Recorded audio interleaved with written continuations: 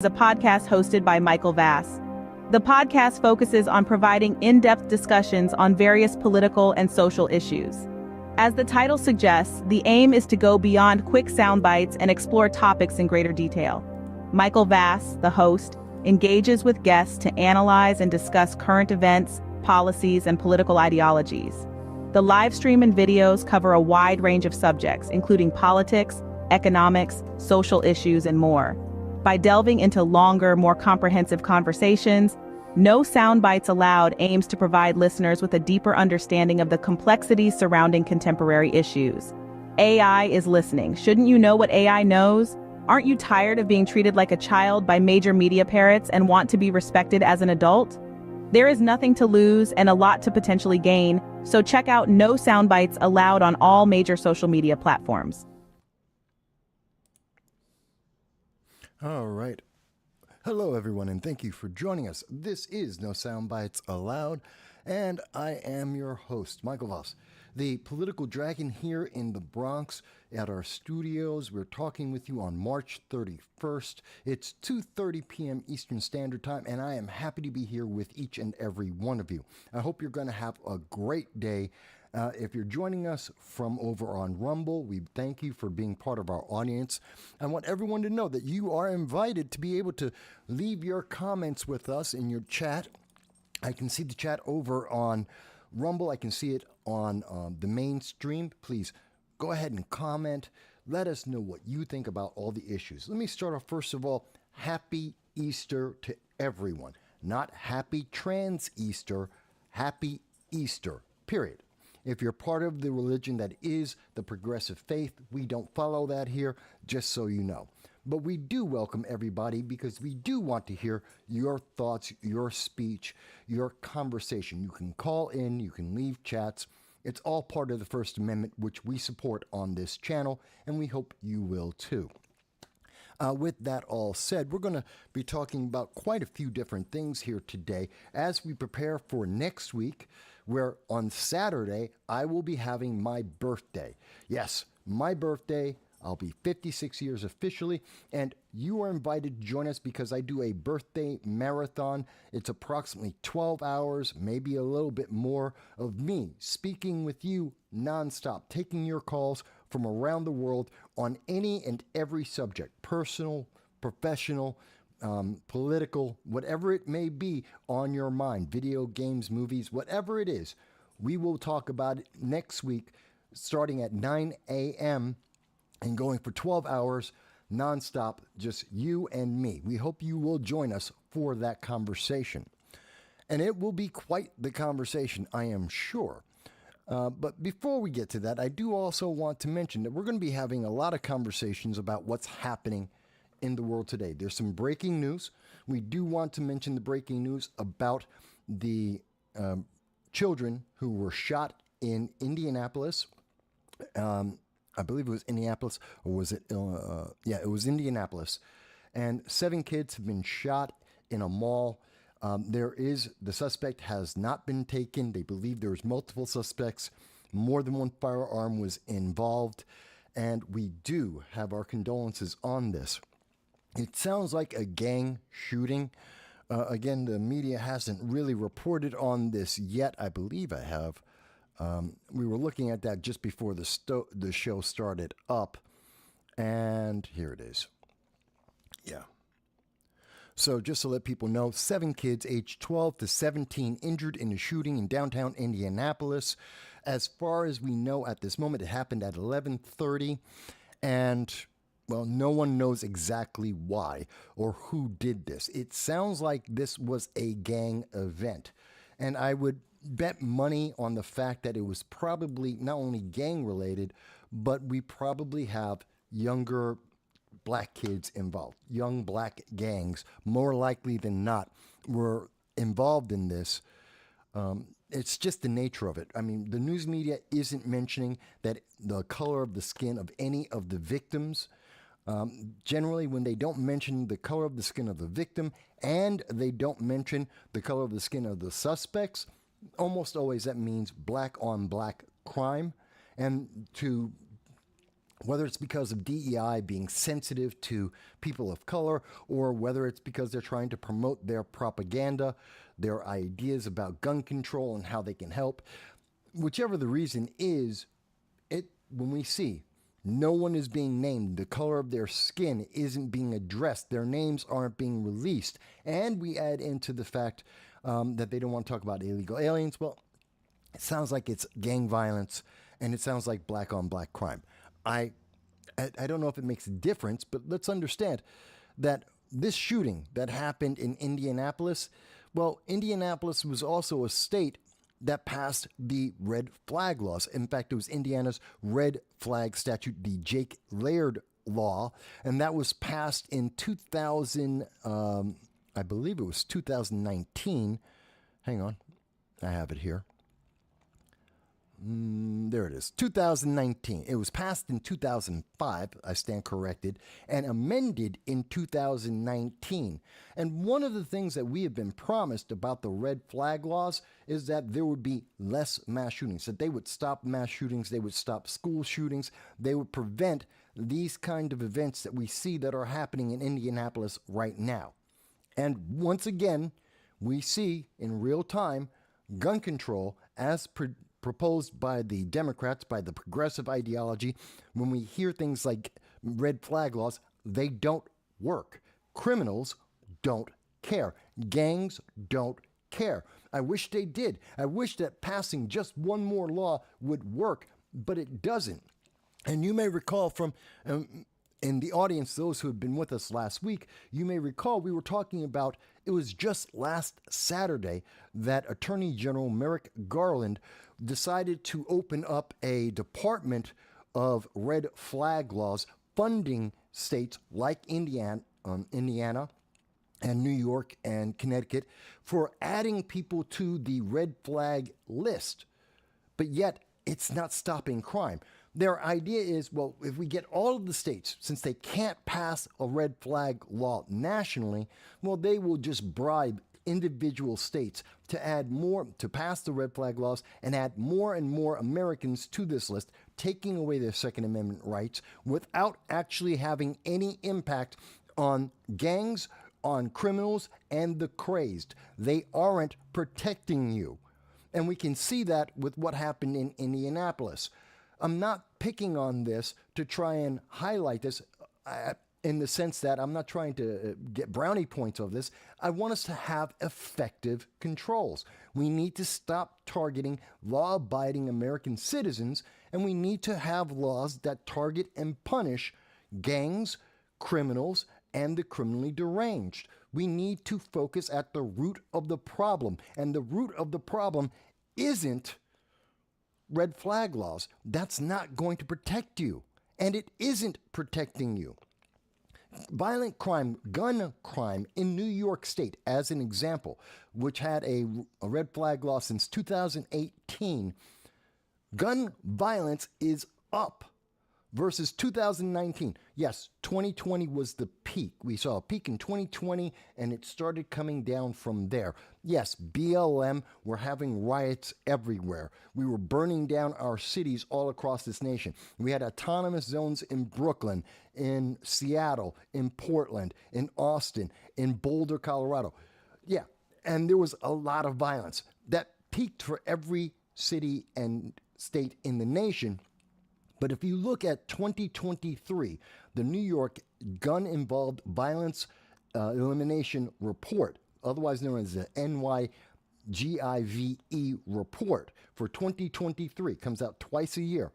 If you look at 2023, came out in January, then you will see that gun violence is up versus 2019 and every year going back to 2013. So other than the spike from BLM and Antifa having riots in autonomous zones, taking that out of the equation, we still see that violent crime with guns is increasing, and these laws, like red flag laws, are not protecting you, but they are taking away the rights of tens of thousands of American citizens, and it is putting the government over you. It is basically stealing your rights, stripping them away with fear. I don't know, maybe it's me. Maybe it's just me, but I don't think it is. And on this Easter, when we want to see peace on earth, peace around the nation, we need to remember that there are some people, some very dangerous, devious, and unforgivable people who are more desirous of chaos. They want to commit acts of violence. And those individuals are affecting each and every one of us. And having politicians just promise us you'll be safe, promising that you're going to be safe from now on so that the progressives can go to sleep at night is not an effective solution. We need an effective, efficient solution. And trying to say gun control, just take away the guns, is not an efficient, effective solution. For 50 years, we know that. And we see that repeatedly, just like we see in this mall shooting. And yes, it's unfortunate that it was all children, but yet we know what's going on. We see this. And it's not just with the gun shooting, the shootings, but we can see it's also about the stabbings. We've got stabbings across the country. We got stabbings in New York State. We have the National Guard activated in subway stations across New York State, and the MTA across New York State. We have police officers. We have the state troopers who have been activated, and we have people being stabbed all over this state, all over this city. And this is happening across the country as well. So the problem isn't just guns. The problem is about violence. It's about criminals, the criminally deranged, and those that do not care, which some of them are illegal aliens, some of them are Native American citizens. But the problem is they don't care, and they don't think they're being held accountable because the laws aren't targeting them. The laws are targeting law-abiding citizens. Bail reform has been absolutely devastating, and we'll talk about this when we get to the domestic part of the show, but we see that in New York City. It was on display this week when a police officer, Officer Diller, was killed because of bail reform. It's very upsetting. It's very upsetting to me. But again, if you disagree, this is a conversation, folks. We're talking with you. And maybe you don't agree. Maybe you think that red flag laws have been exceptional. Maybe you think we need to also have knife control and we have to remove knives. That's right, your steak knife. Everyone should have sporks instead. It's something that they're trying in London, in the United Kingdom. That's their next thing. They don't have guns. Now they're trying to get rid of knives, and then they'll try and get rid of baseball bats and hammers. It's a never-ending cycle because it isn't addressing the core problem. But if you think I am wrong, I am happy to hear that. If there is any elected official in America, any elected official, especially if they're a Democrat or a progressive, and they want to refute anything that I am saying, if they would like to go into the details, the numbers, I will give them as much time as they would like, unedited, live, to have that conversation. Call on in. The phone number is 929-715-8569. The phone is live and it is on. I am more than happy to hear them tell me why gun control, as it's been presented by the Democrats and progressives for the last 50 years, please tell me how it has been effective. Where has it actually had an impact that is positive? Because there isn't. If you look at the data, which they never quote, it doesn't work. If red flag laws worked, they would be trumpeting it and showing you the data saying, see how well it worked. You never hear that. They never quote any of these laws. New York Safe Act, the various restrictions that you see throughout Chicago, LA, New York. They never quote you numbers. Why? Because it doesn't work. They just want you to be afraid and to reelect them year after year after year, to just reelect them, to be afraid and to have the promise, next time we will fix it. No, they won't. And it's a sad thing that we have to have this conversation on Easter, but we do. And I really, if it wasn't for the fact that it was breaking news, I wouldn't be talking about that right now. But it is breaking news because it is happening right now in America. And we need to really start paying attention and holding our politicians accountable. They promised you safety. And they said that they would exchange your safety for your rights. Well, they took your rights, but you're not safe. Hold them accountable. I don't care if they're on the left, the right, the center, libertarian. I don't care who they are. If you elected them and they made that promise to you, and they have, hold them accountable. They didn't live up to their end of the bargain. They need to do something. And if they can't or they won't, or all they're all willing to offer is yet another promise, vote them out of office. It's just that simple. Tony is with us. Hello, Tony. I'm glad to see that you're the first one to leave a comment today. I hope you're having a good Easter. I know some people would say it's not Easter today. Today is Trans Recognition Day, or what did Biden call this? Biden's calling it Trans Visibility Day, I believe it is. Where is it? You know, I had everything in order, and then I lost the order of everything I was going to be showing everyone. It just happens like that sometimes. It's because of the breaking news and kind of threw off the way I was going to be running through everything. Ah, yes, there it is. So today is, according to Joe Biden, today is the International Transgender Day of Visibility. The UN believes in that too. By the way, if you've never heard about that, it's probably because you're not the 0.5% of trans individuals that existed in America before the last 5 years. And since the last 5 years, we've seen a spike in the fad of the trend towards being trans. Now, if you're trans, fantastic. That's your life. If you're a grown adult and you want to chop off your genitals, have at it. That's your life. Don't ask for my tax money to help you with that. But for the rest of the world, there's only about 0.5% that actually identify as trans. That's just the historical numbers consistently up until it became popular and we were putting it into movies and we romanticized it in books and TV shows and had every government agency saying, yes, yes, your kids should be trans too. And so back in 2009, they actually started, it was actually in 2009 that Rachel Crandall in Michigan created the International Transgender Day of Visibility. Gee, that happened to fall in line with Barack Obama. That happened to fall in line with Transforming America. Did they tell you what they were going to transform America into? No, they didn't. But now we have learned over and over again, what was Obama trying to transform America into? It wasn't into a democratic nation. It was into something very progressive and socialist. But in that same year, in 2009, that's when they created it. No one knew about it. No one paid attention. In 2014, it was celebrated in Ireland and Scotland with some conflict, mind you. But that was the first time that people really had, around the world, really paid attention to it at all. That is up until 2021 when, who was it? Joe Biden. Joe Biden decided to actually emphasize International Transgender Day of Visibility in 2021.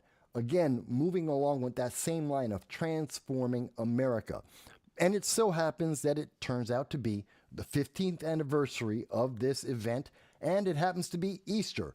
But rather than talking about Easter, rather than celebrating Easter, we have Joe Biden is celebrating the Transgender Day of Visibility instead. The U.S. Department of Labor is supporting this. They're not talking about one of the major religions of the United States, one of the founding religions of the United States. No, they don't want to talk about that. And I believe, if I remember the news correctly, and chat can correct me if I'm wrong, but even the annual Easter egg hunt at the White House, kids were denied the opportunity to have Easter eggs that were painted with religious iconography on it. So they have taken the religion, they have taken the religious aspects of Easter and removed it, and in place of that, they have substituted the rainbow and trans rights and that progressive ideology. Whether you like it or not, that's what they want to promote. Doesn't matter what your religion is, the religion of the progressive ideology, that's the one they want to go with. And trust me, it is a religion. Progressive ideology is religious. The way they adhere to it without adhering to any of the facts, they want you to believe, oh, this is right because they feel. Remember what Alexandria Ocasio-Cortez, she said it so well in 60 Minutes. It's about feelings. It's not about what's factually correct, what's mathematically correct, what's semantically correct in the language. No, it's about feelings. And that, when you're basing every decision based on your feelings about your truth, not the truth, well, then you're talking about faith. And if you're talking about faith, that's a religion. That's what progressives have, a religion. It's a religion based on a political ideology. And that's kind of sad. So Tony says, screw that. It's the day Jesus was resurrected. Nothing else matters. I know there's many people who are religious and would say the same thing, Tony. So I just wanted to address that because that is some of the news today. And again, it's breaking news. It's all across the nation that the United States government under the Biden-Harris administration has supplanted our religious holiday and injected a progressive religious holiday in its place. It's kind of sad. Dow says, Christ has risen. Blessed Sunday to all. Thank you, Dow. I appreciate that. And if you're not religious, that's fine. I'm not telling you you have to be religious. I'm not telling you you have to be a Christian or that you have to celebrate Easter. That's not what I'm saying. But what I am saying is, look at what the government is doing. They are injecting a religion to your everyday life. They are injecting their politics, which is based on feelings, into your life because that is their faith. And they are making you subject to that. You are being indoctrinated on a regular basis to the DEI, diversity, equity, inclusion, the intersectionality, their ideas, their concepts of this religious, literally, it's like a religious political ideology that they are instituting by law and by mandate into your life. That should scare a lot of people. Whether you're religious or not, you should be aware of that and pay attention to it because it's in your movies, it's in your TV shows, it's in your entertainment, it's in the schools, it's in every form of media and communication, and it is in our government. And again, I can't say that more clearly than what the United States Department of Labor is saying themselves, that they are pushing this ideology onto you. Whether or not you agree with it doesn't matter. And if you dare say, I don't agree, or that, what if we're wrong? What if this push towards children being told that they can pick and choose their gender, that they're gender fluid, that they have to chop off their genitals and inject themselves with medications that will alter their lives forever? When we do this, and we've encouraged this to tens of thousands of kids who otherwise, historically, never would make this choice, what if we're wrong only 1% of the time? What if only 1%? Forget the fact that it's increased by 1,000%. More people are suddenly trans within the last 3 years than has ever happened in the history of mankind. Forget that. What if we're wrong?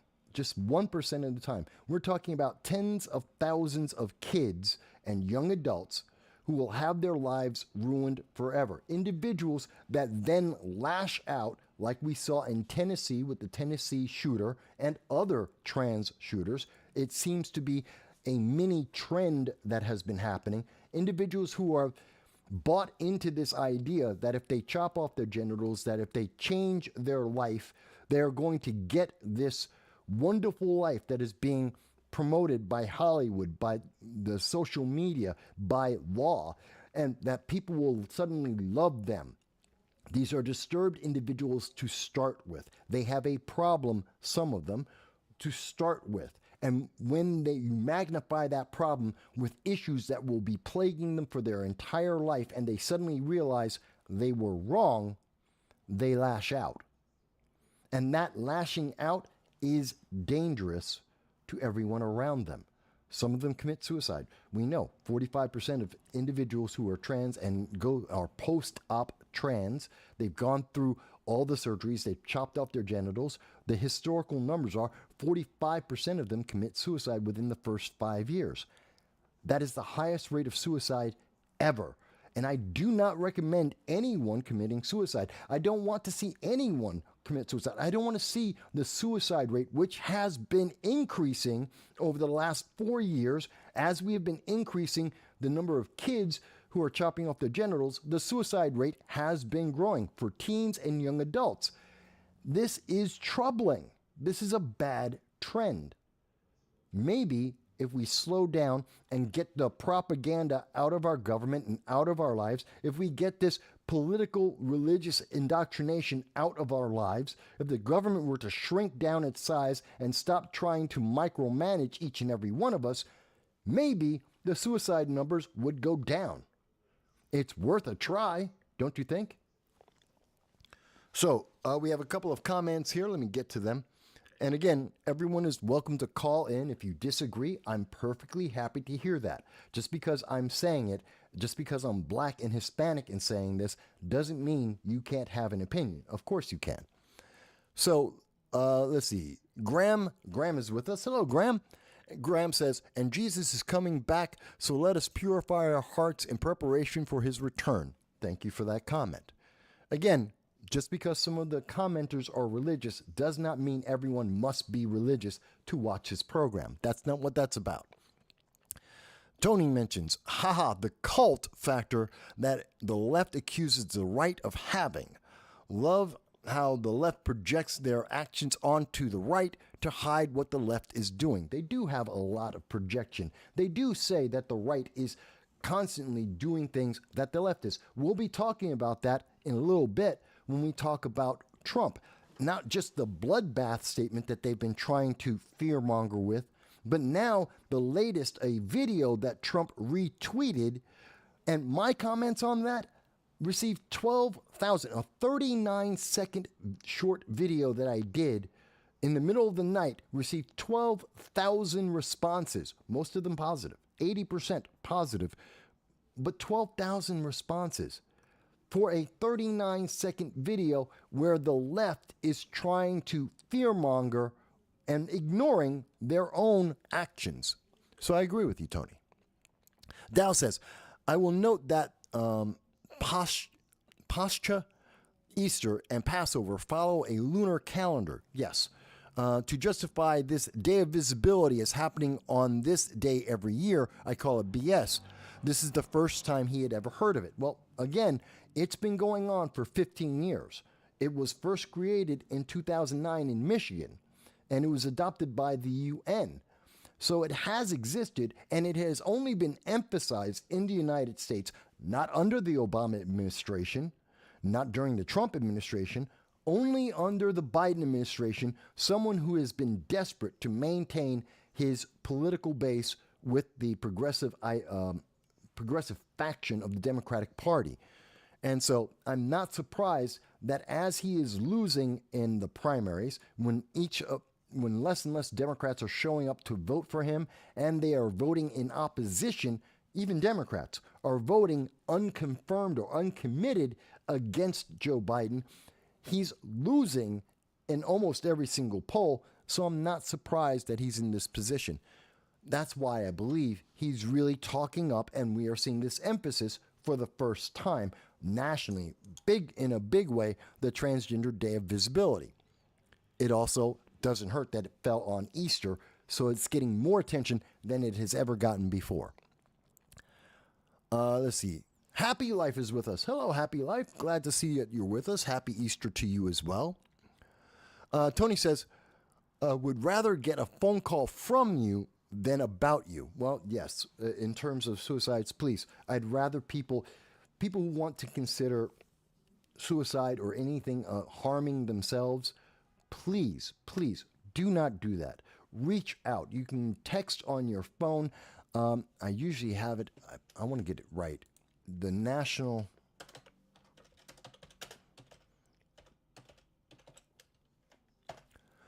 Okay, here it is. Let me mention, if you are considering harming yourself, please don't do that. There's help available. You can text 988 on any cell phone, 988, and that will get you in line with someone at the National Suicide Hotline.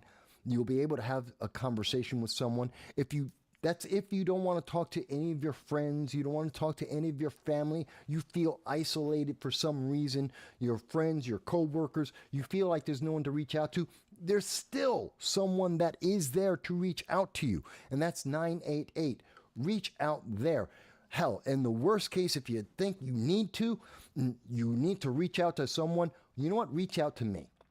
Send me a text. Send me an email. Say, I need some help, and I will try it. I can't give you a guarantee. I'm not a professional, but if you need someone to hear you, if the choice is reaching out to strangers or harming yourself, reach out to the strangers. Give them an opportunity to show you life is worth it. As much as we talk about on this channel that things are difficult, life is hard, it is still worth it because it's like a roller coaster. And we have the lows so we can appreciate the highs of life. And we go through these struggles because it builds our character and it makes everything that happens positively so much better. That's not a religious statement, that's a life statement. That's 56 years of life and a lot of adversity. And I'll be talking about that next Saturday when I go over it on my birthday. But you will be able to succeed. We do have things that happen that are bad, that don't work out the way we want them to. Don't let that control you. Use that as the momentum and the motivation to improve your life. Because if you feel like you are at rock bottom, guess what? There's only up. You can only move forward and move higher. Things can only get better. You just have to work through it. And I know, I've been homeless before. I've been sleeping on church steps in the middle of the street at midnight. I know what that feels like. I've been there. So I can appreciate that. I've been in countries where there is a coup actually happening. Not someone telling me, well, this could be a coup. I've actually been in them. I've seen tanks rolling down the street trying to topple a government. I understand what that's like. I've been hit by a car and have my leg broken. I know what it feels like. I've been through the adversity like many of you have been or are right now. I just lost my house. I lost 98% of everything that I have ever owned. I understand adversity. Trust me, it can only get better. You will have time in your life that will improve. Do not harm yourself. Give a call. And again, I want to show it on the screen. 988. Don't take my word for it. You don't have to. Call the National Helpline. Call them. And I'm sure that between them, friends, family, co-workers, religious leaders, you will hear that if you try, things can improve. But that's just my thoughts on that. I did want to share that with everybody. Let me see. John is with us. John R is with us. That's right. The J Rest Break makes most of the shorts that we have on the channel. He's joined us as well. Please, if you do get a chance, look at the shorts that we have. They're done mostly by John and the J Rest Break. I think he does a phenomenal job. He's far more in tune with the younger audience that like short videos. He doesn't do all the overproduction that I do. And he reaches people's heartstrings. And normally he does much better than me. But yeah, I got you this time, John. Now you got something to reach for. 12,000. You got to get over 12,000 on one of your shorts to beat me. Ha ha. Old man wins. Grace says, life doesn't get easier by changing yourself. Life gets easier when you start to love yourself and loving yourself as God sees and has made you. The radical left were told by some leaders to vote uncommitted on Joe Biden. Well, I'll get to that in 1 second. But, you know, when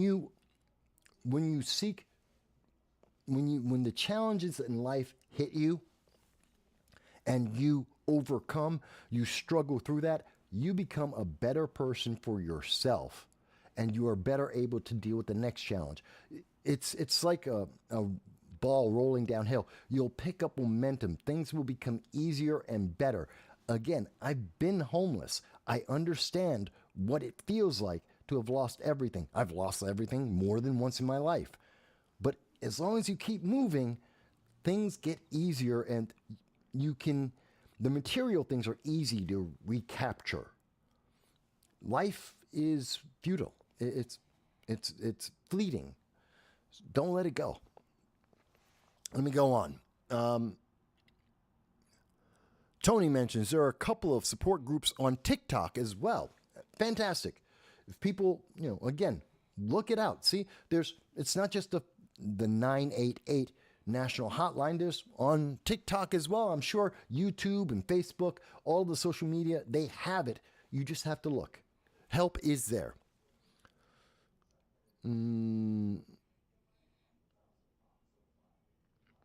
Let's see here. And I'm happy if people are watching me on YouTube, Facebook, Twitter, Rumble. Let me go on. Let me catch up. Hey, Hot Chicks. Hot Chicks is with us as well. Thank you very much. Graham says, John Adams said, quote, our Constitution was made only for a moral and religious people. It is wholly inadequate to the government of any other. He goes on to say, from what should we derive our national morality if not the Bible? Well, I don't mean to be, this isn't about a religious, we're not a religious channel.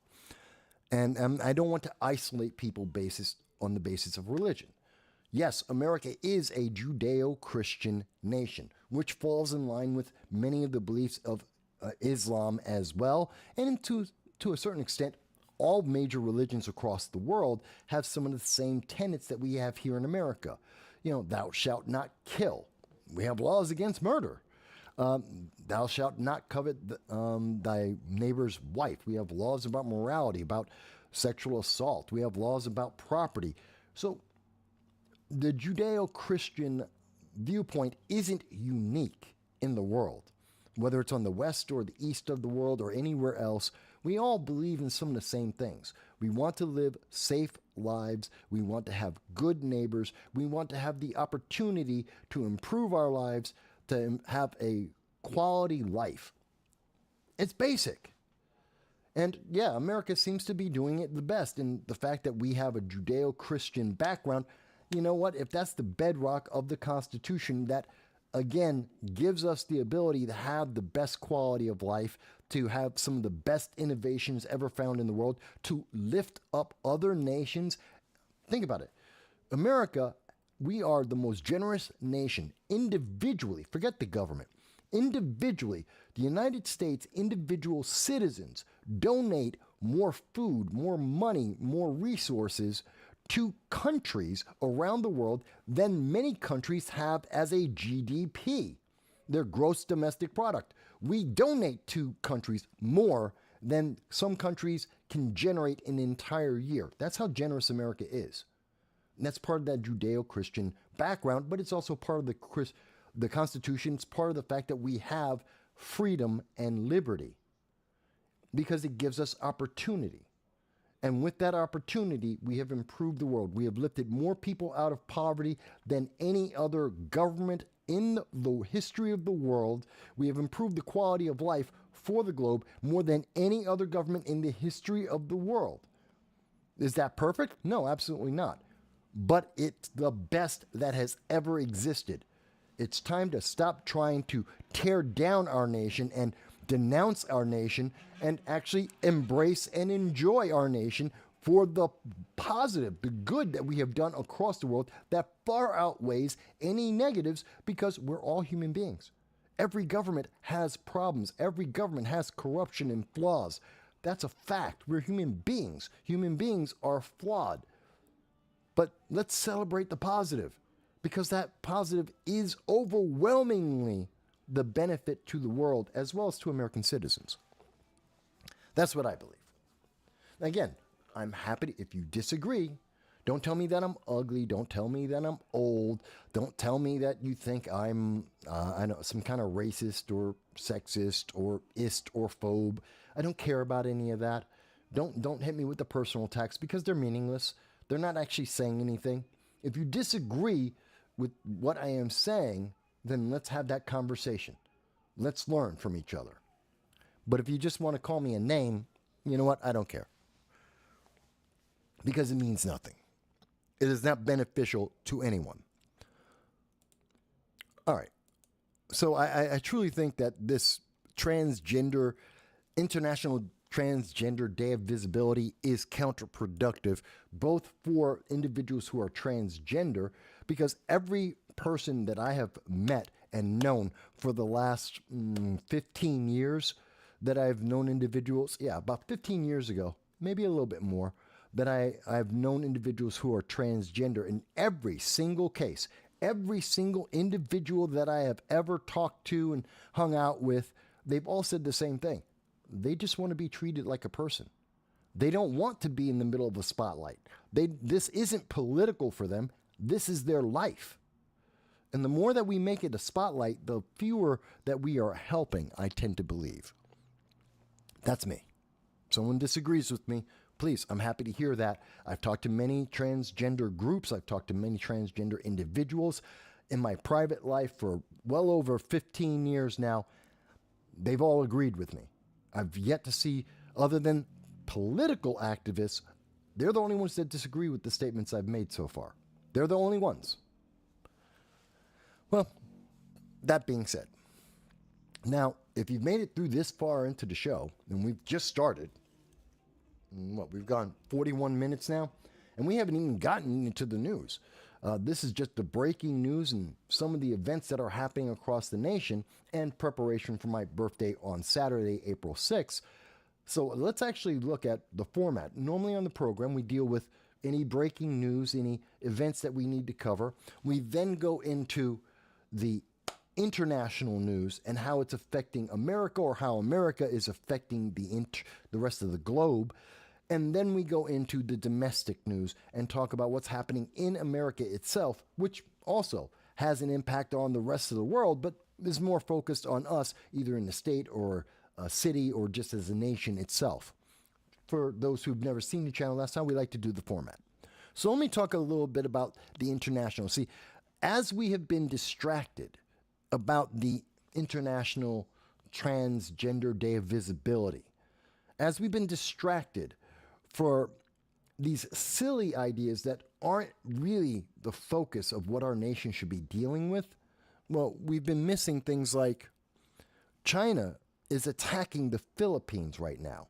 This is being reported by the U.S. Naval Institute. This is, I think, pretty important.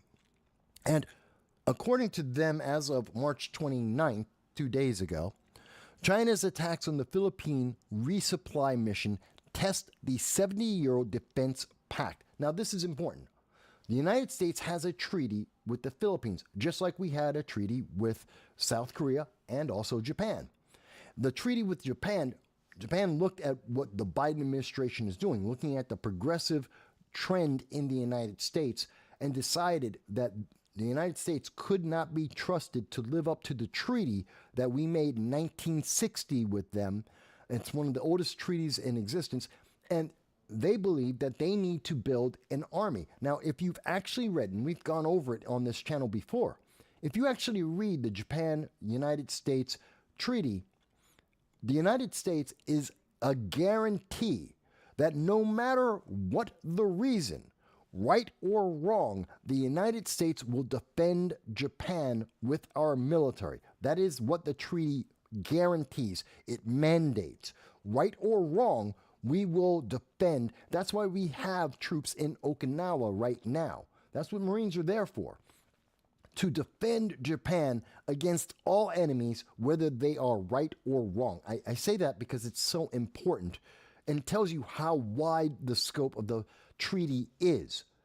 And Japan, knowing that, having a Marine Corps base on their nation, still decided that they need to build their own army, the first army they have ever had since 1945, because they don't trust progressive ideology to protect them. And now we see the Philippines are in the same position, where they are questioning, will the United States live up to the treaty that we have with them to protect them from China. And this is very important because China is getting aggressive.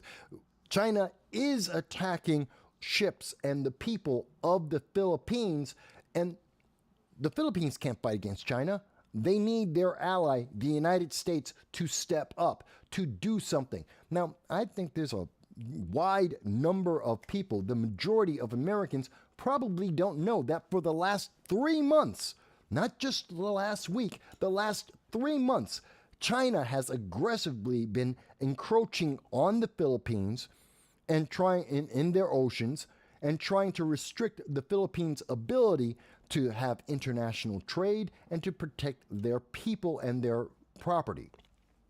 And we're seeing more and more of what we're seeing right now on the screen, that China is aggressively attacking the Philippines. 3 months this has been going on for.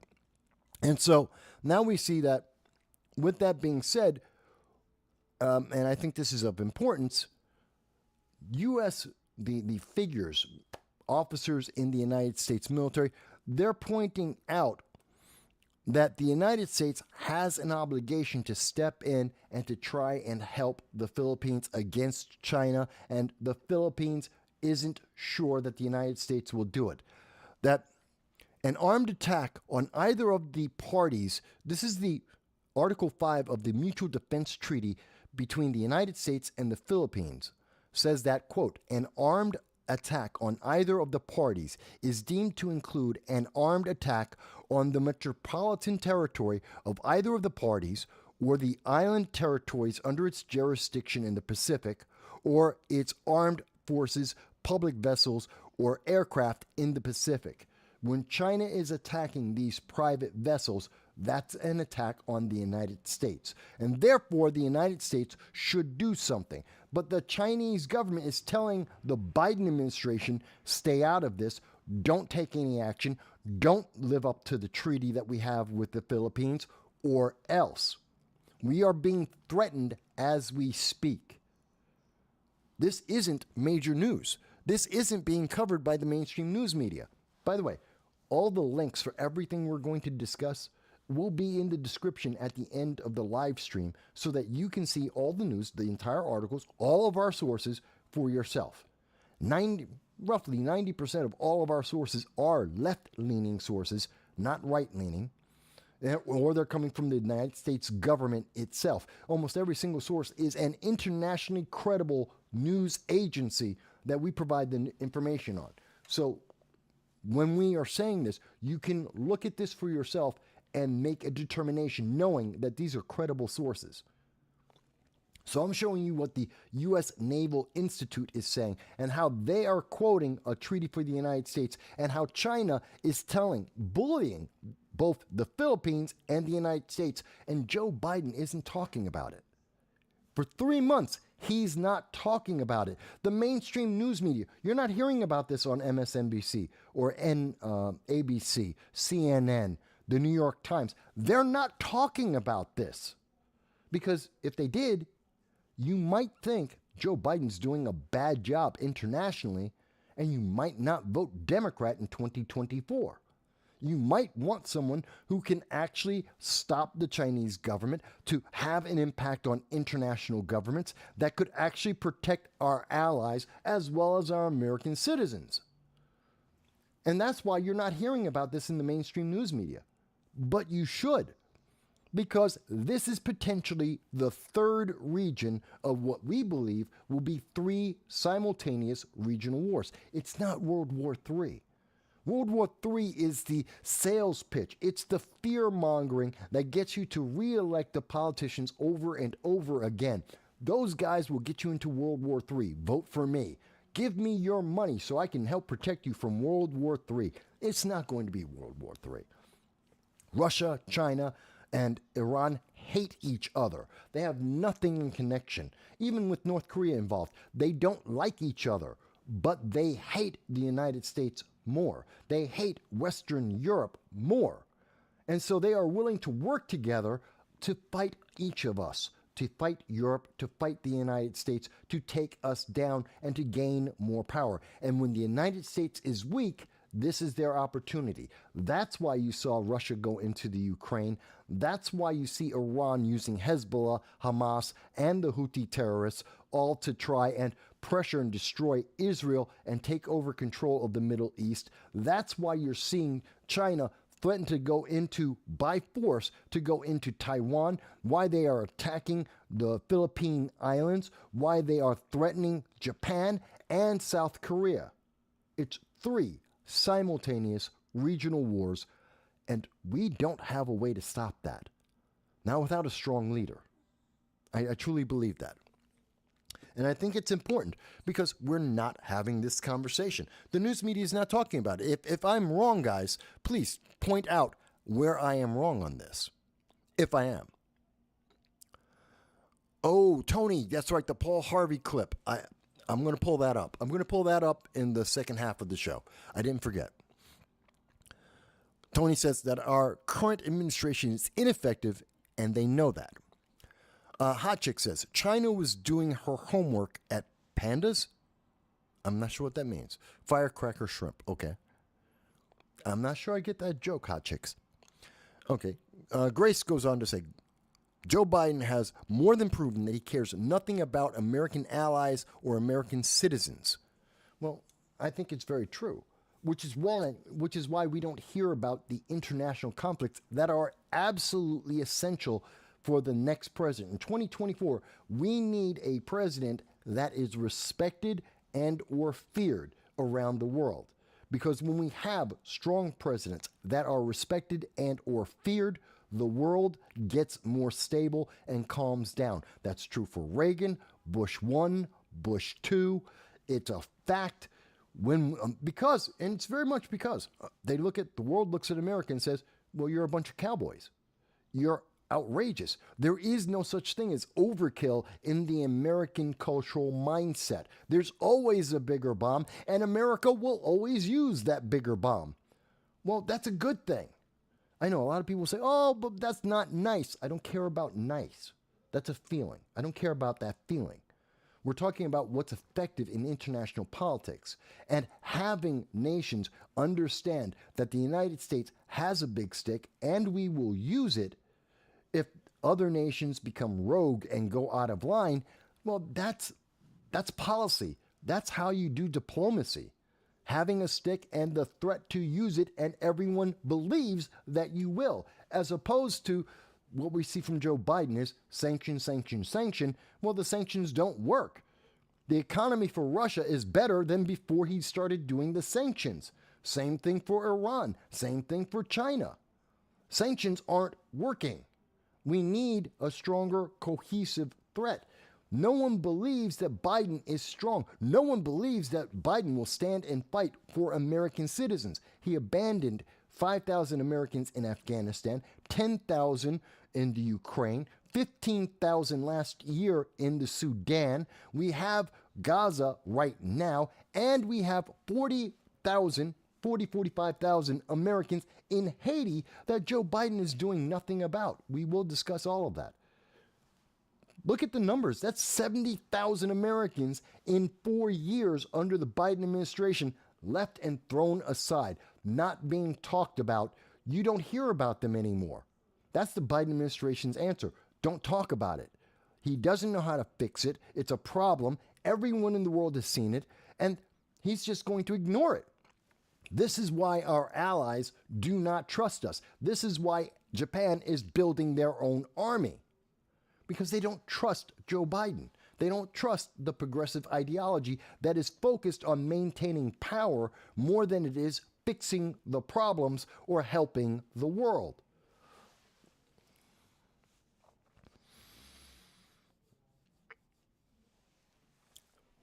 Cool Roy. Hey, Cool Roy. Cool Roy is with us. He says, is Obama the devil or what? I don't think Obama's the devil, but I don't think he's necessarily a good person either. But let me focus on this.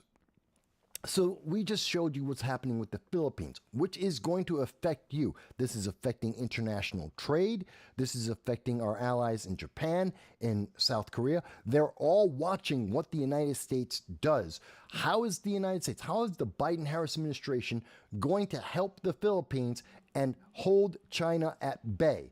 Because if they don't, well, then China has no reason not to go into Taiwan. They have no reason not to attack Japan or South Korea. If the United States won't be involved, then China is the one who has control over Southeast Asia, and they're going to barn stomp on everyone. Everyone is watching, everyone internationally is watching to see what Joe Biden will do. Will he do what he did in Afghanistan once again? Run away. Help empower the enemy.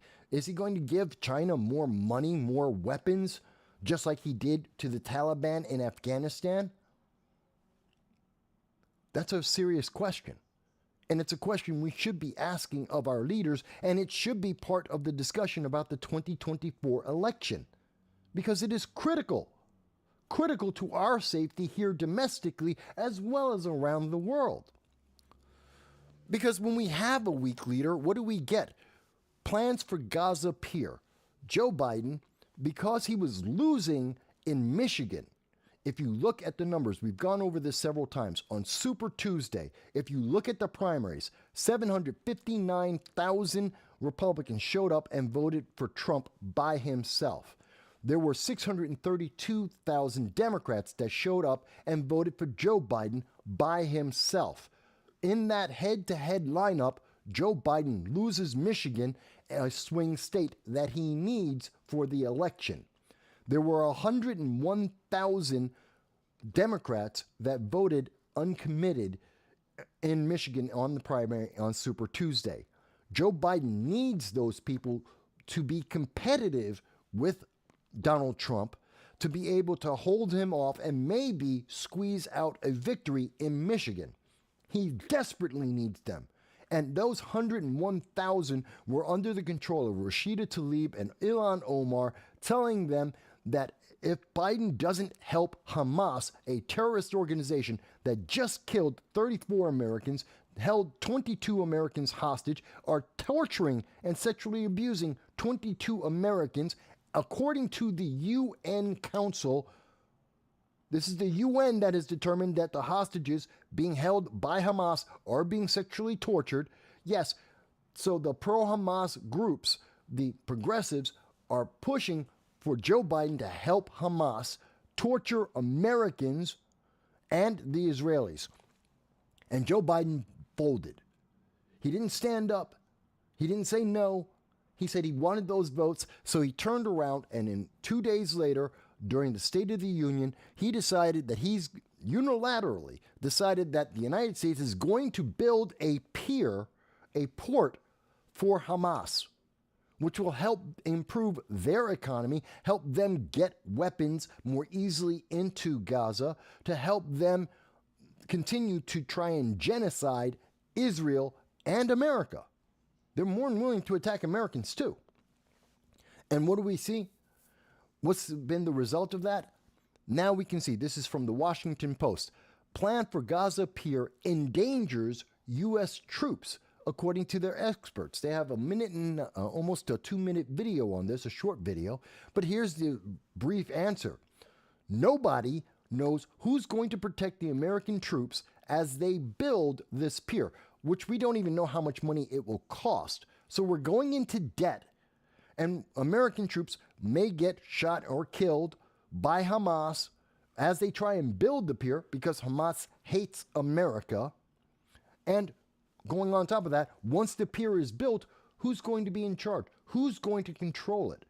Does America continue to own that pier? Or do we give it over to Hamas, a terrorist organization, which would be aiding and abetting an enemy that is treason, that is punishable by law? Oh, and so whoever has control of that pier, who's going to be the one who's going to load and unload all the ships that are supposed to be sending in humanitarian aid? Will that be the United States government? Will it be Hamas? Will it be Israel? Because whoever does that is responsible for where that food winds up. And we know that Hamas historically takes much of the food and humanitarian aid that is delivered into Gaza, and they take it for their military use. So again, the United States would be supporting, depending on how this works out, the United States is directly supporting terror. Not just like with the Iran nuclear deal under the Obama administration, where we gave Iran billions of dollars so that they could build intercontinental missiles that they're now using to attack Israel. No, not just like that. Not like when John Kerry admitted on January of 2016, talking to CNBC News, that, hey, the United States, with the Iran nuclear deal, is indirectly funding global terror.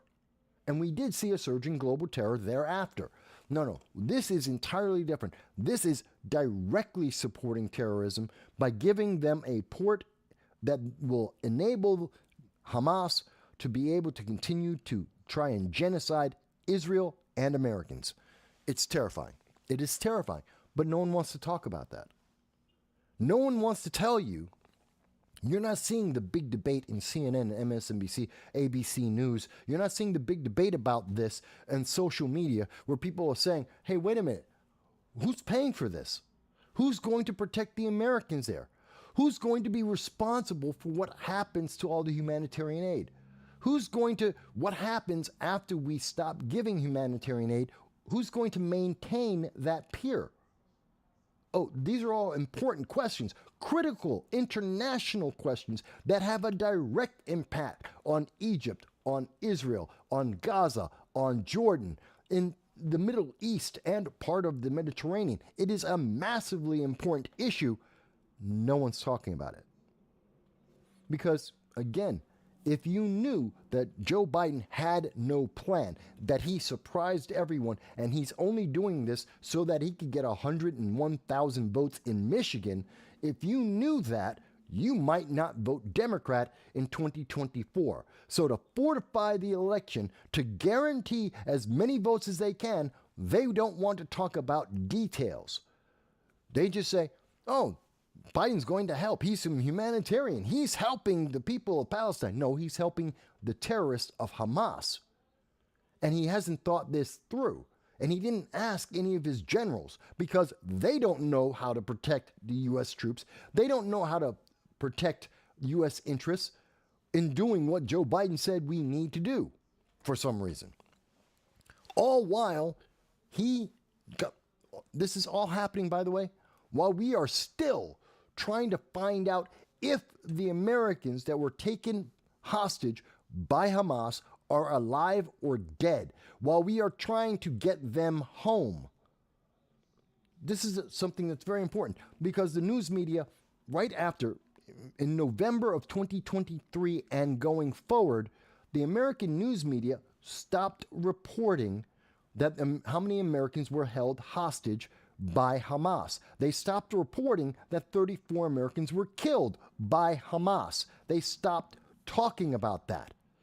We haven't heard about that. They won't talk about the torture. The UN has done a report independently. We know they've confirmed that the hostages, which are Americans as well as the British, are being tortured and abused. We've heard from hostages who have been released that this is happening. We know this. But you don't hear this from the American news media because then there would be pressure on the Biden-Harris administration to get the American citizens back. And I have said this many times on this channel. I'll say it again. If Hamas or the people of Gaza, the Palestinians, if they want anything from America, give us back our hostages. Give us back the Americans they are holding as human shields that they are torturing. Give us our people back, safe and sound, or if they are dead, give us their bodies so that we can mourn them properly and punish those who killed those hostages properly. Give us those hostages and then ask us for money. Then ask us if we want to build a pier or give them humanitarian aid. Because up until that moment, they are enemies of the United States and they deserve nothing. We wouldn't give the Germans or the Japanese in World War II, we didn't give them humanitarian aid. There's no reason why we should do it for Hamas either. This is my point of view. Now, people may disagree with me. And if you do, you can call in 929-715-8569. I'm perfectly happy to hear your voice. Tell me why you think it. I'm giving you facts, not feelings. I don't care how you feel. If you feel like America should be generous and help Hamas, that's your feeling. I don't care about your feeling. You don't care about my feelings. We all have feelings. I don't need your feelings. You don't need mine. But these are the facts that are in dispute. The facts are important. They are empirical. It doesn't matter how you feel about it. These are the questions we need answers to. And that means we need to have a conversation about it, whether you like the conversation or not. And these are the realities that are influencing that conversation, whether you like it or not. You may love Hamas like they do at Harvard or like they do at Cornell University, where they love Hamas, the terrorist organization, where they support genocide. Fantastic.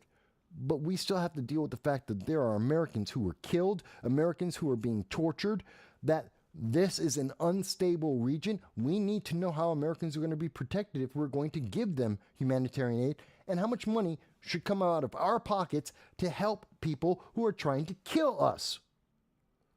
You may not like that conversation if you happen to be a progressive, if you happen to be a Democrat. You may not like that conversation, but it's the conversation we need to have. Let me see. So let me catch up with some of the comments here. And let's see. Cool Royce says, evil has no soul. It always seeks out the opposite of goodness and truth. Well, I agree with you on that. Hot Chick says, no, something else. And Hot Chick says, well, Mike is saying it's time to go into Gaza. Not necessarily. Although, and we will discuss, there is a politician, we'll get to that in just a moment, who's made an outrageous claim about how we should resolve the Hamas issue. And I don't agree. I don't want American troops in Gaza. I really don't.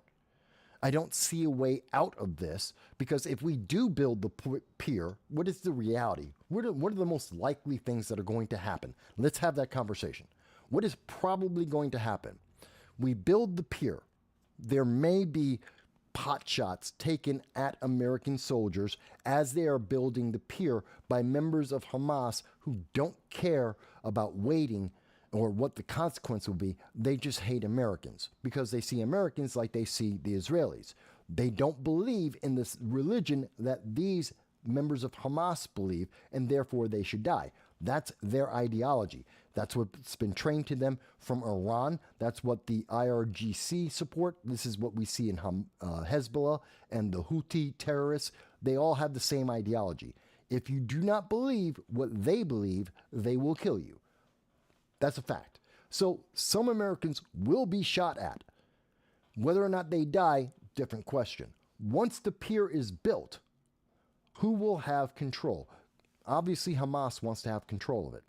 Israel is going to want, just out of safety concerns, they're going to want control of it, which means that the United States and the British, most likely as members of NATO, and just the United States being the United States, are going to probably say, no, we will control it. Whether we say we control it under NATO or if it's just the United States troops doesn't really make a difference, because 75% of all the troops in NATO are United States troops anyway. So either way, it's going to be the United States that's going to control this pier, which means we're now responsible for any food shortages that come from there. And that means people will blame us, and we will be the target of ridicule from all of the Middle East if any delays happen with the humanitarian aid reaching the people, even if that humanitarian aid is being intercepted by Hamas, either directly, which they often do, or indirectly, which we have seen as reported by the Hindustan Times in January, where after the individual Palestinians receive food and water, when they drive a quarter of a mile away from where they are receiving this humanitarian aid, Hamas will stop their trucks and take all of the humanitarian aid away from them, which results in the same thing. Hamas has more of the humanitarian aid and the people have nothing, which is historically what has happened to approximately about half of all of the humanitarian aid that has ever been given to Gaza at any point in time over the last 2-3 decades. That's just a reality. So that means America will be on the hook for that.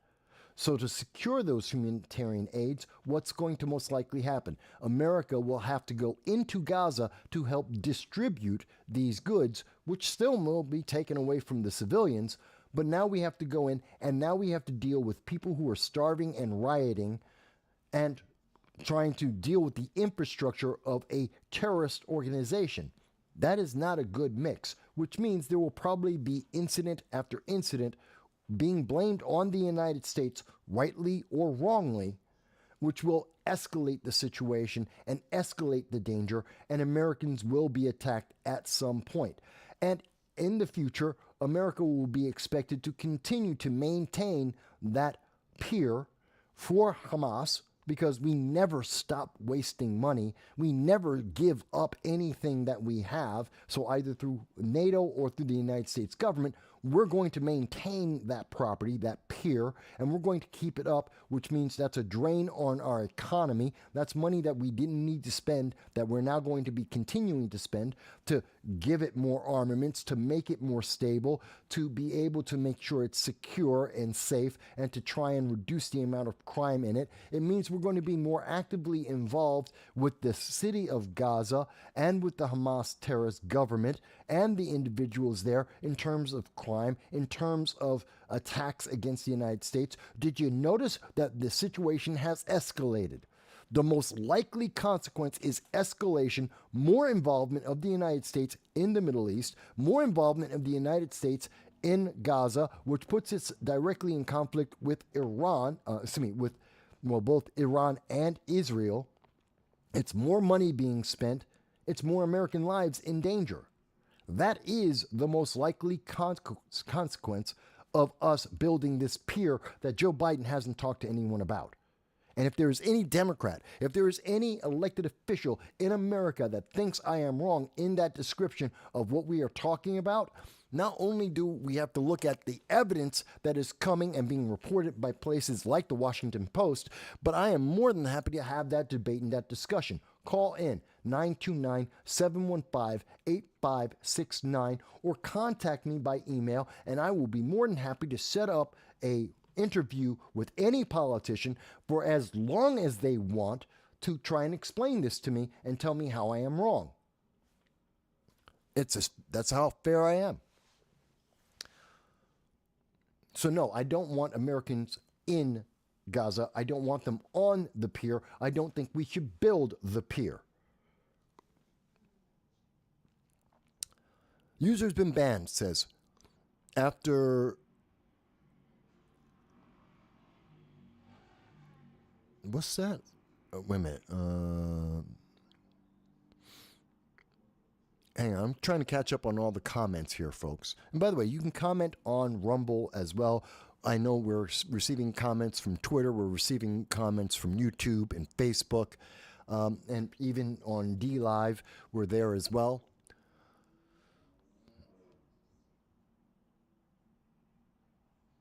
Okay. So I think I'm up to the comments there. So that brings us, so we've talked a little bit about what's happening with China, which the media doesn't want you to pay attention to. We've talked a little bit about what's happening with Hamas. I also want to emphasize, well, let's talk a little bit about what's happening with Haiti, because again, that's still international. And we know that there are, according to the New York Times in 2010, 45,000 Americans live in Haiti. 45,000. Now, you may not know that. We don't know what the exact number is in 2024 because the United States government under the Biden-Harris administration won't tell anyone even an estimate of how many Americans are in Haiti. The reality is it's probably about that same number, somewhere around 45,000. The number hasn't reduced since 2010. if anything, it probably increased because people have kids. But that being said, let's assume that it's lower. Let's even assume that it's 30,000. We could assume that it's 20,000. The number dropped in half. 20,000 Americans are living in Haiti, either because of work, religion, dual citizenship, lots of reasons why they may be there. But the United States won't talk about them. We know that the government of Haiti is non-existent. Their president just resigned. The gangs are trying to take over. They're having warfare. It is a hell zone, and Americans are trying to get out. We know these things are true. These are facts as they exist. What else we know is that right now, the United States government, the Biden administration, has gotten out one 747 full of Americans. One. According to, and this is coming from the Daily Beast, it's about as far left-leaning as you can get. This is as positive a reflection of the Biden administration as any news media source will provide. These are the best numbers. Every other international source I have seen has quoted lower numbers, closer to 260 Americans, but let's go with their reporting 450. Let's assume that they are absolutely correct. That is one plane full of Americans. That is one 747 full of Americans out of 45,000 Americans. Oh, no, I cut the numbers down. 20,000 Americans. Let's call it 10,000 Americans. It is thousands upon thousands of Americans that are still there.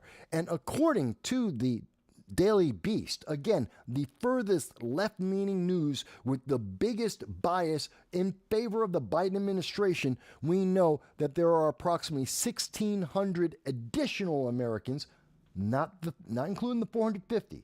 So over 2,000 Americans were on Haiti, and they are begging the United States to get them back home. And the Biden administration isn't talking about it. This weekend, he's not talking about Haiti. He stopped talking about Haiti over a week ago. He doesn't want to discuss this. Why? Because, again, it requires a leader who is strong, that is making a statement and is helping the American people. He has to take a strong stand, and some people might not like his decisions, which means they might not vote for him in the 2024 election. So rather than make a decision and take a strong stance, he's not talking about it, and the mainstream news media is mostly ignoring Haiti. You just aren't hearing about it. Is there anyone, am I wrong? I'm asking chat. Tell me, am I wrong about this? Are you hearing about the mainstream news media talking about Haiti on a regular basis, about the Americans that were left stranded in Haiti that are trying to come home? We know that 30 came home because Corey Mills, a Republican member of Congress from Florida, got 30 people out. We know that there was a private mercenary organization that got out 10 Americans. We know that. That's 40. Let's assume the rest came, 410 came from the United States government, putting them on one plane. What about the rest?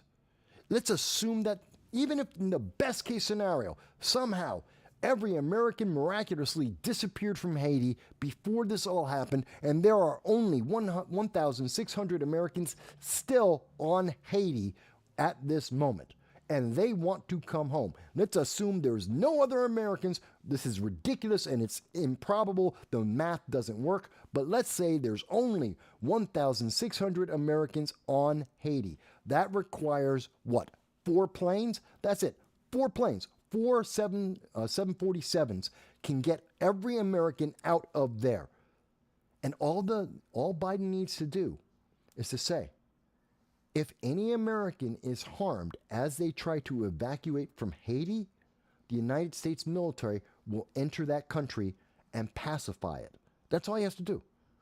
To make the threat, put an aircraft carrier there, fly our F-16s, our F-35s over the capital, Port-au-Prince, and let them know we will eliminate every single gang in our way for American troops to get every single American citizen and take them off of Haiti. And we will then abandon the island. We will not support any remaining gangs. We won't support the government. Haiti will get no more money from the United States. If any American who is trying to evacuate is injured, if any American soldier who is trying to help Americans evacuate, if they are injured, we will barnstomp into Haiti. We will get our people. We will take out all the gangs that are in our way, and we will cease any and all aid to Haiti as a result. I guarantee you, if we had a strong president who made that statement, you would see every single gang call a ceasefire, find every single American, and escort them peacefully to every airport so that we could pick them up in the planes and take them off the island. They don't want America to have our troops trying to find our American citizens and fighting them. Those gangs can't fight American troops, and they know it. And they don't want the United States to cut off all of their money that they are embezzling and they are stealing with their corruption from the donations of the United States government. They don't want to cut that pipeline. They're already in poverty. They will become even further impoverished. They'll become a fourth world nation, not a third world nation, and they know it. They can't survive. That's all it takes for us to get our American citizens back. That's all it takes. The threat, a credible threat, that we will get our people because they need to come home. And if we had a president who actually went into Afghanistan and got the 5,000 Americans out rather than running away in 2021, if we tried to get the Americans out of the Ukraine before the war started in 2022, if we tried to save and get Americans out of the Sudan in 2023, if we had gotten back our hostages and threatening Hamas that they damn well better not touch our American citizens again, if we had done all of that, that's all it would take for Americans in Haiti right now. They would just make the threat. And every gang would say, we don't want to deal with that strong American cowboy. We're going to let them go home. But that's not the case. That's not what we have. That's not the reality of the world right now. And that's why one plane full of Americans out of 45,000 Americans, literally we're talking about 1% of the population. 1% of all Americans in Haiti have actually been able to come home, and the Biden-Harris administration isn't even responsible for all of them. That is what I call a failure. And this is why even, especially the Daily Beast, but even the New York Times, even CNN, even ABC, they do not want to talk about this, which is why they will not get the numbers from the State Department on the estimate of how many Americans actually are in Haiti, how many Americans in total are actually trying to get out of Haiti, and what are we going to do about the Haitian refugees. Oh, they don't want to talk about this. These are the consequences we have to talk about. But they don't want to, because you might change your vote. And I think that's pretty telling right there. Grace mentions, now I think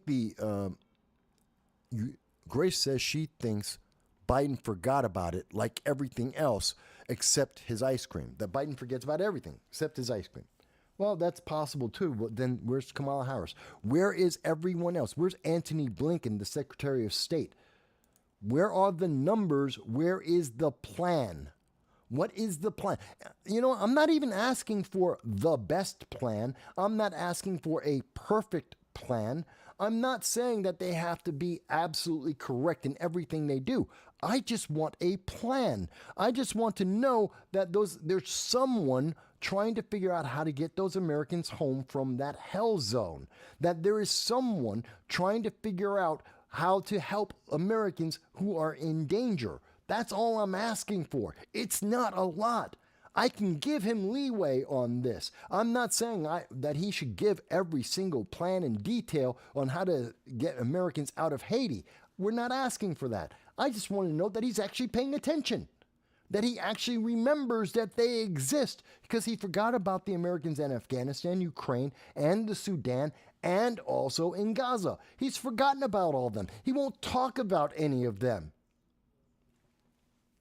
He's so busy trying to raise up money in New York City alongside Obama and Clinton that Biden isn't dealing with the issues that are affecting Americans around the world. And the world is paying attention, and they're losing their confidence. Our treaties are becoming tissue paper because they can't trust. If we're not protecting America, think about it. If we cannot help and protect Americans with Haiti, a nation that is 3 hours away from our mainland. It is a 3-hour flight from roughly from Haiti to the United States. And if we can't protect Americans that close to home with a third world nation that cannot fight against us, with gangs that can't even fight, if we're unable to protect Americans from that level of threat, then how are we going to stop China? How are we going to stop Iran? How are we going to stop Russia? Our allies can't trust us. They have to figure their own way out, which means the world destabilizes. Treaties no longer mean what they used to mean, and friends and foes are all the same thing. The world becomes more chaotic and more people die as a consequence. Do you understand how this multiplies and gets worse and worse the longer that it goes? And if you look back on our live streams and go back to 2021, we have been saying it's going to get worse. And every single year it has gotten worse under the Biden administration. We went from 5,000 Americans to 10,000 to 15,000 and now 45,000. When you add it up, that's 75,000 Americans under the Biden-Harris administration abandoned around the world. I cannot think of any other president under any other circumstance that has ever hit numbers like that. Ever. It's terrifying. It is truly terrifying. Again, this is a conversation. If you think I'm wrong, if you think the evidence shows that world leaders respect America, that they are afraid, that our treaties are sound and strong, that we have control, that our American citizens are safe around the world, I'm happy to hear that evidence. Please provide the evidence to me. Let's hear from the elected officials, these Democrats across the nation. Tell me how I am wrong. Convince me. Give me a reason to have confidence in the progressive leadership that is taking our nation to hell in a handbasket. Show me how I am wrong, because they aren't having that conversation now, and I am a political junkie that spends somewhere between 8 to 14 hours a day reading all the news, trying to find the answer, and I can't find it. I don't see that reassurance, and if I can't find it, neither are our allies. That's important, folks. We should really be considering that. Okay. But I know what you're thinking, Mike. But Mike, what about what happened in Moscow? Here's something that people haven't thought about. Because what happened in Moscow is because of Joe Biden. And we covered this earlier in the week. The reason why ISIS was able to attack Moscow and why they are now potentially about to attack the United States is because of Joe Biden. See, the members of ISIS, and in particular, these are members of ISIS-K, okay? These are members of ISIS-K who were in Afghanistan. They come from Afghanistan. And these members from Afghanistan were in prison under the Trump administration and partially under the Obama administration. They were in prison. And when Joe Biden ran away from the Taliban, he handed the keys to the prison to the Taliban, who released all the members of ISIS, all the members of Al-Qaeda, and all of their Taliban brothers. They released all these terrorists. These terrorists then went throughout the Middle East, mostly ISIS-K, mostly went to Syria, And many of them went over to Africa, which is why we have Burkina Faso and we have the Sudan having civil wars. It's just that simple. And when some of the ISIS-K members went into Syria, well, they had to fight against not just the United States, because we have troops there. In fact, Joe Biden doubled the number of American troops fighting in the Syrian civil war on his first day in office. In fact, that was our first video on Joe Biden in his first day of office, was about the fact that he doubled the number of Americans who were fighting in the Syrian war.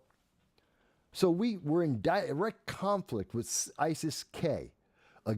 They were fighting against Russia, they're fighting against the Americans. And as a result, they then decided to go after, now that Russia is preoccupied with the Ukraine and fighting there, ISIS-K decided to go and attack. And they successfully did kill 133 Russian citizens. But here's the problem. And here's the part that you and I in America have to worry about. This is the problem that people in Europe and in the United Kingdom have to worry about. Open borders. See, Europe has open borders, and you're supposed to be able to travel throughout Europe. If you're displaced, especially from the Middle East, they're supposed to take you in. This is one of the reasons why France has so many problems with a lot of their refugees, and why we get things like what happened at Nice. And England is having a massive problem throughout many of their cities because of this inflow of refugees. Italy had to try and isolate them on one little island, and that's not been going well. And that's why the Italian government became more conservative, because they can't handle the inflow of these refugees, especially since these refugees tend to be military age young men. Single military age young men. And then we see in each of these countries that they are allowed to amass in have conflict zones. They have no-go sections of France, of Switzerland, of Sweden, where the natives can't even enter because of the danger to them. The police in their own countries won't go to these neighborhoods because they don't have control of that area. And ISIS can get into Europe because of these open borders, of these policies. They can get into England because of these communities that have been created, and they can come over to the United States, either directly or through our southern border, which we have been seeing.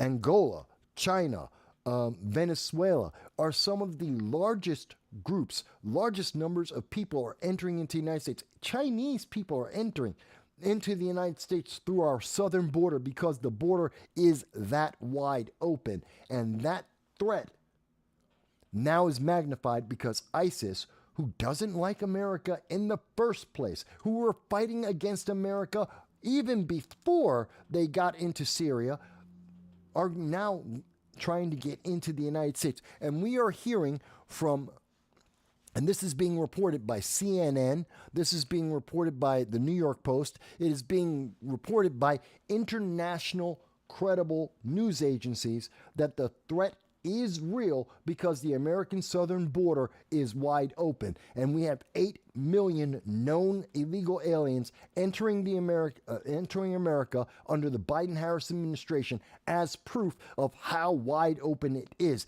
In fact, we know that there has been an increase. Is it here? No, I think it's here it is. In 2021, Customs and Border Patrol agents stopped 15 suspected terrorists at the southern border. 15. With the following year, 2022, having 98. So in the first year of the Biden administration, as we had the surge of illegal aliens coming into America because of the Biden-Harris policies and the open border that they provided, we had an increase from 15 to 98. That's roughly about 500% increase in the number of known and suspected terrorists trying to enter America. In 2023, that number became 169. I have seen sources that have said 172. Let's go with the lower number. 169 terrorists, known or suspected, in 2023. That is an increase of well over 10 times. Over 10 times as many terrorists are trying to enter America under the Biden-Harris administration's open borders. And now, in 2024 alone, we're talking about 4 months now, not even 4 months, we're talking about 69. Earlier this year, it was at 45. Now it's already increased to 69 known or suspected terrorists have entered the United States, including one terrorist who was trying to get into New York State so they could make bombs, which we reported about 3 weeks ago. This is the danger, folks, that the news media doesn't want to talk about. They are doing their very damn best to bury this news, to not have to have this conversation. Look at this article. You don't see, look at how they buried this information in the middle. And they're only giving about a paragraph. Both the Taliban and the United States, according to CNN, have sought, though not in concert, to expunge ISIS from its safe havens in eastern Afghanistan, bordering on Syria, the very same people we were fighting in the first place.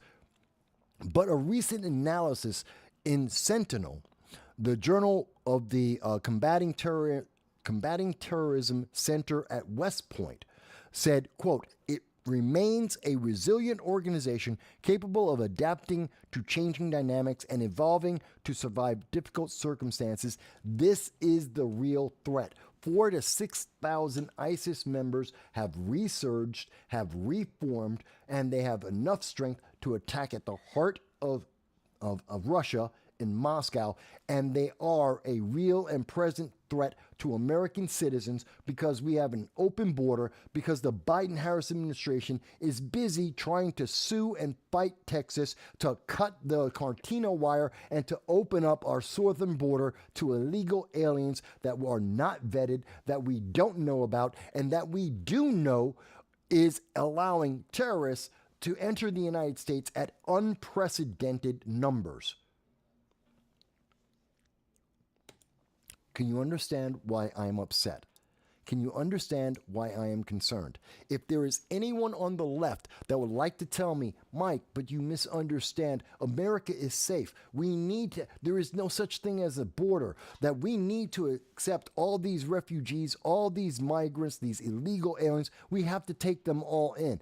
I want to hear one of those individuals try and explain to me how they compartmentalize the threat that is known. It only takes one terrorist to have 9/11. That's all it takes. It only takes one terrorist to go and kill Laken Riley. It only takes one. It only takes one to have the Boulder, Colorado shooting, or the Orlando nightclub, or San Bernardino and their shooting. It only takes one terrorist to do that. We've had 69 just this year. 169 last year. The numbers are increasing exponentially under the Biden administration, getting worse by the year as they continue to have our borders open. And you want to tell me that I'm wrong? The left wants you to believe that everything's fine. It's safe. These borders, not a problem. The infrastructure being destroyed in New York and Chicago and Boston and LA, don't worry about that. It's all fine. They'll just print more money. Well, how are you going to keep us safe? Because it seems they're not. Does anyone disagree with me?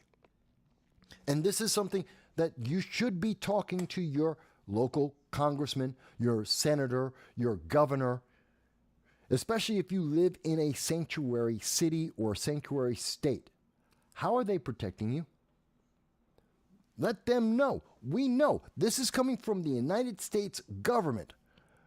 This is coming from the Customs and Border Patrol. This is the United States government telling you that over 69 known and suspected terrorists have entered the United States already in the first quarter alone, and that open borders are allowing these individuals in. And ISIS is a real and present threat that hates America and wants to kill American citizens, and they can take advantage of that. How are you safe?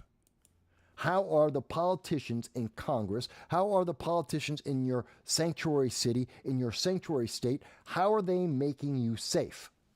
Ask them that. Hold them accountable. What are they going to do to protect you? That's all I'm asking. But that's what you should be asking them. And I am more than, again, I keep saying it, I'm more than willing to hear from any progressive, any Democrat, any member of the Biden administration, any member of Congress who wants to dispute this, who wants to tell me how to convince me and show me how Americans are safe. Because all of the evidence says the exact opposite. All of the evidence says they are making us less safe. But they want to win the next election. But they will promise that you're going to be safe as long as you vote for them. You just have to re-elect them. You just have to give Obama and Biden and Clinton $26 million. You just have to give them money and give them your vote. And they promise the next time you'll be safe. Okay.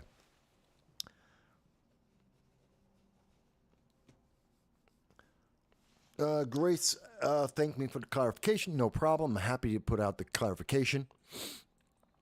So that was ISIS-K. And by the way, how badly are we losing our grip around the world? You may not be familiar with this. A lot of Americans aren't. There is, during World War II and even today, there are several radio stations around the world that the United States promotes. The Voice of America, Radio Free Asia, Radio Free Europe, where the United States sends out messages, pro-democracy messages, to various countries around the world.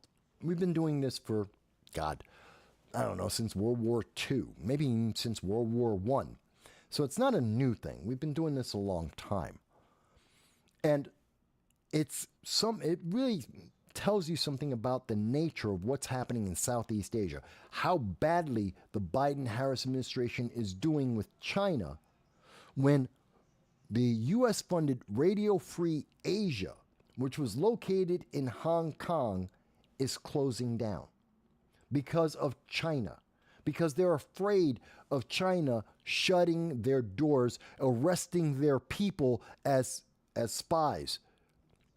Did I have it highlighted? I thought I did. I don't. Okay. But again, you can see this. And this is coming from the Associated Press. Again, internationally credible news agency. But I want you to understand, what does this mean? What is every country looking at? This isn't something new. This wasn't created under the Biden administration. It was destroyed under the Biden administration. It's not new. Radio Free Asia has been in Hong Kong for decades. The communists knew about it every day. It's always been there as they have been there. But now the communists believe that they have enough strength, they have enough power, and they have that little fear of Biden or the United States under a Biden-Harris progressive ideology that they now, and only now, are taking them out. That they are closing down Radio Free America, that they are threatening the employees, they are threatening the people of Hong Kong only under the Biden-Harris administration because they think they are weak, which tells you why they are not afraid of attacking the Philippines, why they are absolutely happy to guarantee to Taiwan that they will, by force, take over that nation, why they are allowing North Korea to threaten South Korea, and why Japan is building an army. Look at the pieces that are in front of you. This is not a nation that thinks that America can compete with them. China is not afraid. They do not think they have the weaker hand. They think they have the advantage on Joe Biden. Meanwhile, Joe Biden is busy trying to raise money with Obama and Clinton in New York City with a bunch of multimillionaires, and he's not paying attention. He's not talking about any of this. He's not helping any of our allies. So I think China might be right. Does it make sense? I mean, folks, when you get the evidence put in front of you, and when you look at what is happening in the world, this isn't a conspiracy theory. This is the news reported by the left around the world by credible news agencies. It's just looking at what is happening. It's not a conspiracy, because I know there's going to be people on the left who are going to say, well, that's just a conspiracy theory. What, you think the AP is working in conjunction with CNN and Reuters to put out this spy theory? No, they're reporting the events that every other international news agency is confirming. These are facts. All you have to do is just then think about, what does that mean? What's the consequence? We understand how we got here. We understand where the weaknesses come from. We've seen the elements of it under the Clinton administration, under the Obama administration. We have seen how that has led to where we are today, and we can see the influence of Clinton, of Obama on Joe Biden, and we can see how Joe Biden is doing a worse job than any of them. He's doing a worse job than even Carter, someone who previously was considered the worst president in the history of the United States. And guess what? Biden is doing worse than even Carter. At least Carter tried to get the American hostages back from Iran. At least he had an attempt. Joe Biden isn't even attempting to get the Americans back from Hamas. He's not even attempting to try and get Americans back from Afghanistan or the Ukraine or the Sudan or in Haiti. That's just the reality.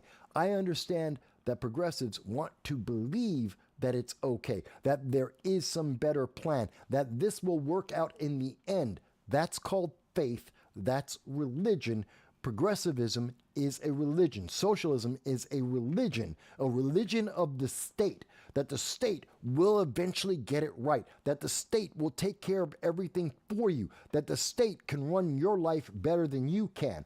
I do not subscribe to that faith. I do not believe that at all. And the evidence that I am able to find in every single international news agency says the same thing. The facts say that faith is failed. It does not work. It's not true. Socialism isn't making the world safer. Progressivism isn't improving the quality of life for Americans or anyone else in the world. In fact, they are the leading reason why the world is becoming more destabilized and more dangerous for Americans and for everyone else. Again, I'm willing to take phones plugged in. If you're a leftist, you're part of, I don't know, Antifa, BLM, Progressive Leaders of Tomorrow, sometimes known as Plot, Indivisible New York. If you're part of the DNC, come on. Josh Riley, you're running for the New York 19th District. Josh, you know me personally. Fantastic. You used to work for one of the Democratic senators. Why don't you call in? You're running for Congress. Tell me how I'm wrong.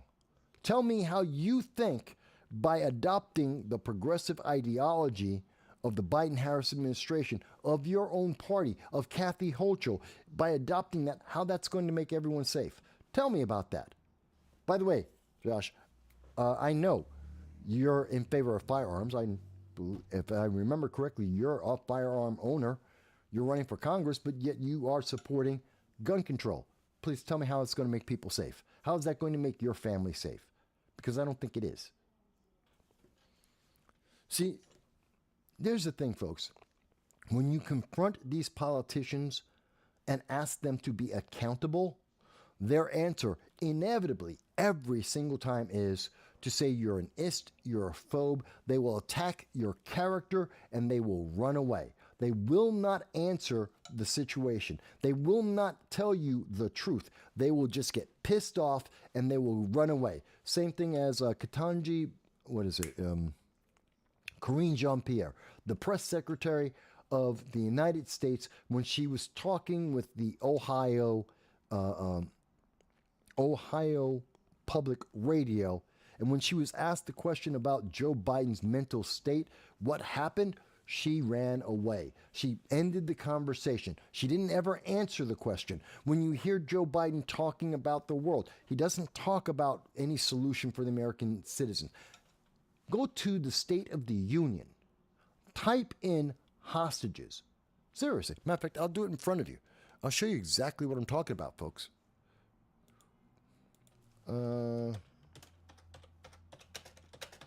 State of the Union 2024 transcript. Okay. Let's just check this out. So, transcript. State of the Union. Where is it? Is this it? Yep. Okay. So, Control F, hostage. Now, again, this is from the AP. You're watching me do this live, so you know I'm not making it up. This is from the AP News, and let me make sure I got this right. So, AP News. Transcript, President Joe Biden's State of the Union Address 2024. This was published on March 8th at 1:31 p.m. So, let's go to the first one. So, 250 hostages taken. Joe Biden doesn't mention how many of them are Americans. The answer is 22, at least 22 that we know of. Israel has the right to go after Hamas. Hamas ended the conflict by releasing hostages. Whose hostages? American? No, they released the Thailand hostages. They released Nepalese. They released a couple of the British. They released the Israelis. They really weren't releasing the Americans. They're still holding on to them by releasing hostages. So that's the first 3 instances of him mentioning hostages. 4th instance of it. I've been working on nonstop to establish an immediate ceasefire that would last for 6 weeks to get all prisoners released. That plan has failed. Doesn't exist. No one is talking about it because that is not a reality at all. Mind you, this has been happening since October 7th. Since November, he's been talking about trying to get these hostages, the ceasefire. It isn't working. No one cares what Joe Biden has to say about it. That's a fact. They're going back to negotiations right now with Egypt and with Hamas and with Israel. Joe Biden's not in the conversation at all. He goes on to say, all the hostages released and to get hostages home and to ease the intolerable and humanitarian crisis and build towards an enduring, something more enduring. Well, hey, he doesn't know how to speak. That's on him. But this is coming from the Associated Press. Do you hear him talking about how many American hostages? Men, women, children? Does he have a time frame? What is he doing to get them home? He actually spends more time talking about building a pier for Gaza. See, right here. Starts talking about it. He spends more time talking about humanitarian aid and assistance for Gaza and building them a temporary pier than he does talking about the American hostages that Hamas took, that caused the need for the humanitarian aid in the first place. Civilians. The evidence is there if you know where to look for it. That's the entire State of the Union. He mentioned hostages 5 times. He has one plan that was weeks ago, and he hasn't come up with a new plan, and no one is paying attention to him. And rather than address that, he stopped talking about it because he thinks you forgot. And the news media, in protecting the 2024 election and fortifying that election, stopped talking about it too. Hold them accountable. Talk to your members of Congress. Talk to your senator. Talk to your governor. Send the White House a message and say, get the hostages home. Help the Philippines live up to our treaties. Go into Haiti and get the Americans out. This is the bare minimum of what our government is supposed to do. The bare minimum. Do you think I'm wrong?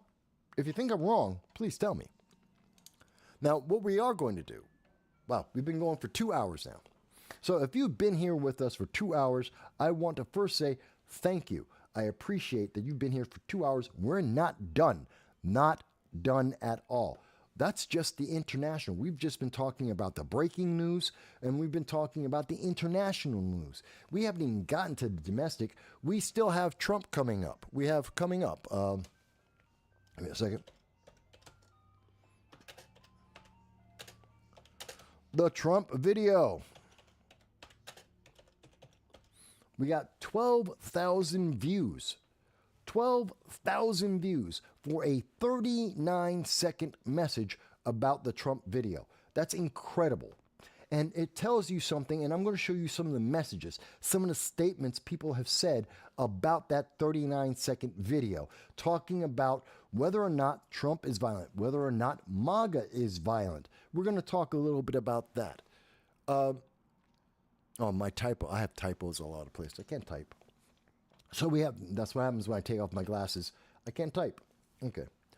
So we're going to talk a little bit about that. We'll be talking about, when we come back in the domestic discussion, talking about the status of America domestically, we'll be talking a little bit about the infrastructure of the United States and what it's going to cost you and how they failed. The Francis Scott Key Bridge destruction, that entire scenario, which we were talking about with the Liberty First Foundation on Friday during a roundtable at 9 p.m., we were talking about how this bridge failed. We were talking about the infrastructure. Remember when Obama promised you that he was going to fix the infrastructure? When we heard Biden say he was going to fix the infrastructure, how many billions of dollars, in fact, hundreds of billions of dollars, did they spend telling you they were fixing the roads and the bridges, specifically that they were fixing the roads and the bridges and it was going to be safe and it would be okay? And then the Francis Scott Key Bridge collapses. Why is that? What happened there? Who made the promises and who failed? Let's actually have a little conversation about that. Obviously, we want to talk a little bit about gun control. We want to talk about Kathy Hochul got kicked out. Well, Kathy Hochul says no one kicked her out of the wake for Officer Diller. But yet the video and the widow had nothing nice to say to her. And they may not have said the words, "get out," but I think Kathy knew she wasn't wanted. And let's see what was being said about that, how that has now been changed. And we now see that news media have already started a cover story saying that Kathy Hochul is the victim. And where did that story come from? We actually know. We know the source that is now saying that Kathy Hochul is a victim at the wake of Officer Jonathan Diller. Yes, that's true, folks. It's crazy, but this is what's happening. So we're going to talk a little bit about that. There's a few other things we'll talk about when we come back, but we're going to take a small break because my puppy, where is he? You guys won't believe he got a haircut. Looks entirely different. We're going to be talking about that in a moment, but I'm going to take him out for a quick walk. We've been talking for 2 hours nonstop, and I enjoy it. I'm going to play a video. Give me a second. I need... You know what? I'm going to just play the same video I played last week. We'll play that again for you this week. And then we'll be back. So that's about 45 minutes. So let's say we'll be back at 5:15. Yeah, 5:15.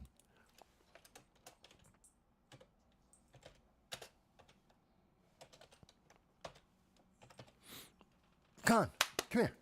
Come here. I want to show you. I want the people to see you. Come here. Come here. Come here. Come here. Come here.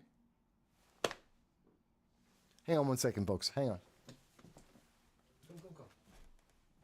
Go. Oh, come on. Yeah. I know. And I love you too.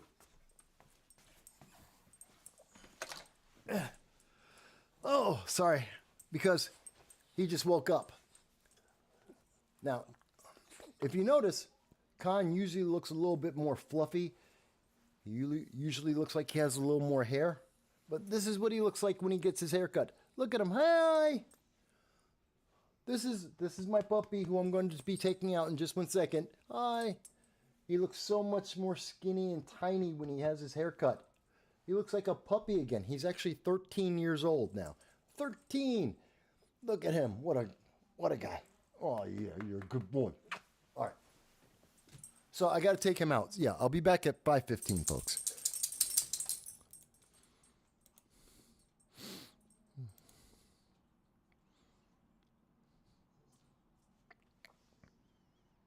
There's going to be the other side that's going to say that all data can be manipulated, it can be fake, it can be anything.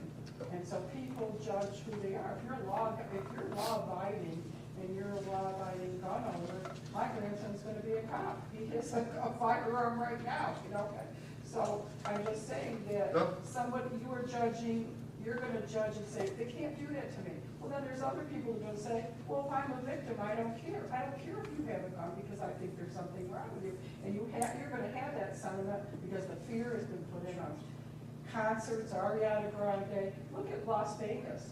That man, you look at those things and then people will point here and there. But the statistics are small. And they use the statistics against. Well, let me address that because you said a lot, and I want to address it. And this is actually part of the court Q&A. And by the way, just so you understand, this is very abridged. I have literally over 9,000 words written about this. This is just an example of some of the research I've done on this. This is all single-spaced, single lines. There are over 80 sources that I have, and I'm continuing to research this. There's more data, and I will provide this to the public and everybody in the press and all of our legislators, and I'm actually sending it out tonight to those legislators so that they can review this, because there is way more, but it just takes too long. So you'll be able to look at it. But I want to answer your question about, as an example, you said, well, Mike, what about Las Vegas? It's an aberration. It happens. Okay, and my answer is, what about Columbine? What about Chicago? What about the incident in San Bernardino? When evil people wish to do something, they have done so, and they've made bombs, which are completely illegal, and they've tried to kill hundreds, thousands, tens of thousands of people. Some of these people have tried to do. We cannot stop all forms of evil. That is correct. But at the same time, should we arrest people randomly for no reason because someone's afraid that there's going to be a crime? That's like saying, and if we accept that logic, and I'm not saying anyone should have the fear. But I'm not on that side. Right. I know. No, but I'm addressing it. Yeah. And I want to address it because I understand the concern. They're going to ask this. And the answer is, well, you're right. But should we ban every single car in the world? Because I could walk out tomorrow, I'm going to go across the street and I get hit by a car. Wait a minute, should we ban or lock up every black man in America? Because there are some black men who sell drugs. There are some black men who use drugs and commit crimes. Then again, there are a bunch of white men, some of them country people, do the same exact thing. Should we lock them up? As a matter of fact, who are we going to stop? When does it stop? And that's the answer to that. We have our laws, which we have put together as a society, saying to ourselves that we are all different people, different cultures, and different beliefs. But by this core principle, we believe in that individual freedom is the first and most important thing. And it is supported by the amendments that allow us to have certain uniform freedoms and rules to live by. And as long as we live by those rules and those uniform ideas, we have a solid nation that leads the world. It is the greatest in the world, with the greatest economy. We're the most powerful. And we have been able to have the most freedom and spread that freedom to other nations. But when we don't do that, well, then we get the anarchy. Then we have world wars. Now, go ahead. Are you done with your basic presentation? That's Q&A. Go ahead, ask away. Then I think Marco Rubio, Jack Reed, and Bill Nelson should have the RTOs filed tomorrow. What do you mean? File against. The bill's already been filed. No, I want the people who passed the legislation to feel the legislation. Oh, have it enacted against them? Yeah, okay. Now I get what you're saying. Okay? I understand. If you did that nationwide, I will guarantee you that there would be a change of attitude. Technically, you can't. The question is, have these people exempted themselves? No. The law does not exempt them. Technically, you could go and So make this. they're all liable to feel the heat. Do it. Maybe, except, remember, what is the key, and I want to go back to something I said before, that happens in all of these laws about the consistent thing that we see in all of the red flag legislation. It's based on, it starts with someone's, almost invariably, someone's emotional response, which has no proof or backup. So yes, you, under that reasoning, you could say, hey, I think we should have Marco Rubio and take all his guns and take his kid. Except, now it's going to go to a judge, and the judge has to agree. Now, do I believe a judge is going to take a senator over you? No. Probably. If you watch Marco Rubio on the debate stage, there were times when his emotional stability would be legitimately questioned. Yes, and you need to get a judge to agree to it. I'm not saying you're wrong. I want you to understand how it separates, and there's a bigger thing to your question. Because it is subjective, because there is no empirical data here, there is no subjective criteria that absolutely says this is someone who is a danger to themselves or others because of X. Because that doesn't exist. We, the law, or someone in the legal system, or a politician, or someone who has whatever preference they want to have, racist, sexist, whatever you would like to call it, can pick and choose and identify people. And one of the things I left out in the data here, because it's a little bit long, the GAO, this is meant, in, when I say Bill A11148, that is the one that's promoted by Governor Cuomo at this time. It has already passed the Assembly. It will be facing the state Senate. This bill says that anyone, virtually anyone except, and maybe you might even be able to include, the janitor in a school can start this process and take your kids away from you because they saw that kid is tired. And they can justify it because you bought a hammer. And 23% of the time, when schools discipline children, they're going to do it 23% more often to those who are minorities than any other group, whether that's black, whether that's females, whether that's Asians or Hispanics. So we're going to have a disproportion. So inherently, this leads itself on several levels to be racist, sexist, and politically biased. And it's perfectly fine by law. I thought you said that this could be done with the warrant issued post. That's what I In was the state of gonna say. Indiana. I was just In gonna the say. state, and again, I'm dealing with a wide range of these laws. They're very broad. The bill for Indiana is a model, which we believe Representative John Katko is going to use to put onto the floor of Congress, which is retroactive, so they could do it and then come back to you. At the federal level. At the federal level. But in New York State, on the state level, and in fact, all of these bills can and are wide open to corruption and abuse of power because it is a subjective court action where you are not present, when there is no one there to protect your interests. There is no one there for you with evidence you'll never see. And often, as I mentioned, in Connecticut, 51% of the time, they're not going to tell you who's doing this or why. Well, that's a flaw.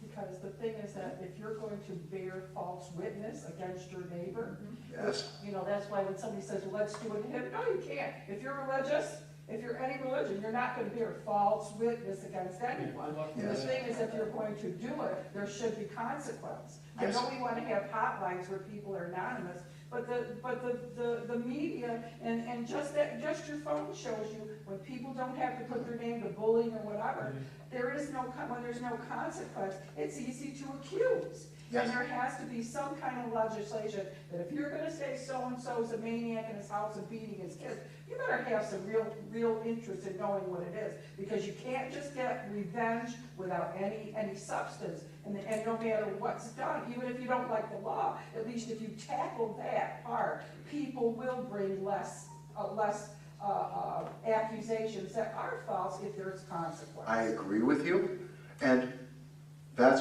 one of the reasons, amongst many of the reasons I've discussed, and there are many more, that I couldn't even get into. It's a long laundry list, but you're right.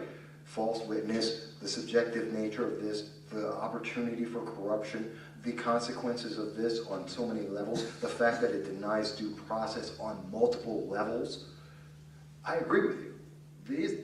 Every single red flag, ERPO, extreme risk protection order that I have ever seen, that I've seen so far in every state, are all flawed, I believe unconstitutional, and are ripe to harm individuals, short-term and long-term. Because I haven't even gotten into, and think about this, what is the cost to your reputation? Because the courts just came in with a SWAT team to take your guns, and then they took away your kids. What's going to happen in your community? What's going to happen to your job? What's going to happen when you're going down the street? You have to go, and if you ever get your kids back, you have to go back to a school. You think they're going to let you in? What's going to happen with that? There is no conclusion about that. Well, I think And if this was all proven false, guess what? You have no recourse there either, because not one state that I have seen has a recourse for this, so that if you were falsely accused and somehow you were able to prove that you were falsely accused after the fact, after they've already punished you, you get a pat on your back and said, well, that's a nice job. Thanks, bye. Well, I think the libel and the slander laws would come Well, into see, that's another thing, is No, truth. it What doesn't. happened to truth? What happened to libel laws? Well, it was true for that individual when they said that and made the complaint. This is the logic of it. According to several of the attorneys I've spoken to and having addressed these concerns, the answer is the person thought it was true at the time that they made the incident, and there was enough reasonable doubt of whether someone would or would not cause a danger to themselves and others imminently that we had to do something. Because people would rather have a mistake than have tragedy. That's That's the emotion of it. That's the emotion. And therefore, because we have an emotion plea, we're willing to do anything to you. But think about that. Is there any other case of any other action where we would say, well, just because you have a very strong emotional feeling, we're going to punish you? And it's okay. But that's why there's two things going on. First of all, we have judges that they are elected. Many judges and town justices, they are elected, and people don't even vote. And they don't understand how important it is for local politics, that if you're going to have a judge that's going to be there, you need to vote for somebody you think is going to do the right job. So that's one thing, is that when people are going to decide if I'm going to give a warrant, I'm going to give anything, you got to have somebody to have confidence that at least that person is not going to fly up the handle, is not going to be political, and they're not going to do. That's very difficult. But if you don't even try, people are not even trying. I agree with you. And I'm not saying that you're wrong. This isn't about me saying we can't do anything. I'm doing this because we can do anything. Exactly. The fact that the news media, up until today, and I've been trying to get them involved in this since April, when I first found out about this. That's when I first started doing the research and trying to track this down and get more attention. And I've sent information out to every national news media. I have sent it out to every local news media. This is the first time, and I know them. I've been working with them alongside them for years. I've talked to politicians well more than what I put into this article alone about this.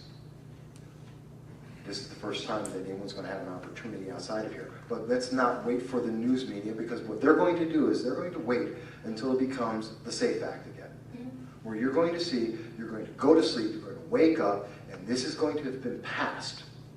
And now you're going to be subject to this, and someone's going to knock on your door. I guarantee you, if we do not spread the word about this, if we do not make an uproar about this, if we allow politicians to just go out there and do whatever they want, if we allow them, the people, to just be reelected blindly without asking them about this, and to make sure we understand why they're doing it and that they understand the full set of consequences that come from this, I guarantee what will happen is you will wake up one morning, someone will knock on your door, they will have a warrant in their hand, and they will come into your home, they will take every firearm that you have, if you have a firearm, and they will search your home if you don't have a firearm to find out you don't have a firearm, and in either case, they're going to take your kids if you have kids there, and you're going to suffer professionally, personally, financially because of it. What if they're after a particular subject? And what if they're after me? My wife has guns. Doesn't matter. Yes, your wife has, just so everyone hears. So what happens if, okay, I don't have a firearm, but my spouse does, or my roommate, or someone else that's in the house. They have a firearm that's in there, there was a red flag action that was done. Do I have any recourse? No. They still come into the house, they still search the house, they still take the firearms. Let's say that there are 2 firearms in the household. You got a shotgun and a handgun. Your wife has a handgun for her self-protection because she works late at night. You have a shotgun at the home because you want to protect your house from anyone who would try and break in. If for whatever reason, they're coming after the shotgun, that's the stated purpose of the red flag law, they will take the handgun as well. That is part of the action. They will take it on, they will take every firearm first, and then you can have that person try and petition to get it back, and again, you incur thousands of dollars, not including the time off of work and the personal stigma that has been labeled on you to be able to try and get your firearms back. Well, think how easy it is now that there's so much drug activity, and that's an easy way to enter somebody's home, because you can say, we think drug activity is there, and confiscate whatever you want. It's making an in easier and easier because no one knows what's going on now. But that's what like I say, people can accuse, and it makes these laws. Oh, I'm not saying that it doesn't. I'm saying we have to, that's why we have to make sure we are confronting these politicians and asking them why they have done this and asking them what they're going to do about this. When I ask, and I'm not picking on him politically, please do not take this political. When I spoke to Anthony from DC and I asked him about this bill, his answer to me was, Mike, you don't understand what you're talking about, walked away and didn't answer my question. But I did find him through other sources. I found someone who asked a similar bill because they had seen something I had written.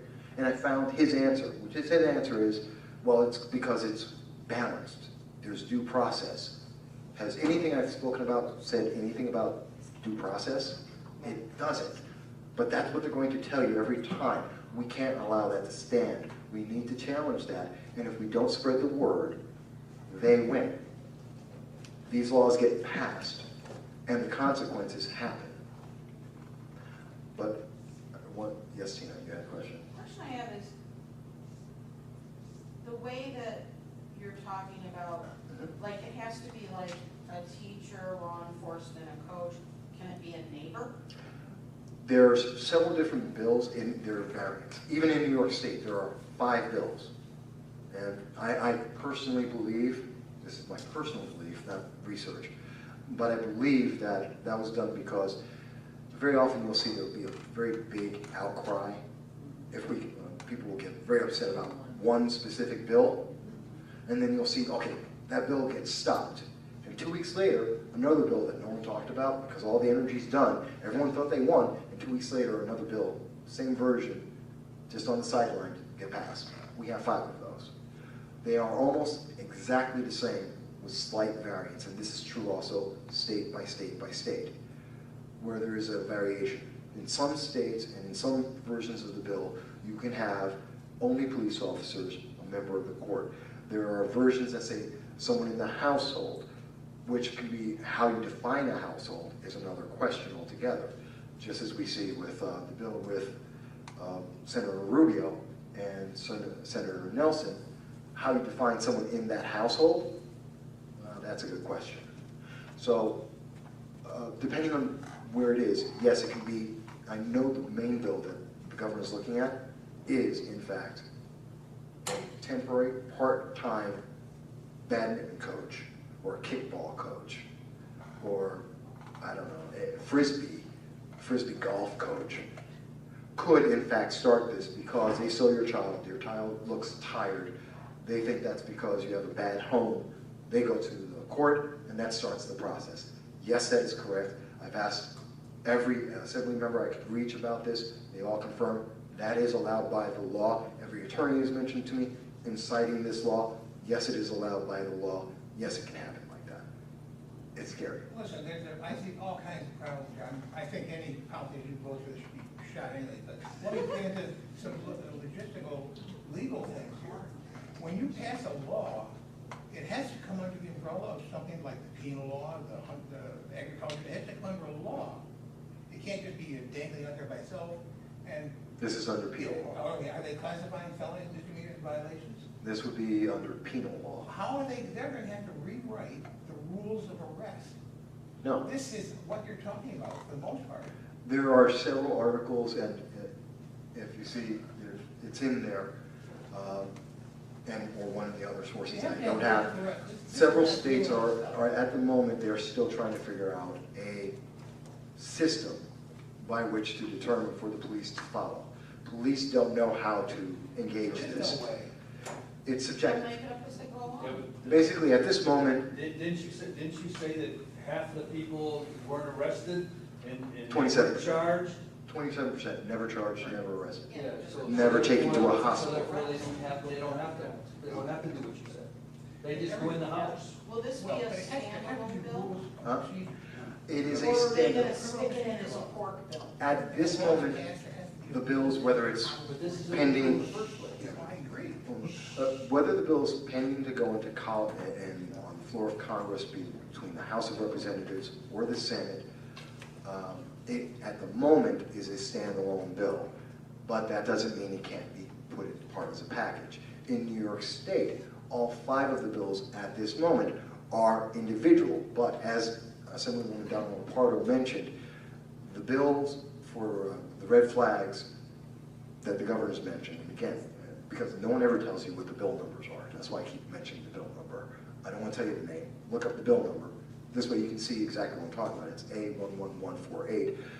She mentioned that it was initially started as a package for domestic abuse, and then it became its own thing, and it's possible, but they could possibly put it back as part of domestic abuse or as part of gun suicide or the mass shootings. That's how they'll get it passed. You can put it- Yes, The text for Senate Bill S2607 here kind of addresses, and I know that we're talking about the state. Yes. But, you know, there's this whole thing going on in the federal government. One has a tendency to model the other. One interesting provision here, it says that this is referring to consideration of making determination that the court may consider relevant evidence such as, the recurring use or threat of physical force against another person or stalking another person. Okay, this starts to open it up. Well, stop right there.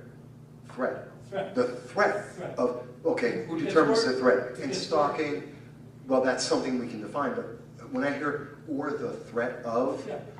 that's an emotion. It gets worse. It says corroborated evidence of abuse of controlled substances or alcohol by the respondent.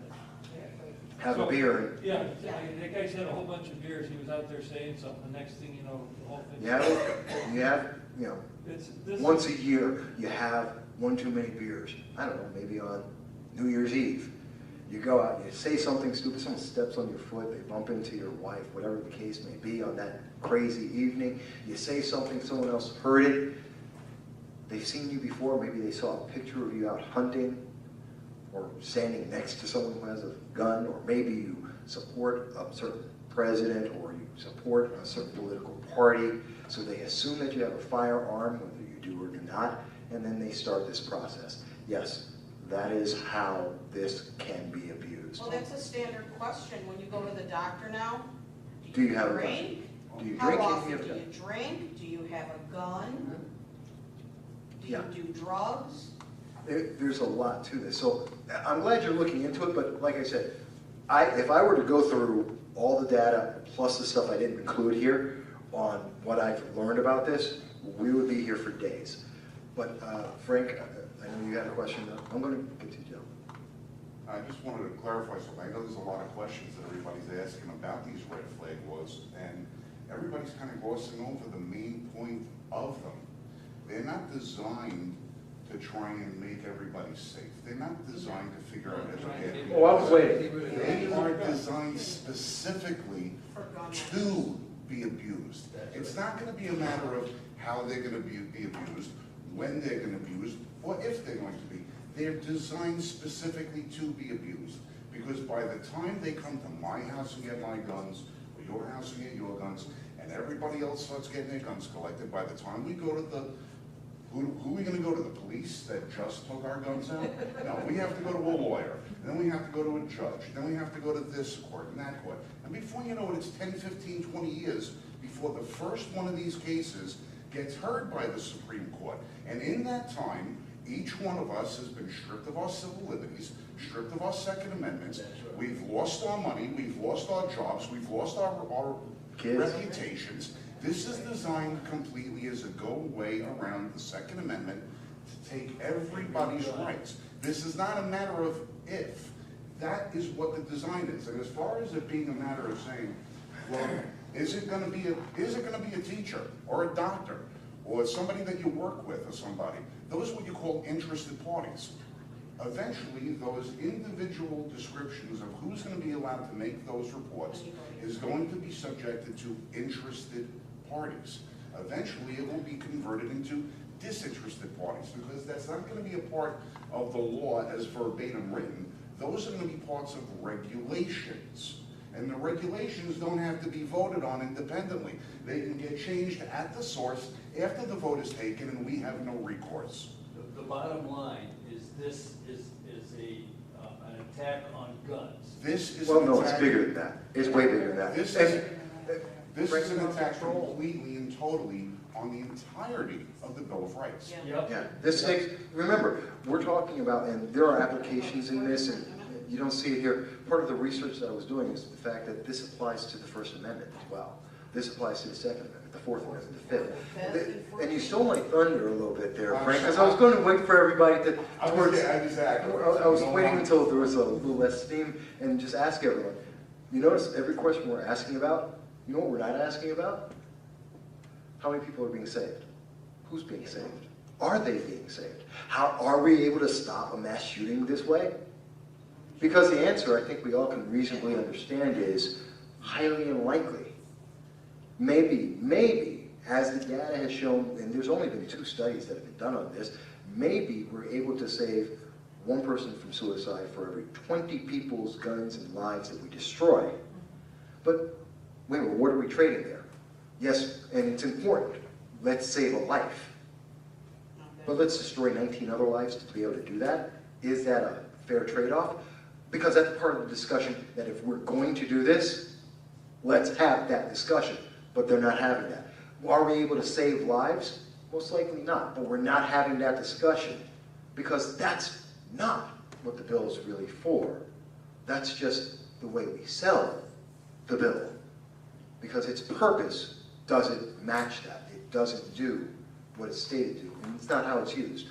One second. Go ahead, in the back. Yeah, a couple of questions. Number one. A little louder. Couple of questions. Number one, as far as, say, medicated people, Ritalin, whatever, could that actually pull the trigger on this law as well? If someone is prescribed, according to the 1967 Gun Control Act as well? It could, depending on the medications that are being used and prescribed, how they're being taken. Again, that adds to the potential threat. Obviously, You can have a court which is not supposed to, but again, this law is not very clear on this in any state, that if you're taking a psychoactive drug, which there's all kinds of drugs that would fall under that category, then you're someone who is not capable of not being a threat to someone. That potential threat always exists. So therefore, if you take medication that is any psychoactive side effect to it whatsoever, theoretically you are a danger, and theoretically that justifies the whole process. Does that answer your question? Yeah, and the other thing is, I found it interesting that Frank mentioned about the abuse or the potential abuse. If everybody remembers, right after the setback was passed, everybody had the right to serve the assault weapons. And right after the date that you had to have them registered, the New York Post actually reported the gun confiscations that were going on in New York State. Oh yeah, New York State they will abuse this. Well, everyone can abuse it. Not just, and again, this is not just New York, although this is imminent for us, and I guarantee you, if we don't talk about this, if we don't spread this around, by the end of this year, it will be passed, because it's going to the state senate this fall. As soon as we get in September, it's going there. And you have to say, who is doing it? Who is doing it? Governor Cuomo, the assembly, I believe the vote was 108 to 30. 32 was, no, excuse me, it was 108 to 30 in the assembly. Cuomo pass a law. He doesn't, he's advocating for it. And he's an Yeah, advocate. who is actually doing it? The New York You State gotta give Assembly. names and you gotta ask questions. Well, to these I'm people. telling you, the New York, I can tell you, the New York State Assembly voted on it, 108 of the individuals I was able to speak with. We can tell you that Donald McCarthy's voted for it twice. We've seen that Clifford Crouch voted for it once. We see that Anthony Brindisi voted for it twice. If you want somewhere to start, there you go. There's 3 people. They are in this local area. They serve us. There's your people to start with.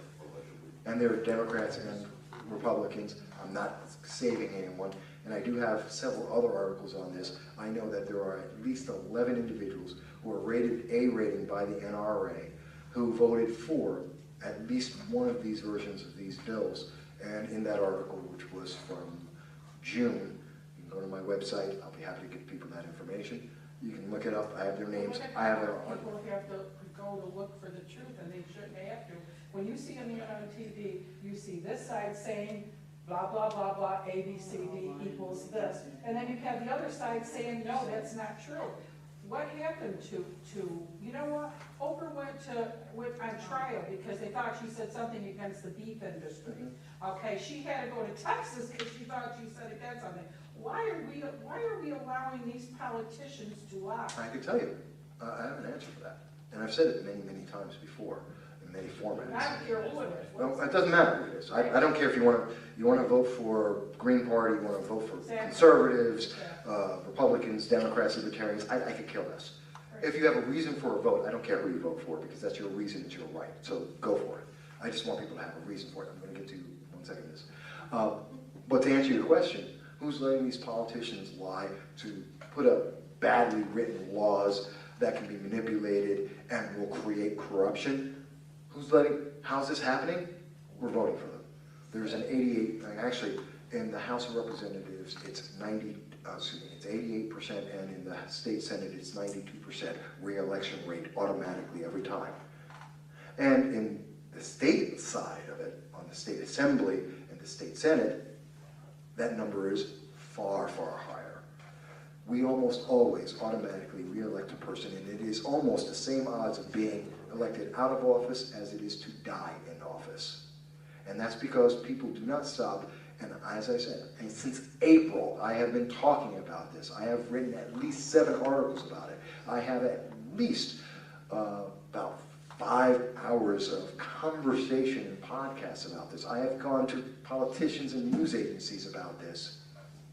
And we're just starting to get some traction. If we don't, and that's why, and I've said it several times tonight, we must ask them, why are they doing this? And what we don't like about this, and why it shouldn't be passed. And if we do not speak to these politicians, if we do not become aware, if we allow any of these 5 bills to pass, ultimately, at the end of the day, that's because we let it. We are the power of the nation. That's why I started off with the Constitution, the preamble, the Bill of Rights, because we are the power of this. And throughout this process of these red flag laws, they count on the fact that people have forgotten. We are the power. We control this government. We tell the only reason that they could possibly pass a red flag law that says that because someone else has an emotional day and doesn't like me, for whatever reason they want, and they don't like guns, or my guns in particular, for whatever reason, the only reason why they can get away with that illogical argument and then have a force of law acted upon me without a crime being committed is because the voters of any particular state that may have occurred in allowed it to. We put a kid in a corner for a lie, we don't put these politicians accountable. We can make them accountable. We vote. But, and again, I'm not telling you who to vote for, who not to vote for, how to vote. I am not doing that. And again, vote for whomever you want. I'm right now advocating against these bills across the nation. I don't want to see this get passed in New York State. I do not want to see this as a federal law. I do not want to see this in another single state. And for the 7 states that have it already, I want to see it removed and rescinded. But I have to start somewhere. This is part of that process. You're part of my process. Yes, miss, you've been waiting for a little while. Okay. Now back to what you said about the psychoactive drugs. Yes, I ma'am. got diagnosed with ADHD when I was 11 years old. Yeah, I that's have psychoactive. been on the ADHD drug Vocalin for the past 10 years. Right. Could they look at my medical history and say, no, you're not allowed to have a gun? Absolutely. And probably would. Can't they do that even now, though? Yes. At any moment, if you, I don't know if, have you applied to get a, well, you don't have to tell me. Don't even answer it. Because it doesn't matter. I can tell you that, as my understanding, both in reading the laws and speaking with lawyers and several politicians, and again, some people I've spoken to won't request that I not mention their name. We have people who are fighting for us in this. Not everyone's willing to give our name because they're afraid of a backlash. So if we have these conversations and they see their support out there, they will step up and they will say, oh no, I'm on this, and you know what? I'm glad my constituents told me I couldn't do this because I don't want to do this. So we can get this done. But I can tell you that based on the people I've spoken to, yes, they would stop you. And if you did have a firearm, and if for some reason that there are exclusions there, because they're not supposed to look at you based on your medication, as long as you're in a stable mental state, they're not supposed to look at that. They would be able to, they would still say, and they still can say, especially because this is subjective. This is based on a judge looking at, I don't know, I'm literally, you bought a steak knife in the last 6 months. I mean, this is the wording of the law. It says it in there. It does not define dangerous instrument. It defines the time frame that this could possibly happen in 6 months. That this is the justification for someone's complaint against you. It exists in the law. When you have that kind of subjectivity, yeah, they can find almost anything and be able to beat you up on it and say, no, you apply. So it's kind of scary. To clarify your question, I Yes. believe, if someone correct me, basically the SAFE Act Does that? Yes. does this already, as long as it's the doctor, and as the doctor's suspicious that the person represents a potential Yes. for harm to himself. But this or expands. others. But this expands that. So the risk is already there, but limited to now the doctor. And Yes. then this would now expand it to other people. Yes, that's great. Yes, ma'am. That gentleman's been waiting for a little while. Yes, please. I hope I'm doing this right. Go for it. You think this is new? No. I know it's not. Yeah, you know where it is right now? What, the bill? No, not the bill, but there's already law. No, it's not. Huh? No, it's not. No, not in New York State. Look at the child, the family court law. This has been in there for some time. This exact stipulation? When you say, Okay. I was in a father's rights Okay. divorce, you know, and I was in it for a while. I met a lot of people, told me stories that the average person wouldn't believe. And if you tell somebody in the system, who work for the court or work in a psychologist, oh, not a sexual, that can't be. Well, when you keep hearing the same stories, you start saying, well, wait a minute. Then why do I hear these same stories? It's the same story, but something a little different about each time. Ex parte laws is real common. Oh, yeah, it's always common. In child stuff, you know, party goes into court, I want full custody. I know somebody this happened to. I want full custody. Gee, where's the dad? Oh, we don't know. Get full custody. Leaves the country. Dad never sees the kid again. Ever. No, I'm not questioning, and I agree. And you said this in domestic violence. It started in there, yes. It started. Under that heading. Because, you know, you go to, when I first became familiar with this, you get out of family court, it was so, no one could go in there until a couple kids got killed as a result of not being able to get the paperwork. You know, it's so long ago, I don't forget what. But then they allowed people to go in there at a certain time. But most of the time, if you ask anyone in the family court a question, like, how many ex parte orders do you issue a year? Man, you're not going to get an answer. Oh, we You don't can't. record that. Well, there's some data that's not recorded, some is. But, and I'm not disputing, and I agree with you, that it may exist in other parts of statutes of law or sections of law. I'm not questioning that.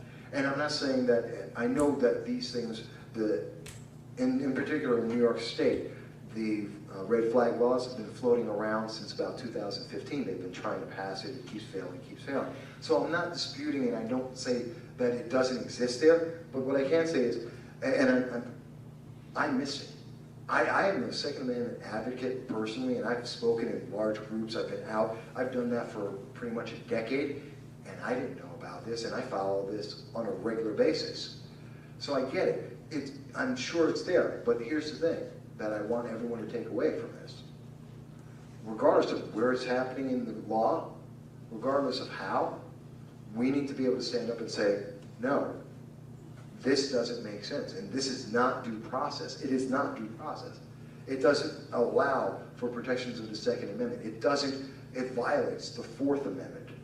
This is a problem, and it's not a simple fix of, well, we only mean hammers. No. It's not a question of, well, we'll give you 2 years to talk to a judge. No. I've heard lots of fixes that aren't fixes because it doesn't address the core problem. And the best way that they can get this all passed, and keep beating it like a dead horse, we need to spread the word.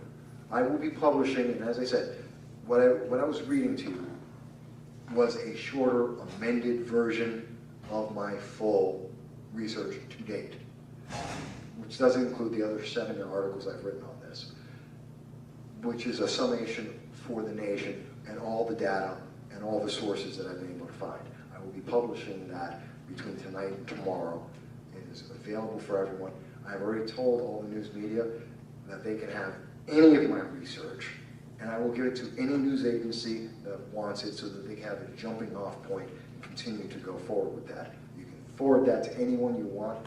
Use it however it needs to be used to get it stopped. I don't care if it's national or local. They can have all the data that I have, every interview I had, I will provide it. This is not about me. This is about stopping something that needs to be stopped. I'll have Michael send me links and stuff, and I can send out an email. I got something that bothers me. Just one thing. Yeah. Well, we're finishing up, so go ahead. The thing that bothers me is, number one, we can't vote on this. All right? Not directly, no. No, we can't vote on that. So we don't have a say in it really, because it's before legislation. We We vote on can't, the we can't get the people that are gonna vote for it out in time. Sure we can. Protest. Sure we can. Protest.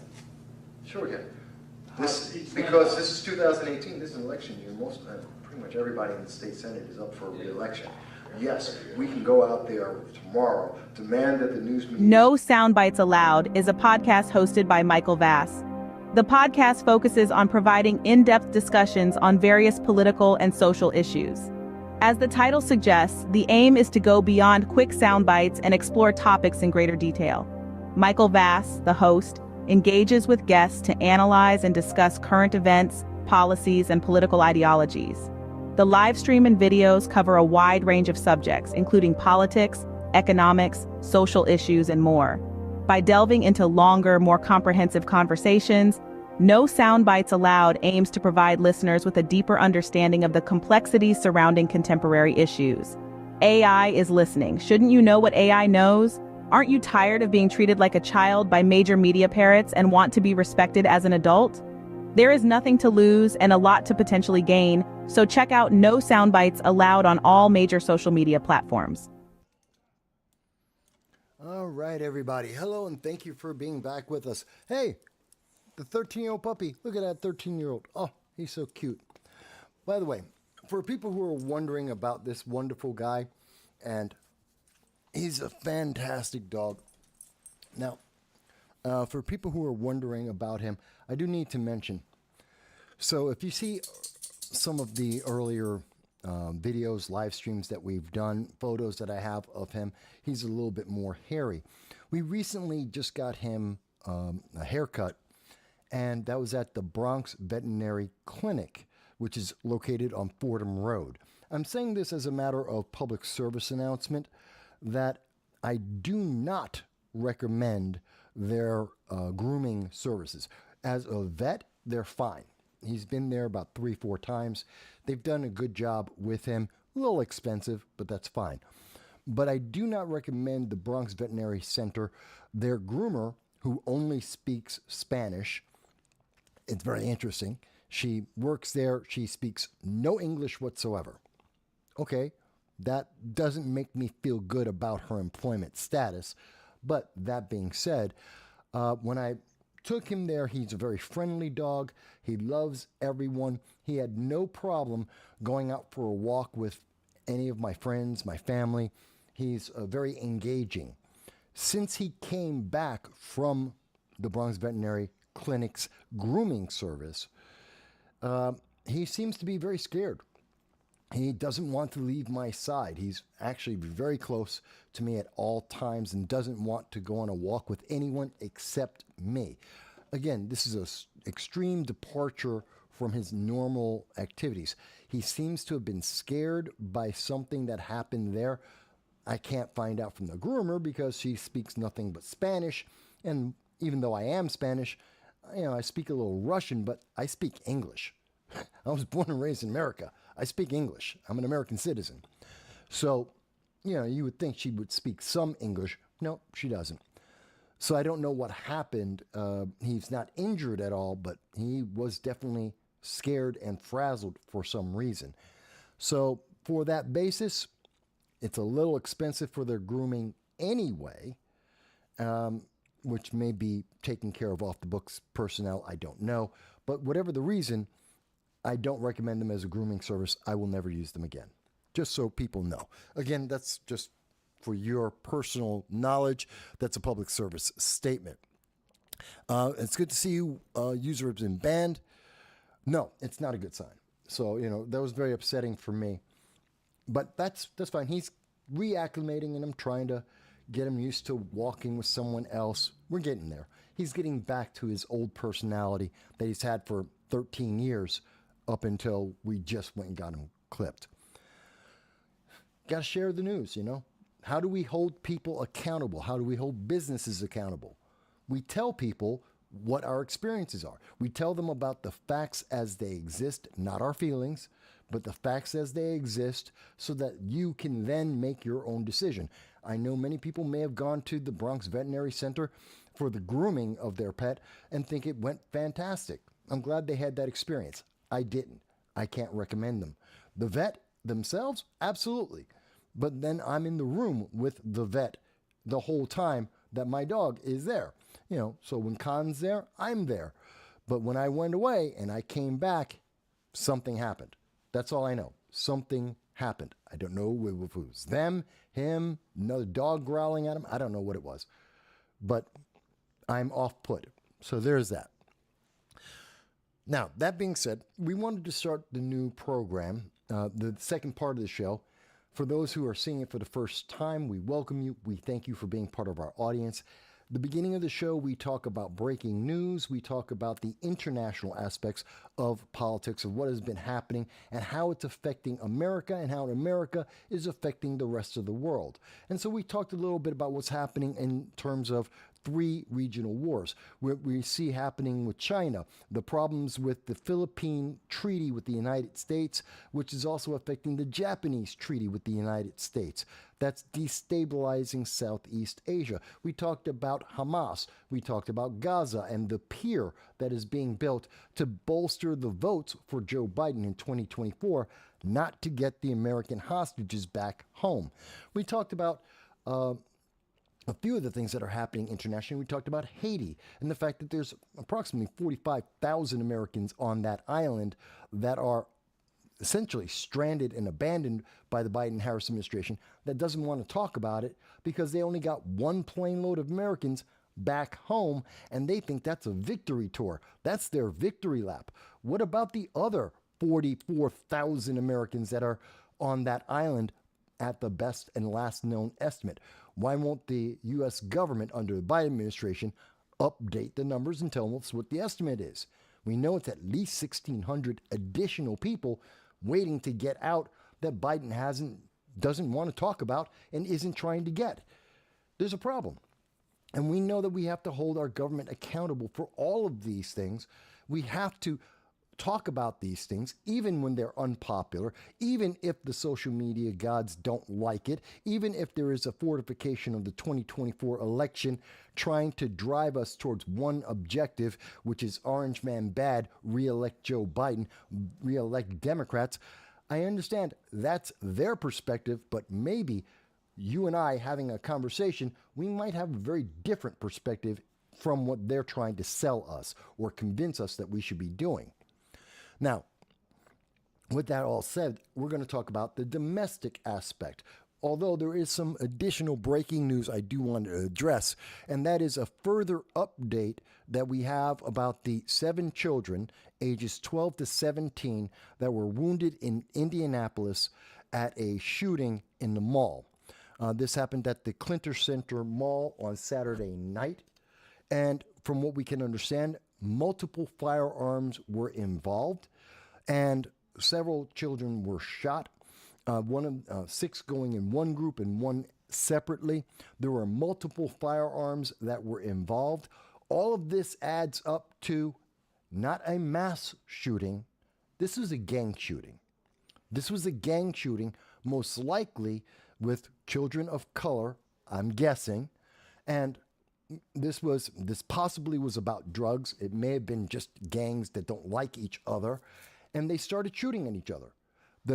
All the evidence that we are getting, and this is still early on. This is speculation on my part. Could be completely different, but what we understand is it was 2 groups of teens that started shooting at each other for no good reason whatsoever. This wasn't a mass shooting. This wasn't one individual who decided to go out and try and kill a bunch of people. That isn't what happened. This isn't. We're seeing the news media quote the gun violence archive and say, there's been 90 mass shootings. This wasn't a mass shooting. This was a gang shooting. Let's call it what it is. But that isn't good for fear-mongering. That isn't good for Democrats who want to promise you safety by taking away your freedoms, by putting in red flag laws in your state, by paying off states to put you on a list to deny you your rights. It doesn't help their agenda. This is a politically driven agenda trying to convince you that there are more mass shootings when there aren't. This wasn't a mass shooting. This was a gang shooting. And it is regrettable what has happened. It is something that is also avoidable if we deal with the root causes. And the root cause isn't a red flag law. It isn't gun control laws that are meant to target law-abiding citizens. We need to address the gang issue, the drug issue in America. We need to deal with unemployment. We need to deal with giving our youth a purpose and a goal and a unifying ideology that they can fall under, not DEI or equity, which is always dividing and separating people. We need to go back to America being about Americans, not hyphen Americans, but Americans, not people living in America from different places around the world, but being Americans because they want to integrate into our Constitution and our way of life. And until we start addressing those root problems, they can pass every gun control law they want, and they have for 50 years, and the problem will never be solved because it never has been solved. If gun control was the solution, 22,000 laws and counting since, we would have already fixed it. That's not the problem. That's not the root cause. Let's be honest. Just wanted to address that. So that was a follow-up on the breaking news that we first started talking about. This is what we know about it so far. I should also mention, at the end of the show, links to everything we've been talking about will be available for you. And you'll be able to see all of the articles from the credible news sources from around the world that we have gathered. 90% of them are left-leaning sources, sometimes 100%, that we do on a weekly basis so that you will be up to date. And you don't have to take my word for anything. The evidence is there.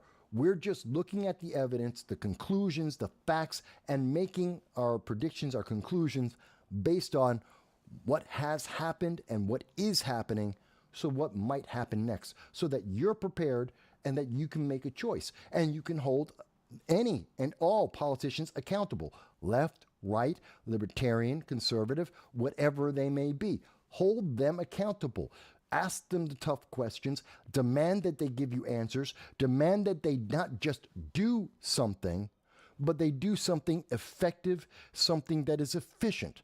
That's what we need from our politicians. Not that they are left or right, but are you efficient and effective at what you are doing? Are you passing laws that are effective and efficient to protect and maintain America? Period. That's what we need. We're not getting that. We're getting milquetoast people like Mitt Romney. We're getting progressives like Joe Biden, Ilhan Omar, Rashida Tlaib, Alexandria Ocasio-Cortez, individuals that are looking to break our nation. And we need to change that. Whether it's Easter Sunday or any other day, we need to do that. We need to stop trying, we need to fight back against this indoctrination into the progressive religion, because that's what it is. Because everything is based on their feelings. It's about their individual truth. That's called faith. And I do not adopt or acknowledge that faith. You can have whatever faith you want.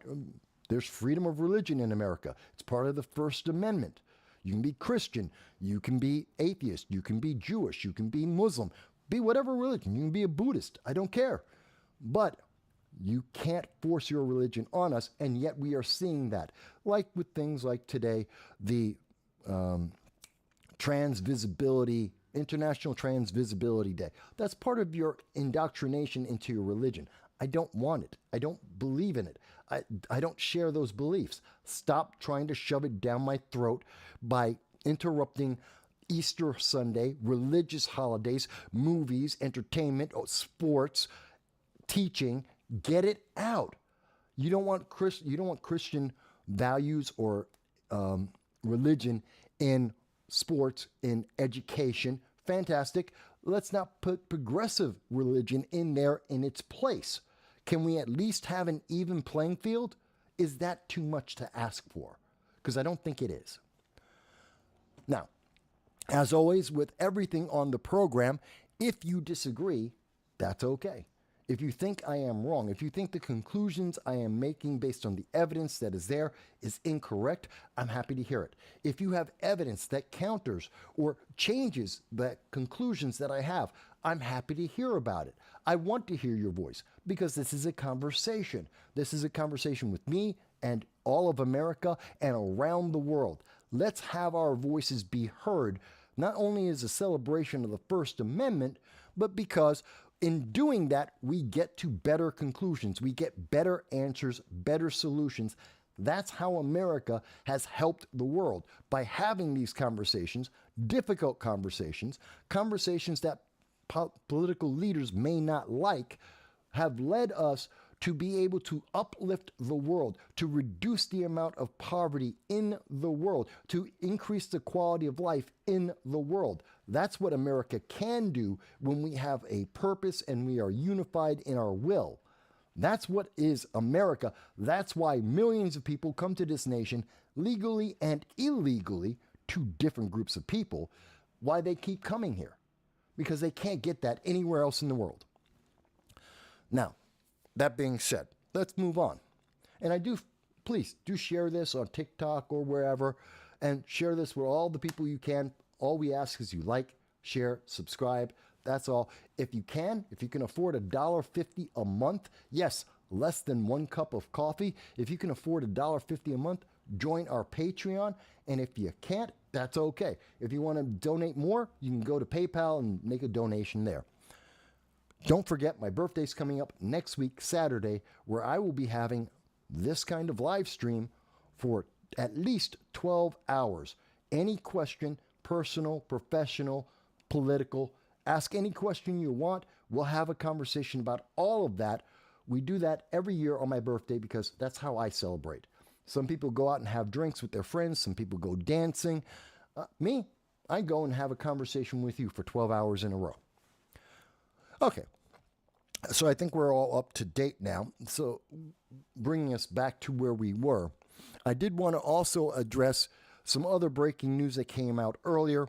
Protesters disrupted the Easter Mass at St. Patrick's Cathedral, having to be forcibly removed after they are screaming "Free Palestine." They're not talking about Palestine, they're talking about Hamas. These are pro-Hamas, pro-terrorism individuals. That's what they're supporting, because Hamas is the government of Gaza, elected by the Palestinian people, and that government decided to try to genocide another group of people simply because they exist. To support this movement is to support their government, which is the terrorist organization Hamas. It is to support Hamas's stated purpose, which is genocide of anyone that doesn't believe what they believe.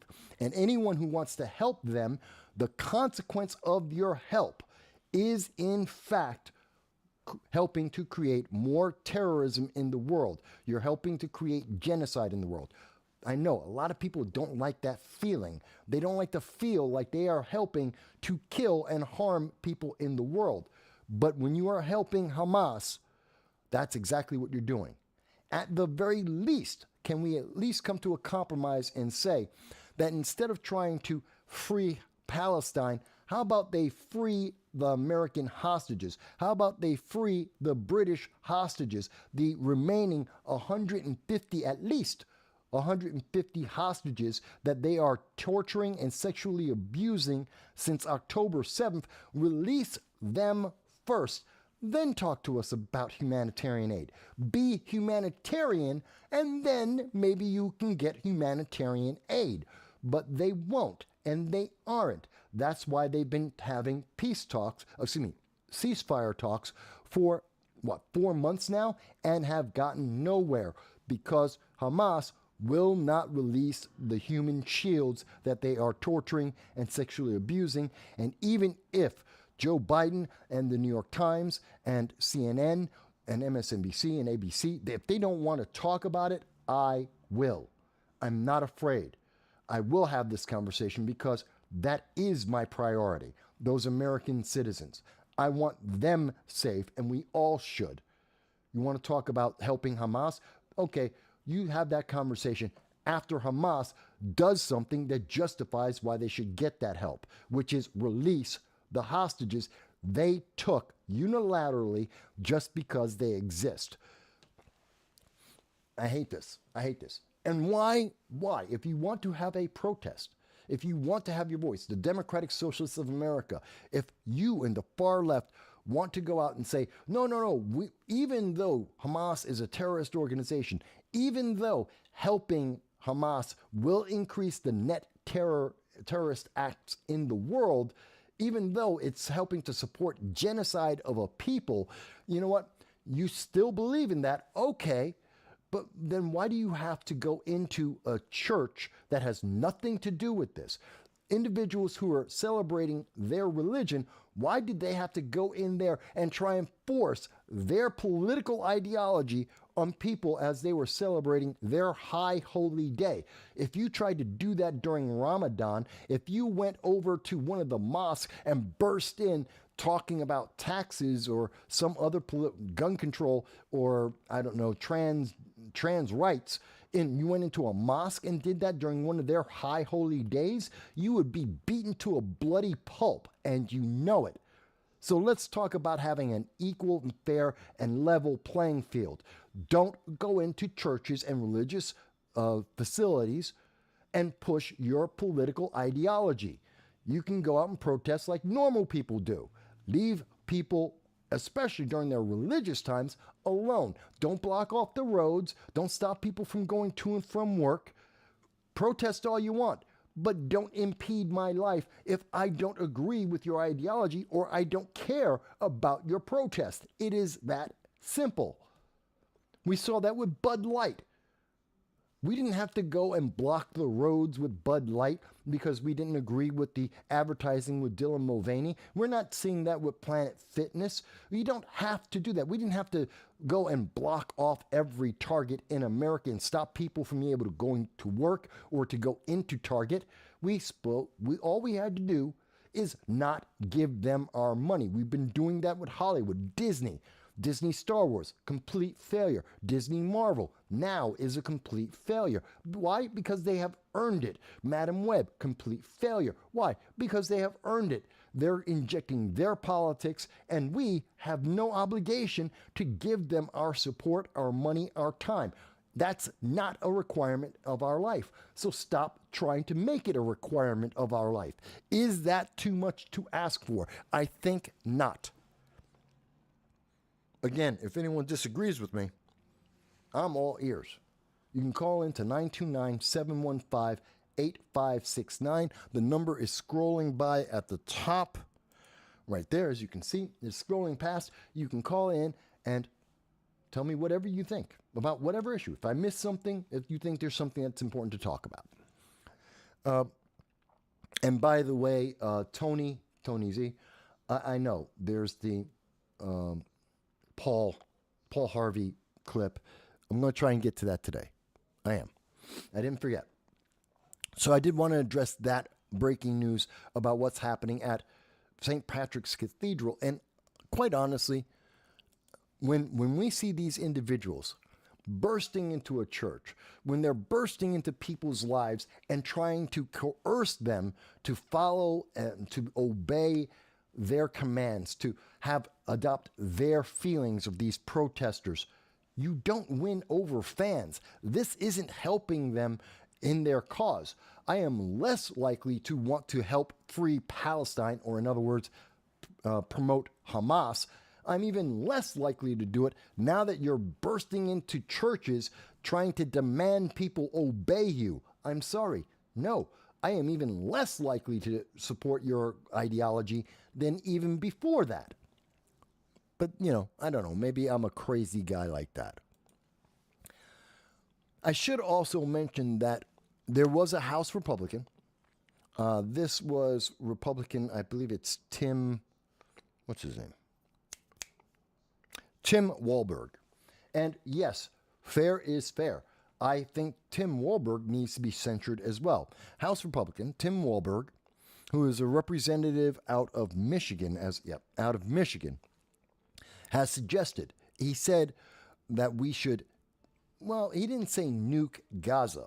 He didn't say nuke Hamas, but he said something kind of close. He said, quote, "We shouldn't be spending a dime on humanitarian aid for Gaza and for Hamas." I agree with that. It should be like Nagasaki and Hiroshima, he said. I do not agree with that. Get it over quick. These are his words, and he says that he goes on to say, and also the same thing for the Ukraine. And he wants to explain, or he is trying to explain now, walking back his statement, saying that he meant merely that we should end this as quickly as possible, just like we ended World War II, and what we need to do in the Ukraine is to end it as quickly as possible. That's his walk back on his statement. That's not what he said. And I've heard the clip, the full clip, not just what he said leading up to his statement, but including after when he started talking about the Ukraine.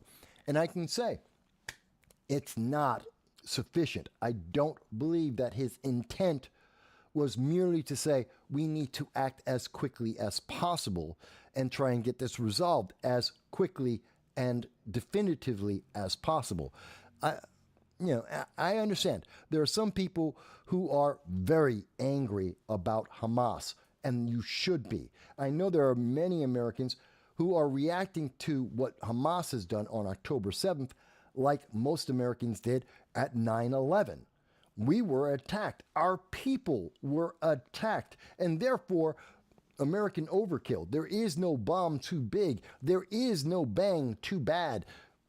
There is no stick we will not wield and use against our enemies. I know there are people who believe that. So I can understand why Representative Tim Walberg would say, you know what? They killed 34 Americans. They captured 22 innocent civilians that they are torturing and sexually abusing.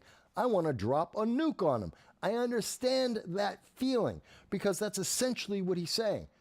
And I understand that fear.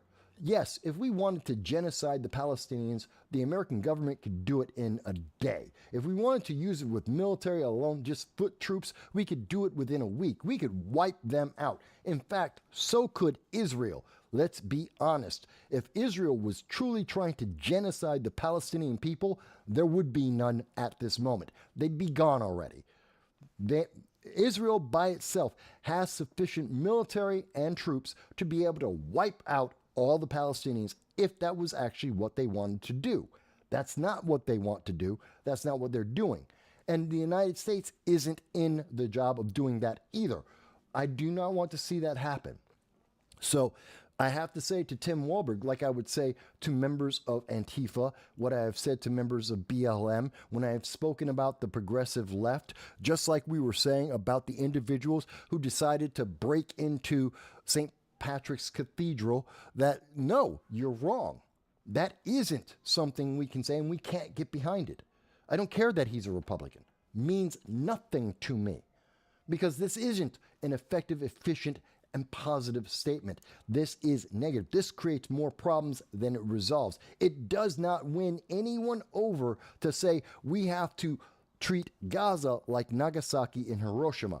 And for those who are too young or without knowledge about what that means, Nagasaki and Hiroshima are the only two cities in the world that have been hit by nuclear bombs. And both of those bombs came from the United States. We did that to end World War II, the Pacific Theater. That's how we ended the war. Now, I understand the reasoning for it. Many people, many of our military believed that the only way to beat the Japanese in World War II was either to take out, to kill basically the entire island.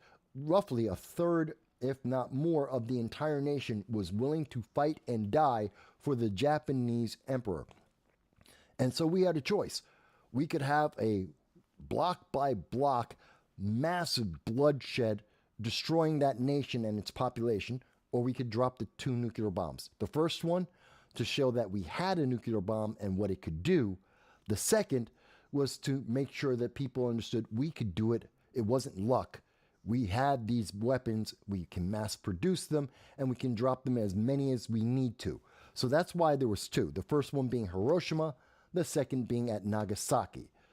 One, to show that we could do it.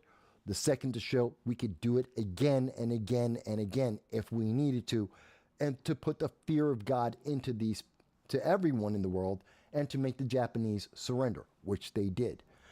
I do not recommend that, and I do not think that's the approach to Gaza. I think if you do that, you will unify the entire Middle East, and they would be hell-bent, even more than they already are, to attack every American everywhere in the world, and all of our allies would retreat from us, because that isn't a solution. Tim Walberg, if he meant something different than what I am understanding from his words and the context, in full context of what he said, if he means something different, then he should have took the time to say it right the first time. He should have really thought that through. He's a politician. He's been in elected office for 10 years. He knows better. He knows how to speak, even when he's speaking off the cuff, to think about what he says before he says it, not just to put his foot in his mouth. This isn't a newbie mistake. This isn't a mistake of context. He went too far, and he should be properly called out for it. And that doesn't matter if he's on the right or the left. We call out those who have done something wrong point blank. It doesn't matter about their political ideology. Again, some people may think, Mike, you don't understand. Tell me how. All right, let me go back a little bit because I got some comments here. And let's see. So Tony Z says, hey, Mike, I'm back. Sorry, phone is ringing off the hook. I haven't been able to stay steady on TikTok feed for you. No problem at all. I don't mind. I just appreciate that TikTok is letting you have me on, because TikTok doesn't like me lately. They don't like what I've been talking about or what I've been showing people. And we'll be talking about the Trump video very shortly. And, you know, TikTok only let 41 people see the same video that on YouTube got 12,000 people seeing it. So that's okay. I'm perfectly happy with that. Dow says, Dow,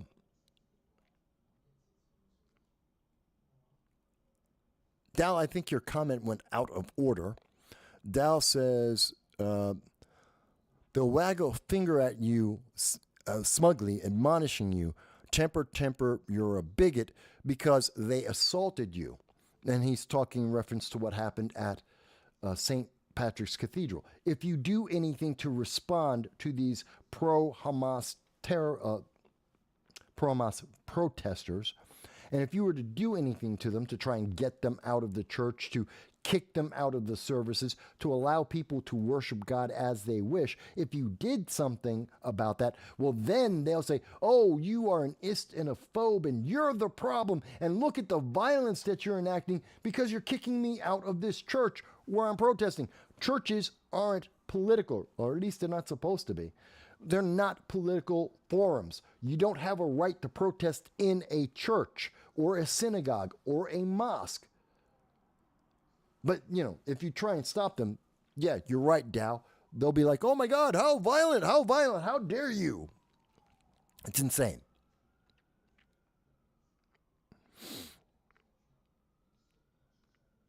Okay, and I know that user has been making a couple of comments. I think he's responding to someone else. So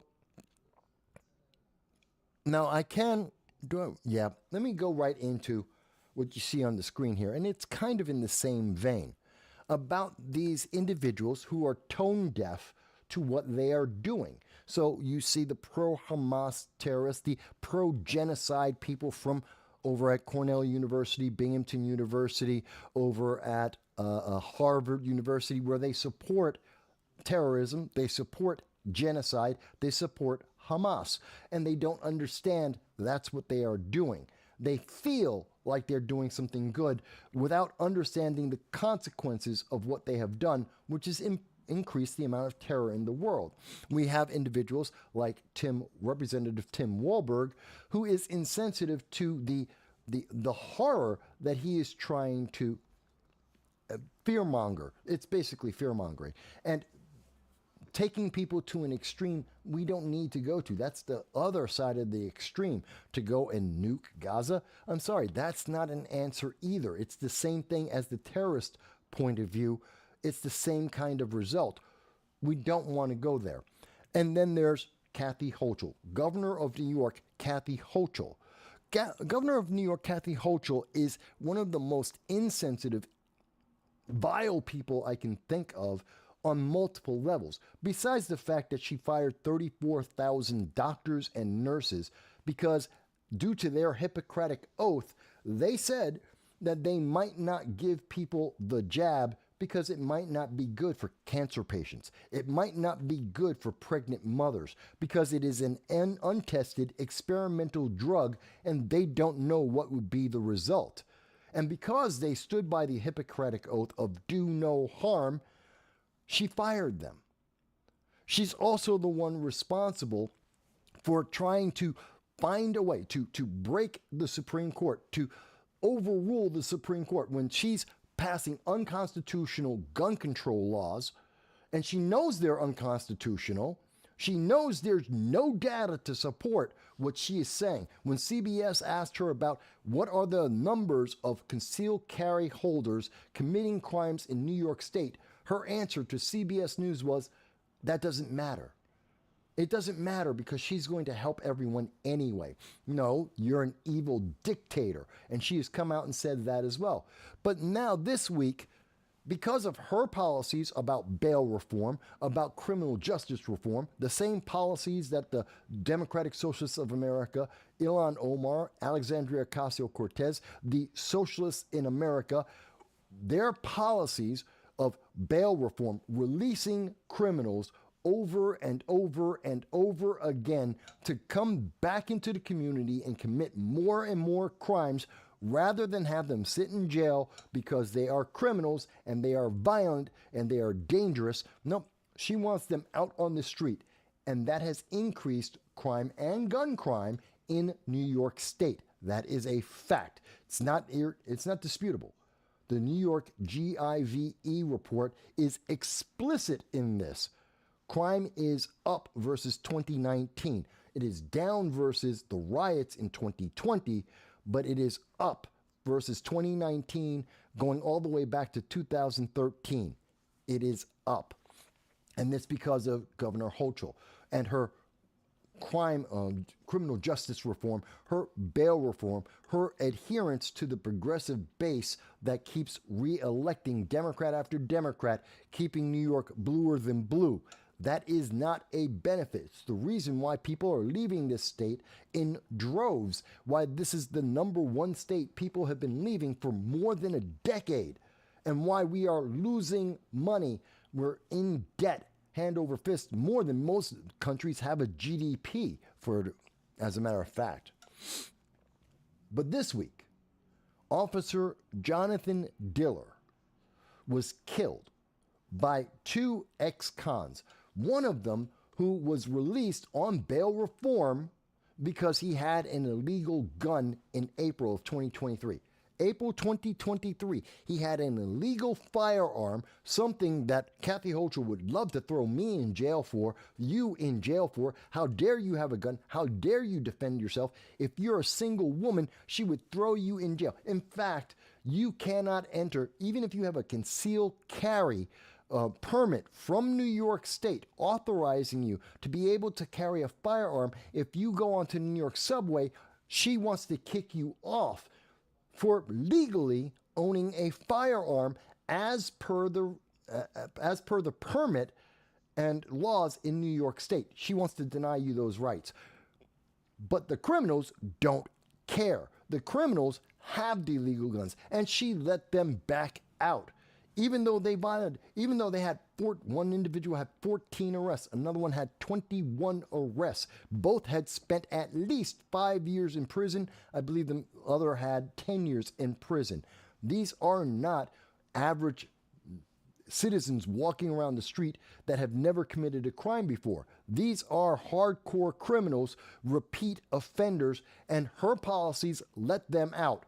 And because those criminals were released, on Monday, they shot Officer Jonathan Diller on the job as they were preparing to commit yet another armed robbery, continuing their crime spree, which is their career. It's because of Kathy Hochul's policies. And so he died, which is sad, which is terrible, which was preventable. And on Thursday, Donald Trump went to the wake. He was invited by the widow and other members of the NYPD, New York Police Department, to attend the wake, which he respectfully did. He was there for 40 minutes. He spoke to the widow, he spoke to the family, he spoke to individuals there, and he made a public statement as well, saying this has to end. We have to stop these horrendous policies that are enabling criminals to commit more crime and to harm individuals in our community. Now, that was on Thursday. You know what else happened on Thursday? Joe Biden, Barack Obama, and Bill Clinton had a $26 million fundraiser. They were 30 minutes away from the wake. All reports, published reports at this moment, no one denied Joe Biden, Barack Obama, or Bill Clinton the opportunity to come to the wake, to be able to speak to give their condolences to the widow and the baby, the now near orphaned baby, the family. No one stopped them. They didn't care. They didn't even try to reach out to the widow or the family of Officer Diller to say, hey, here's our condolences. We're sorry that your husband, your family member, that Officer Diller died. They didn't even try to give their condolences. They were more concerned and only concerned about getting paid. They wanted money so that they could run for the 2024 election and to maintain power. It's the same thing that we saw with Kamala Harris in Tennessee when the Tennessee trans shooter killed 3 9-year-old children. Kamala Harris went to Tennessee not to speak to the parents. She never spoke to the parents of the children that were killed. She went to help Democrats who were in the legislature, and she was there to preserve their power and their position for breaking Tennessee law. That's what she cared about. She wanted to protect Democrats. She didn't care about the people who were actually affected by the policies that Democrats have put forth. They didn't care about that. And neither did Kathy Hochul, because Friday she went to the wake. She wasn't invited. She wasn't told not to go, but she wasn't invited. She wasn't really welcome, considering it was her policies that she put forth with the progressives in New York State, the single party rule of New York State, run by Democrats and progressives. That's what killed this man. And she showed up anyway. I guess she wanted a photo op. She thought she could make this look good. So she went to the wake, and immediately, she was only there for 10 minutes. She walked up to the widow, and the widow had, as it has been quoted by all mainstream news media, all the mainstream media said, the widow had no kind words for Kathy Hochul. She was not appreciated, and no one wanted her there. No one wanted her to speak, and she left shortly after talking to the widow, who did not want her there. As she left, as Kathy Hochul was leaving, because she was unwanted and she had been told off in no uncertain terms, another mourner, who has not been identified, was caught on video also telling Kathy Hochul how little they appreciated her presence at the funeral of a man who died because of her policies that she had put forth. And everyone got to see that. And then Kathy Hochul left. Now, as we did a video on this, here it is. We did a video on this earlier in the week, talking about this because it was insane. And what we do know is that there is only one news media station. It was News 12 Long Island, which is part of the Altice USA network of TV stations, they actually went and instead of reporting, everyone else had the same report. And only Altice, only News 12 decided to say that Kathy Hochul had been heckled, that they turned this wake for an officer killed in the line of duty, killed because of progressive policies. They turned it from that news message into a message for their viewers of Kathy Hochul was a victim. That how dare people heckle Kathy Hochul at a funeral, at a wake. Where did they get that message from? Kathy Hochul. That's right. The reporter, Kevin Vesey, spoke to the governor's staff, and the staff said, oh, well, she was being heckled. When that video that we have of the one man speaking to Kathy Hochul before she gets in her car and leaves, who tells her she was not appreciated being there, that she was the cause of this man's, of Officer Diller's death. Yeah, they interpret that. Kathy Hochul, the progressives, the Democrats of New York State understood that to mean she was being heckled. How dare they? And now they're trying to push out the story that no one told her to leave. No one said she had to go. She was more than welcome there. No, she wasn't. She was not welcomed at all. But this is the spin that we are now seeing that is trying to be put out because Kathy Hochul is trying to preserve her political status. She is trying to fortify her position so the next election no one will remember. And she can simply say, see, News 12 told you I was being heckled. I was a victim. I was more than welcome to be there. No one told me to leave. Well, you know what, Kathy Hochul? Sometimes people don't need to tell you to leave for you to know you're not wanted. In fact, I have no doubt that everyone told you you're not welcome here. Oh, we don't have to tell you to leave. We told you we didn't want you to show in the first place. We don't appreciate your presence. You're a plague on the planet. That's what I think they told Kathy Hochul at the wake. And that's why she left in less than 10 minutes. I think that's disgusting of Kathy Hochul. Disgusting of Kathy Hochul. But let's see what the comments have to say. What does everyone else have to say about this? Dal says, Kathy Hochul wasn't dismissed. One does not simply dismiss the Empress of Albany, first of her name, bane of the taxpayer, enslaver of illegals, protector of criminal aliens, benefactor of swampies. Yeah, it's incredible. I think that's despicable. And of course, it deserves to be called out. The same way that I will call out the pro-Hamas protesters over at Harvard, at Binghamton University, the ones that went into St. Patrick's Cathedral, the same as I would call out Republican Representative Tim Walberg, and I would call him out. I also call out Kathy Hochul because what she is doing is despicable. It is evil. She is using the death of an officer to try and gain sympathy for her political position, to be able to bolster her ability to get reelected, and to try and fortify the election hopes of fellow Democrats to maintain power in New York State. And I think that is evil. No, Kathy Hochul, you were in the wrong from the start.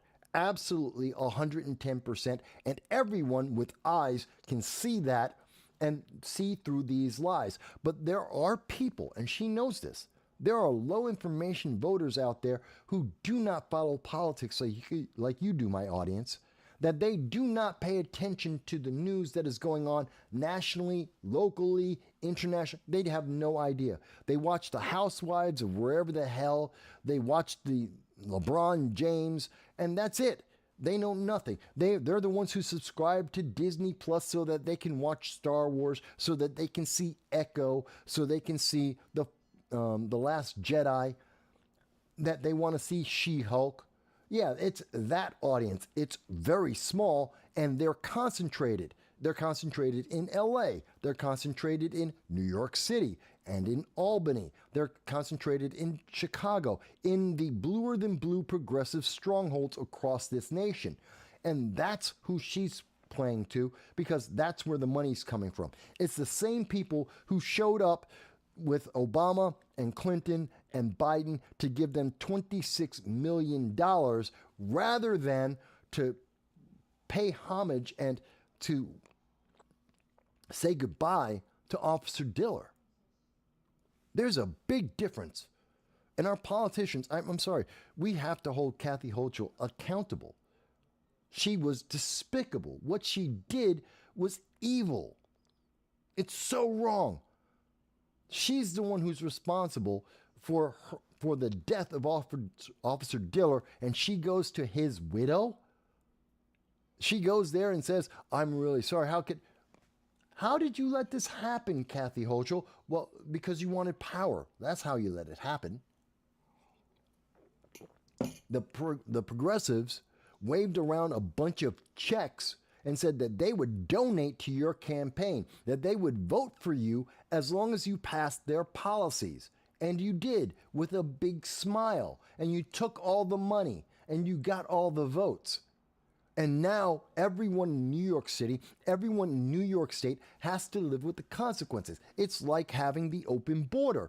Everyone's living with the consequences of Kathy Hochul's decision based on the money she would get and the power she would have.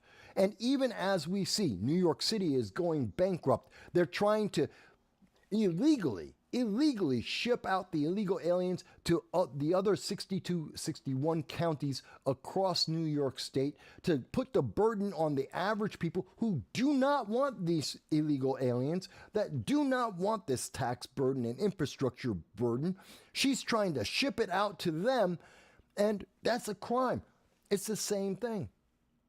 She took the check, she got the applause, she got the votes, and now you have to live with the consequences of her bad policies. But she's not at fault. She wants to tell you that she's holier than thou. Oh, no, she was the victim here. She's the one who's being oppressed when everyone calls her out, because we have video evidence. We have the words of the widow. We know what happened, and we know the policies that made this possible. It's very upsetting to me. Dow says, I'll reiterate, the Democratic National Committee in New York will use the supportive local piece as a wrap-up smear of her opposition as a monolithic movement, so she can try to pursue them like Letitia James wants to pursue her heckler. Well, yeah, this is going to be a target piece. And everyone who didn't do what we see here from Politico, everyone who isn't Kevin Vesey, are going to be in trouble. Their businesses, their corporations are in trouble. I truly believe that Channel 12, News 12 Long Island, which is part of the Altice, ALTICE USA Corporation, I believe that they did this because they were hoping for a kickback. They're hoping for money to help them keep afloat. Do I have their... By the way, if you thought I was kidding about Obama, where is it? There it is. I wasn't kidding about Obama. Just in case you were wondering. Here it is, Altice. And they trade on the New York Stock Exchange, currently at $2.61. Their symbol is ATUS, and I'm not surprised that they have been losing money they leapt off of a cliff. Look at their chart. They're down, look at this. What is this? They're down from about $35 down to $2.61 because they make bad policies, because they're trying to prop up progressive ideology rather than actually tell the news as the news exists. They're going around pushing propaganda for the Democrats and the progressives, and the public is rejecting what they are doing. The numbers don't lie. So I think that's very important. And I wanted to cover those stories before I got into Trump.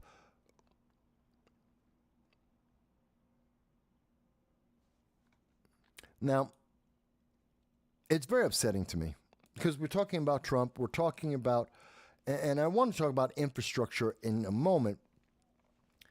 But I want to, by the way, well, no, I'll get to that in a minute. We'll talk about, I have a stock tip for everybody. I'll get to that. But I'm talking about all those things because I do also want to talk about this. This is a 39-second clip. 39 seconds. Now, earlier this week, I believe that Trump and MAGA, stop. So I'm going to play it all. It'll probably play twice since I can't get it to start at the beginning. This has been seen over 12,000 times. Well over 12,000 times now. 39 seconds. What we know for a fact is that this image, which is being promoted by Mediaite and the far left, showing this image that, oh my God, this is an image of Joe Biden tied up in a truck. And this is Donald Trump has shared this image. Keywords, shared this video. He shared a video, not an image. He shared a video, and this happened to be another citizen's document. Now, I want you to see, this is the image that's being pushed out by the media. I want you to see and watch this entire video, hear what I have to say, because this is Kathy Griffin. Are evil and bad people. Trump shared a video on the road of some art on someone's truck. That means MAGA's evil. Let me stop it right here. Did you notice the difference? And you probably didn't. Did you notice the video that you saw from Mediaite and being put out by the news media? This is the truck. I want you to look very carefully. This is the truck. Do you notice there's a bunch of flags supporting the police, Donald Trump? Do you notice that about the truck? Do you notice that none of that appears in the supposed official image being pushed by the left? They digitally remove all of the data, the supporting the police, the support for Donald Trump. They remove that digitally. So they're playing games. You know that because this is the image. This is the video that Donald Trump put out. This is what he retweeted that they're so upset about. Let me go on. They don't want you to think about Kathy Griffin. They don't want you to think about how Kathy Griffin was defended across the nation. They don't want you to think about how Kathy Griffin was cheered by the mainstream news media for her art. Is a picture of Biden being tied up the same thing as Trump being beheaded? I don't think so. And I think the violent people are on the left. They really want... Again, do you see the difference? We have a truck that says Donald Trump. First of all, it's not this angle, but where are all the flags? Where are all the flags? Where's the police flag? Oh. So it's not the same thing as what Donald Trump put out. That it isn't what he retweeted out there. So they lied to you. They manipulated the information and lied to you. So that's the first thing. The second thing is, I notice they don't find this to be a big deal. They're upset, absolutely incensed that Donald Trump would dare share a video from someone of someone else's art on their vehicle. Donald Trump didn't make this. He didn't pay for this. He simply saw it, found it interesting, amusing. He supported it, maybe. He took a video of it and he showed it to everyone else. And now they're trying to convince you that Donald Trump is violent. It's a bloodbath. Look, he's all violent. He wants to have Joe Biden tied up and kidnapped. Oh, he wants Joe Biden to be hogtied. Did he say that? No. Even if he did, that's one thing. But they're saying that's violence. Do you remember Kathy Griffin? Because I know it was 2017. I know it was about 7 years ago, so a lot of people don't remember. I do.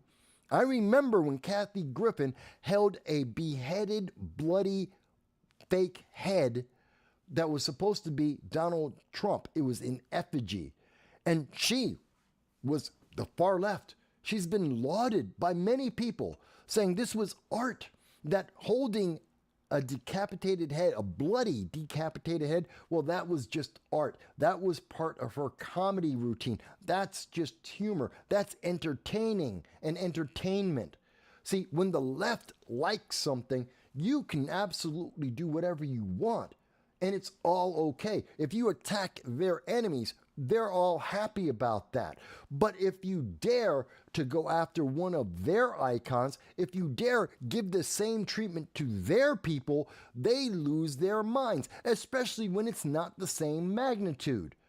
I truly believe, maybe you don't, maybe you in the audience do not believe this, tell me if you do, but I think there's a massive chasm of difference between Kathy Griffin actually creating the photo. She took the picture, she had the head. This was her creation of violence. That is abject violence.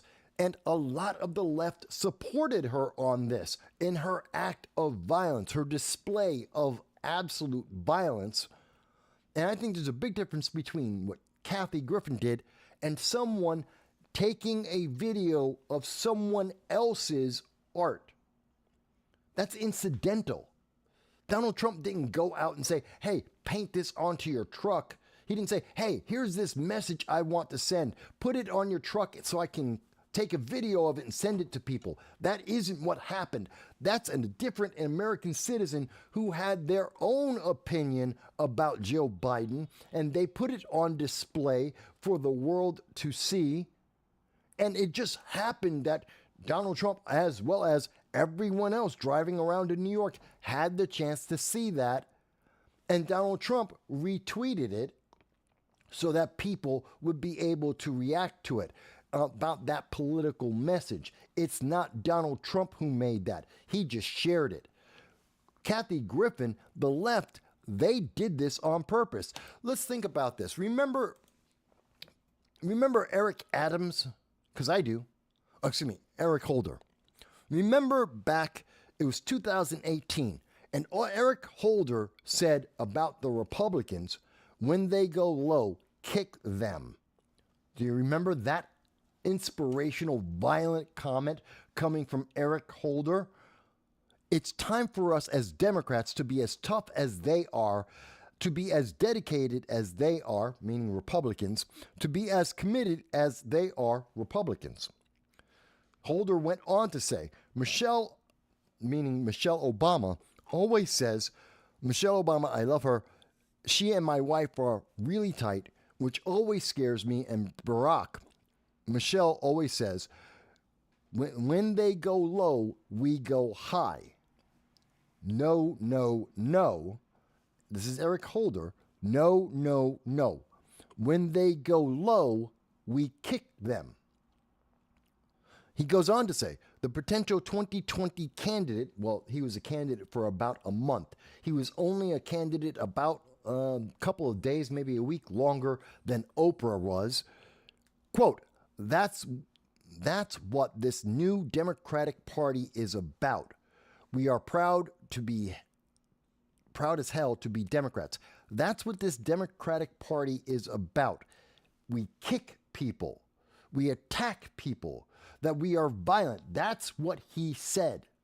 These are his words in 2018, quoted by CNN. This is left-leaning news media. They thought this was a positive statement. They thought they were helping a Democrat get more attention for a potential presidential run. They actually thought anyone cared about Eric Holder and that he would actually get any kind of support. Didn't happen, but that doesn't matter. They thought this was a positive message to attack Republicans. He says it, to kick people, he wants to be Democrats. In his words, in 2018, Democrats aren't tough. They aren't dedicated. They aren't committed. That's Eric Holder describing the Democratic Party as it existed in 2018. And he wants them to be able to be vicious and violent and thuggish. Those are his words. How about this? This is from, where is it? This is from the Michigan Advance, November 6, 2023. Rashida Tlaib, a member of Congress, stands by her defense of Palestinian slogan, "From the river to the sea." That is an anti-Semitic slur, and she knows it. And she made a commercial saying it. She spent money to broadcast a racial slur that she knows is a racial slur. And she did it on purpose. Meanwhile, Tlaib's Democratic colleagues in the U.S. House all stood by her. They didn't defend her. Now, I know many Democrats say, but no, she got in trouble for that. No one was happy with her. She went too far. Really? Because not one Democrat in Congress would actually say and actually vote that she went too far. They all stood by her during a censure resolution last week. The vote was 222 to 186 to not hold Rashida Tlaib accountable for racist, anti-Semitic statements. These are the Democrats. These are the 2018 Democrats that Eric Holder was looking for. These are the Democrats that kick low, that are violent and thuggish. That's what Eric Holder was asking for, and that's what we got with Rashida Tlaib. Let me go on. How about Ilhan Omar? Miss April 16, 2019, 1 year after Eric Holder. She goes, her comments were, CARE was founded after 9/11, which they weren't. They existed before 9/11, so she's wrong factually. But they were founded after 9/11 because they recognized that some people did something and that all of us were starting to lose access to our civil liberties. Some people? No, not some people. It was Al-Qaeda. It was bin Laden's people. It was fanatical Islamist terrorists that destroyed they didn't just do something. They destroyed the Twin Towers. They attacked the Pentagon. They were trying to attack other facilities in America. They took down several planes full of American citizens and killed them in a mass suicide terrorist act. 9/11 wasn't just something. They weren't just parking their car. They didn't just protest in the middle of the street, in the middle of a bridge. They didn't just stop traffic. They killed people, and they tried to kill even more people, and they tried to put the fear of God into America to bow down to their Islamic ideology. It wasn't just some people did something. No, very specific people did a very specific set of things that had a massive repercussion for America and the world. But no one's upset, Ilhan Omar, you can't comment on that because, that might be ist. You might be an ist or a phobe if you point this out. This is that same 1 year. This is 1 year after we heard Eric Holder say, get down, get dirty, be thuggish, be violent. Well, Ilhan Omar heard his words. She had no problem with that. No, that wasn't it. Where is it? How about this one? And we know this. How many times have you heard since 2020, and it's been said long before 2020, in fact, it goes back to 1986, but since 2015, how many times have you heard Antifa, the far left, screaming, no justice, no peace? Do you remember that? Because I know you've heard it.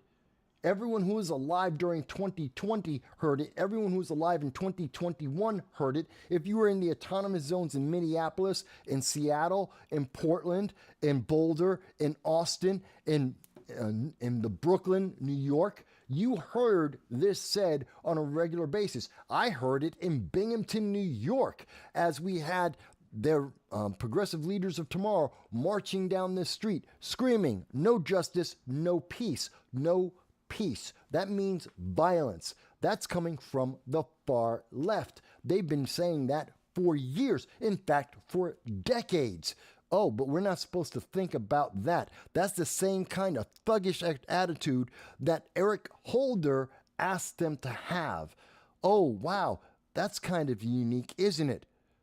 Isn't that a bit of a surprise?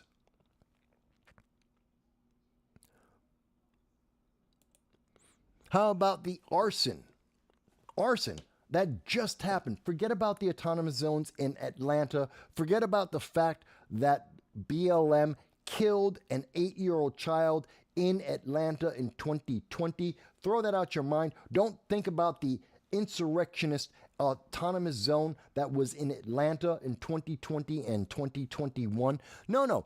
Let's think about Cop City, January 26, 2024. Not even the fires that happened in 2023, not just them shooting at police, trying to burn down the Atlanta police stations in 2023. In 2024, the far left, defenders of the Atlanta forest, went and tried to burn down businesses. They were burning down businesses, and they went on to burn down police property. This is the Stop Cop City protesters. This is the far left. These are the Antifa, BLM, far left activists. That's the Democratic Party. That's exactly what Eric Holder was talking about, kicking people when they are down. He's talking about violence. He's talking about being angry and dirty and mean. And that's what they're doing. But all of these things, but you know what? But Trump's the one. He shared a video of someone else's car that has some art on it. And Trump is violent. Trump is the violence. The left are angels. We've just been tracking from 2018 to 2024, 6 years of violent statements and actions by the far left, the Democratic Party. All of these individuals are members of the Democratic Party, whether it's part of the fringe progressive faction, the socialist faction, or mainline Democrats. This is the Democratic Party for 6 years in a row. I can show you the evidence, and there is more, much more I could show. It would take an entire day to go through all of the acts of violence coming from the left. You're not seeing it from the right. You're not seeing it from MAGA, from individuals that want to make America great again, which would be uplifting. Those people don't burn down cities like Minneapolis. They don't burn down Portland. They don't have riots for 120 days in a row. They don't kill children as they did in Seattle, as they did in Atlanta. They don't kill individuals like David Dorn or Jessica Dottie Whitaker. Yes, I still remember all those names. They don't want to talk about those names. They don't want to talk about that violence, all the cities they destroyed, the billions of dollars of damage that they did to communities across this country, low-income communities, minority communities that will not recover for decades to come. Forget about now. They still have decades of recovery that they have to go through, and they're not held accountable for any of that. But somehow the right, somehow Trump, somehow MAGA are responsible for that. Guess what? MAGA has never burnt down a city. They have never had an autonomous zone. They haven't gone out rioting and destroying cities like we have seen the left do. They haven't committed arsons. I'm sorry, that's not the right. That's the left. But we're the bad guys. And in 39 seconds, 12,000 people got to see that. And you know what? 80%. You see this? The likes here? 80% of the likes are in favor and happy that I actually showed this. Okay. I'm losing my mind a little bit. I'm going to go over the comments in just 1 second, because I do want to go over the comments. But I do want to share one thing, because I think this is important. Here's one of the comments that I received. So, as you can see, this is a comment on that very same video, The Bloody Difference in Art Critique, the short. And we have an individual, Rod Gustafson. Don't know who Rod is. But Rod Gustafson says, MAGA is the party of 5-year-olds. They did it so we can do it too. No. No one said because Kathy Griffin or Eric Holder or Ilhan Omar or Rashida Tlaib or Stop Cop City or Defenders of the Atlanta Forest, because all those people were violent and destructive. No one said, well, then MAGA can be violent and destructive too. No one has ever said that. No one has ever made that case. That's just illogical. I don't know where Rod is getting this position from. He goes on to say, there was a time not long ago when we expected civility, honor, integrity, morality from our elected officials, especially when they're running for president. Well, you have to go back well before Hillary Clinton. You've got to go back well before Barack Obama. You're talking about before 2008. I've been covering presidential elections for 18 years, since 2006. I can tell you, you have to go way, way back for that to be true. That's on the left and that is on the right. So you're wrong. You're just wrong. He goes on to say, no longer. The mantra is now, if Kathy did it, if Kathy Griffin holding a beheaded, bloody effigy of Donald Trump, the then sitting president, if she did that, Trump can do it too. Trump didn't make the art. Trump didn't paint the truck. Someone else completely did that, and Trump just showed you the art. So it's not the same thing, but Rod doesn't get it. The left doesn't get it because they compartmentalize their views. Do we have a call come in? Let me double check. Nope, not yet. Okay. So the left, they compartmentalize their reality. They don't think about everything that the left has done, and they instead say, well, I remember violence, it must be from the right. No, it's not true. Rod goes on to say, never knew that Kathy Griffin wasn't running for office. What's that have to do with what we're talking about? We're talking about violence. We're talking about violence from political factions. You believe Rod has this feeling that the right is violent. He has no evidence of that violence. We have not seen mobs of MAGA people, of Republicans burning down cities. You don't have mobs of them beating down entire sections of the city. You don't see that same effect, but he feels like it must be true somewhere, even though there is no evidence and no reporting on that. He's trying to make an equivalence that doesn't exist.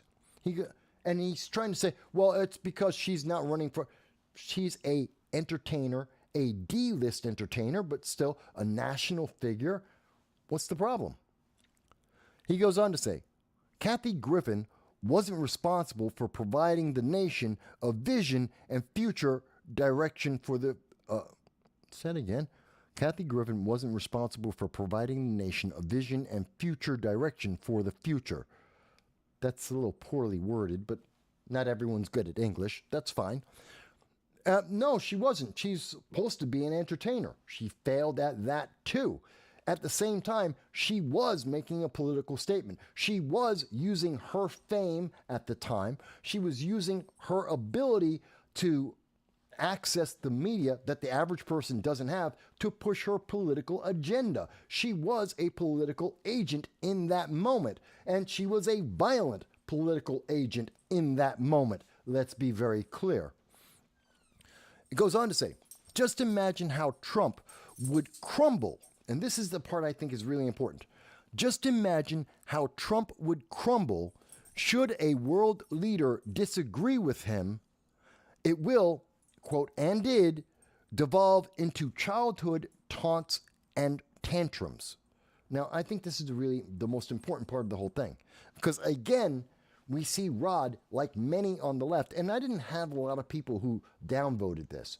80% of the people who saw that 39-second video liked it. And they gave us a like, over 261 of them.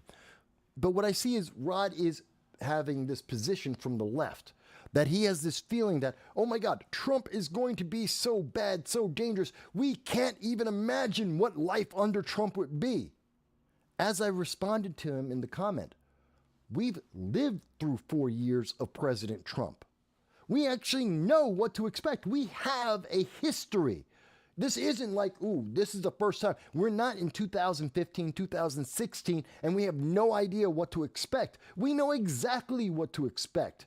Is Trump your best buddy? Probably not. Is he going to say a lot of nice things? Maybe not. Is he going to be effective and efficient as a president? Probably, because he was the last time. Does he have plans? Yes, he does. Do those plans improve America? Yes, they did. Was he violent? Did he suddenly get violent and have National Guard all over and make a military state of the government? No, he didn't. And he had the opportunity to do so.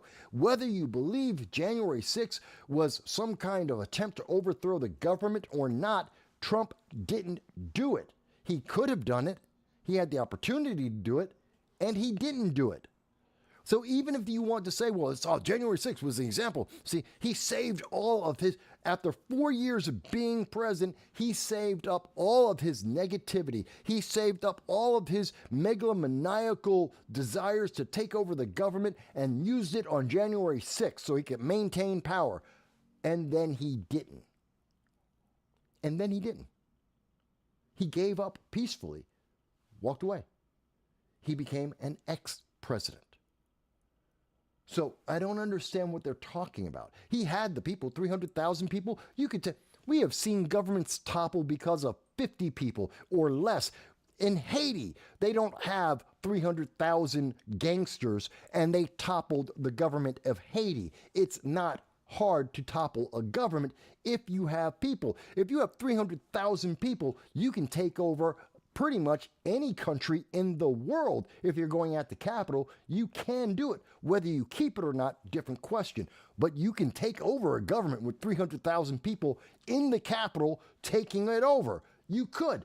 Trump didn't. See, that's the thing. The left doesn't understand that. They don't understand that. All they see is, well, it could have been really bad, except it wasn't ever meant to be that. That wasn't the intent. And they want to put this violence that the left is doing on the right. It's amazing to me. It really frustrates me. And then we got a comment responding to me. So Rod then responded, you didn't pay attention. Now I said, matter of fact, to put it in pure context, and I want people to hear this, and I said, curious you say that since we already had 4 years of Trump and none of your fearful predictions happened. And as we will discuss in the live stream, which I am, the violence of the left is well before Trump. And I've left out Bill Ayers. Lest you forget, we're talking about Bill Ayers, the Weatherman, the 1960s far left movements. Or more recently, we have Eric Holder, Rashida Tlaib, Ilhan Omar, BLM, Antifa, pro-Hamas colleges, and it keeps going and going. So what was Rod's response to me about that? Pointing out that the left has many, many, many examples over decades of violence and violent action and violent rhetoric. His answer is, but Mike, you didn't pay attention. Trump insulted allies. Trump insulted many citizens. Trump mocks the disabled. Trump called women journalists derogatory names. It's his jam. He debated his penis size in the GOP debates.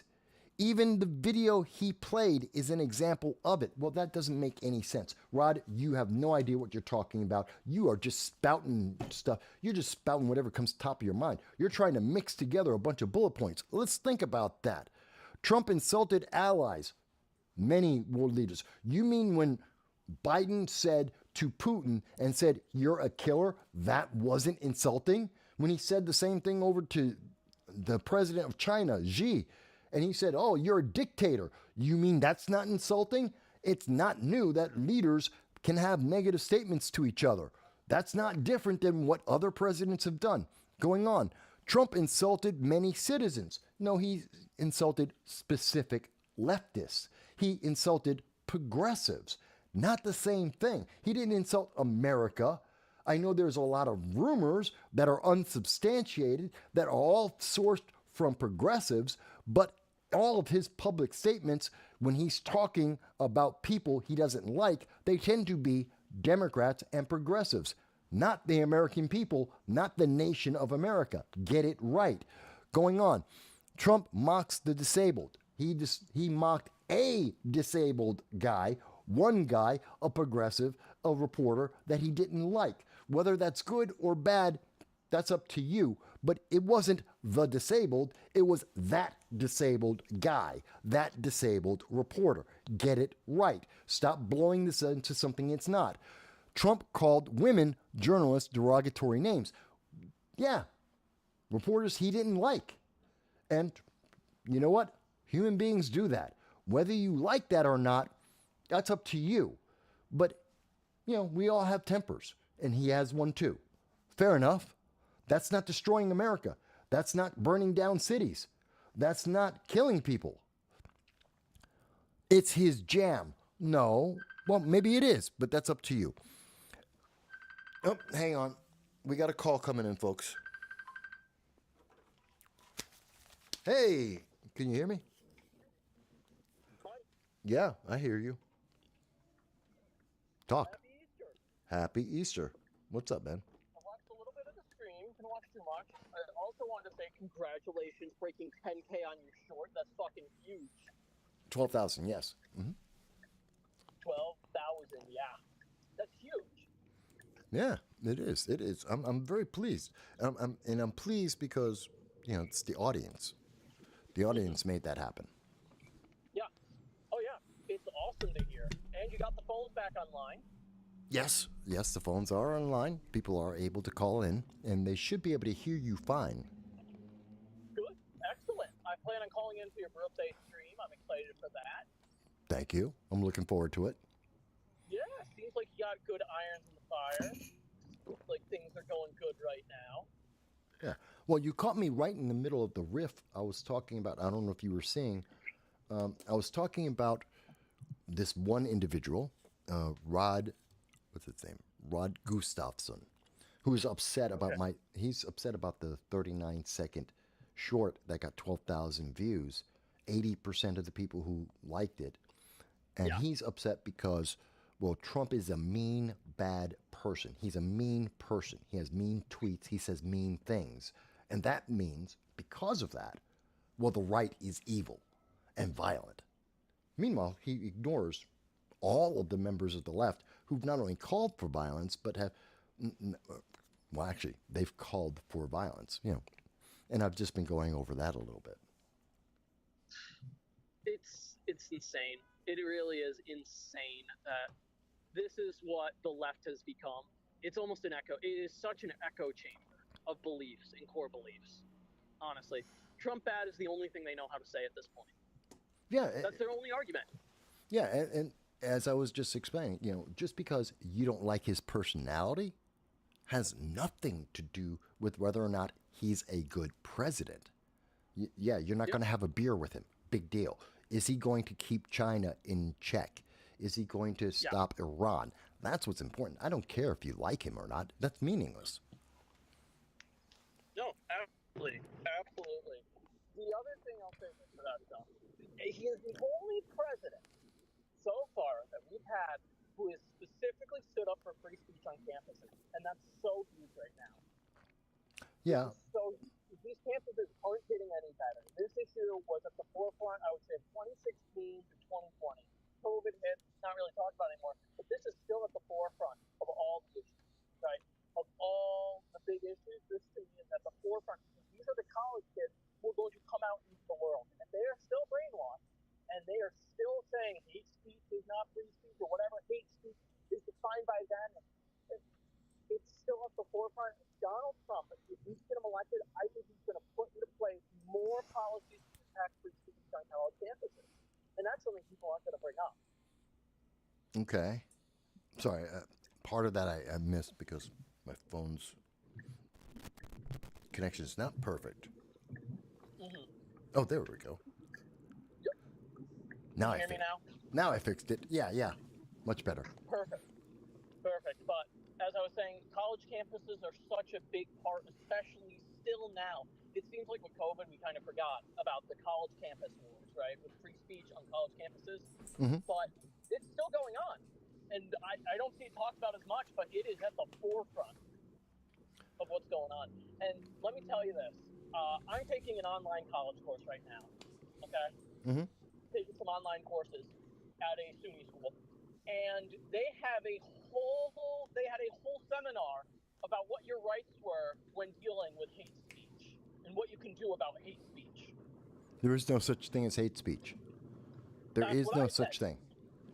But this is the kind of things that the campuses and colleges are allowing, right? They want to convince you that these things are real, and they want to tell you, here's what you can do about it. Here's how you can break the First Amendment. Well, that's why it's simple. Well, that's indoctrination, which is what we're seeing. It's like what Rod Gustafson is saying in his tweet there. It's here's my feeling, regardless of what the truth is, regardless of what facts may exist. Here's how I feel, and that feeling must be true. Oh, I don't like what you said, so it must be hateful, and because I didn't like it and it's hateful, it must be a crime. No, that doesn't make it a crime. It just makes it something you don't like.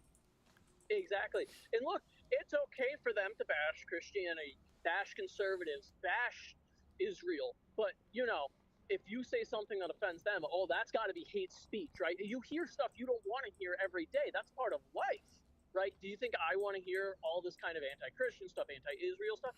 No, but guess what? They have a right to say it, even though I disagree with it, and that's part of being a grown-up.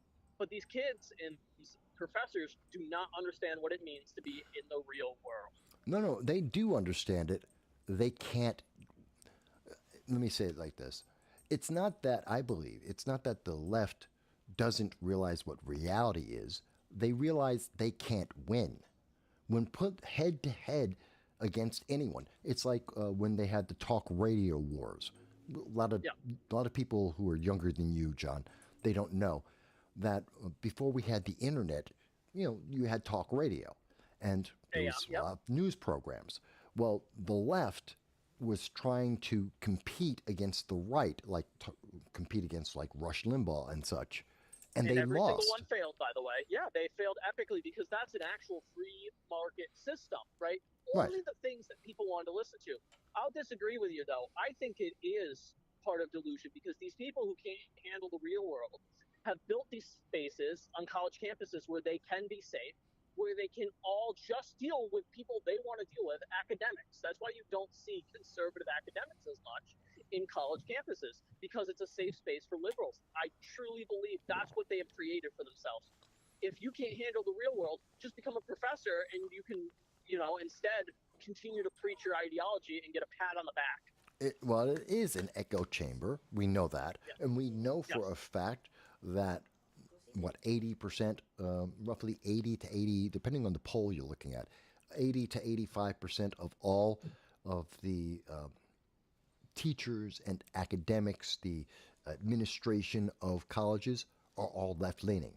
They're all left-leaning or straight up progressive or socialist. They're not. And the only reason why they have conservatives are almost all of them happen to be tenured and they're older and they've been there before we saw this switch from about 1990 going forward, where the administrations and the teaching staff all shifted significantly to the left. They're all old holdovers. That's why they're still there. And so this is creating this mentality of indoctrination, which comes out as in my truth, my feeling. You're supposed to have my feeling. I have my own feeling. I don't care what your feeling is. I don't need your feeling. I have my own. You're absolutely hit the nail on the head. And I think these professors stay professors, right? When college graduates get out of college, they can't do anything else because most of these degrees are fake, right? No, they're not fake. No. Let's be fair. You can have a women's studies. I mean, this is a legitimate degree in lesbian dance theory. That's a legitimate degree. Someone spent a lot of time learning that. Is it useful for any goddamn thing? No.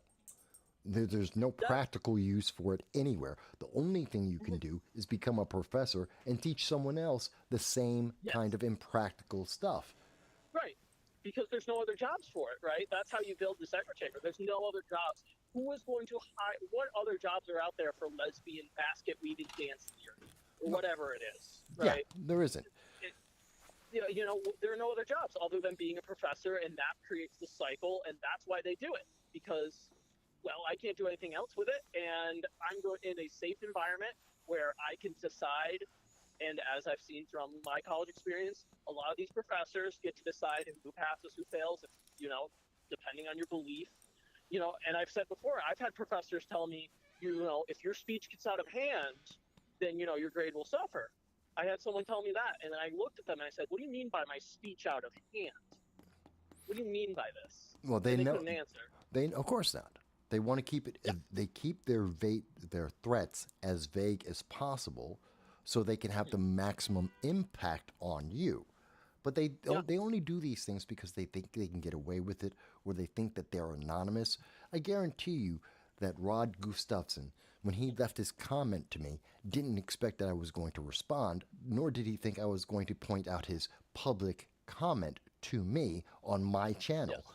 But guess what? I am, because you're an example of what the problem is. That you're talking about your feelings as if it's policy. You're talking about indoctrination as if it's free thought. And you're ignoring all of the evidence that's in front of you. And as long as we do that, I think that's one of the problems our nation has. I don't care. The problem isn't that Trump retweeted a video of Biden being tied to a truck. He didn't create it. Kathy Griffin did create a picture of Trump being beheaded and bloody. There's the problem. Yeah, absolutely. It's so insane.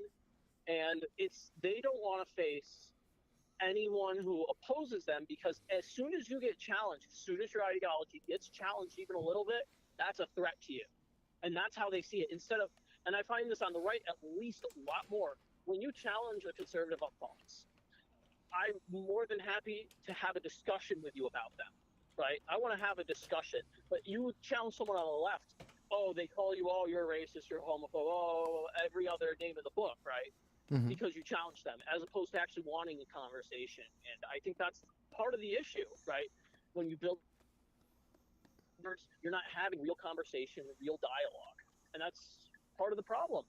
I mean, say what you will. I have my criticism of Ben Shapiro, but at least he's always willing to talk to the other side and, engage with them. I might not agree with what he says, but at least he's willing to engage with them.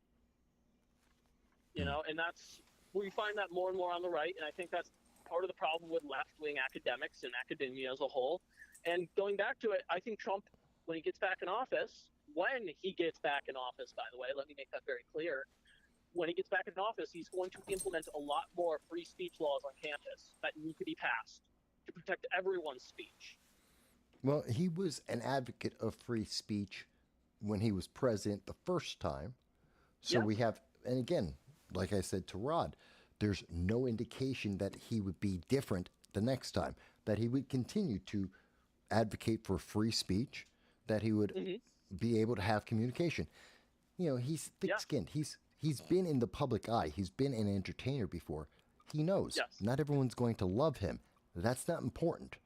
I don't know who started spreading this lie that we're supposed to love and like our presidents. That is not part of the job description. It is absolutely useless. I don't care. No one, whether you like that president or not, has nothing to do with, are they good? Do they have good policies? Are they effective? Yeah. We just need to throw out this idea that, well, I don't like them. Who cares? I don't care if you like them. You're not going to have beer with them. You don't know them. They're not your buddy. They're not working with you down the block. I could care less if you like them or not. Is Russia or Iran or China or North Korea, are they afraid of him? Do they respect him? That's what I care about. Absolutely. You've hit the nail on the head. Mike, thanks for letting me call in. I always appreciate it. Can't wait for your birthday stream. I hope everyone turns out to it. And you have a great show, Mike. All right. Thank you. Thank you for calling in. All right, folks. So as you could hear, and I think it might have been a little faint for some people. That might be the connection he had. I think he was reaching me through Facebook instead of a direct call. So that's why it may have been a little bit lower, depending on that. But please let me know. But it sounds like people were able to hear him and his thoughts. So he's going into what I was going into about how we see this confusion of feelings instead of facts. The very same thing that AOC told us that she was going to promote, that she learned from her college professors, that she took into politics, into Congress. Her feelings are facts to Alexandria Ocasio-Cortez, not to anyone else in the universe, because none of her feelings make sense. She feels like you should be able to drive a train from New York City to Hawaii, forgetting the fact that there's the Pacific Ocean in between and you can't put a train over the water. I mean, she doesn't think it through. But she has the feeling like that should be true, and that's good enough for her. That's the reality for her and many progressives like her, because they've all been trained in that same echo chamber, and that's the negatives. Look, I'm not telling you that. I'm not going to tell anyone. Oops, there we go. I'm not going to tell anyone that Donald Trump is a saint. He's not. I'm not going to tell you that there is no problem with showing a sitting president in a compromised position. You can make that argument. We can have that discussion. But you can't tell me that because Donald Trump saw someone else have that expression, that art, means that Donald Trump and everyone who's on the right, everyone who's not a progressive Democrat, is suddenly violent and evil. I'm sorry. That's not equivalent, and that's stupid and has nothing to do with reality. And that's what I have to say to individuals, just like I was saying to, oh, wrong one. Like I was saying to, what's his name here? Rod Gustafson. He just doesn't get it. And he's confused with his feelings with reality. It's just sad. It's just truly sad. And there are hundreds, there are thousands of them. Yes, I am hearing that the audio was a little low. I will try and fix that. I think that was the connection and not the phone itself, but I can fix that. I can tweak that. By the way, next time, while they're talking, I'm looking at the comments. Tell me to up the volume. I'll up the volume while they're on. But we do what we can. It's a learning experience. It's always a little different every time there's a call. Everyone's phone connection's a little different. So I'm getting ready. We got a little bit of time left because I got to take my puppy out again, and I got to prepare for next week where we have the big show. But I wanted to also, we've covered a bunch of things. We've covered Kathy Hochul. We've covered Donald Trump and the current controversy. Last week it was the bloodbath. This week it's showing a video of someone else's art. Next week, it will be something new. Every week, from now until November, there is going to be a concerted effort to tell you that if you aren't an obedient, progressive Democrat, well then, you're evil and you're violent, and you have to be suppressed. That's going to be the message. That is the 2024 message of the Democratic Party. If you don't obey, you're the bad guy, and you should be afraid. That's what their message is. That is all that they have been saying. They'll try and get some people interested because of abortion. They'll try and get some people interested because of gun control. But really, what they want is you better obey or else. And they're using all of the social media and the news media to try and corral you down a path that leads only to one thing, voting Democrat in November. That's all they care about. And that's why when they had the chance, when Joe Biden had the chance to go and see a widow that was half an hour away from him, he didn't do it. It's why Kamala Harris, when she had the opportunity to go and talk to the parents, grieving parents of 3 9-year-old children, she didn't do it. She went and helped the Democrat political party. She was helping the machine because they don't care about you. That's why we have 45,000 Americans in Haiti that can't get out of that hellhole. Why we have Americans that are being held by by Hamas in Gaza. Terrorists have captured them and are torturing them, and they can't get home because Joe Biden doesn't care. It's not politically important enough yet. It's more important to Joe Biden with progressives to help Hamas, the murderers.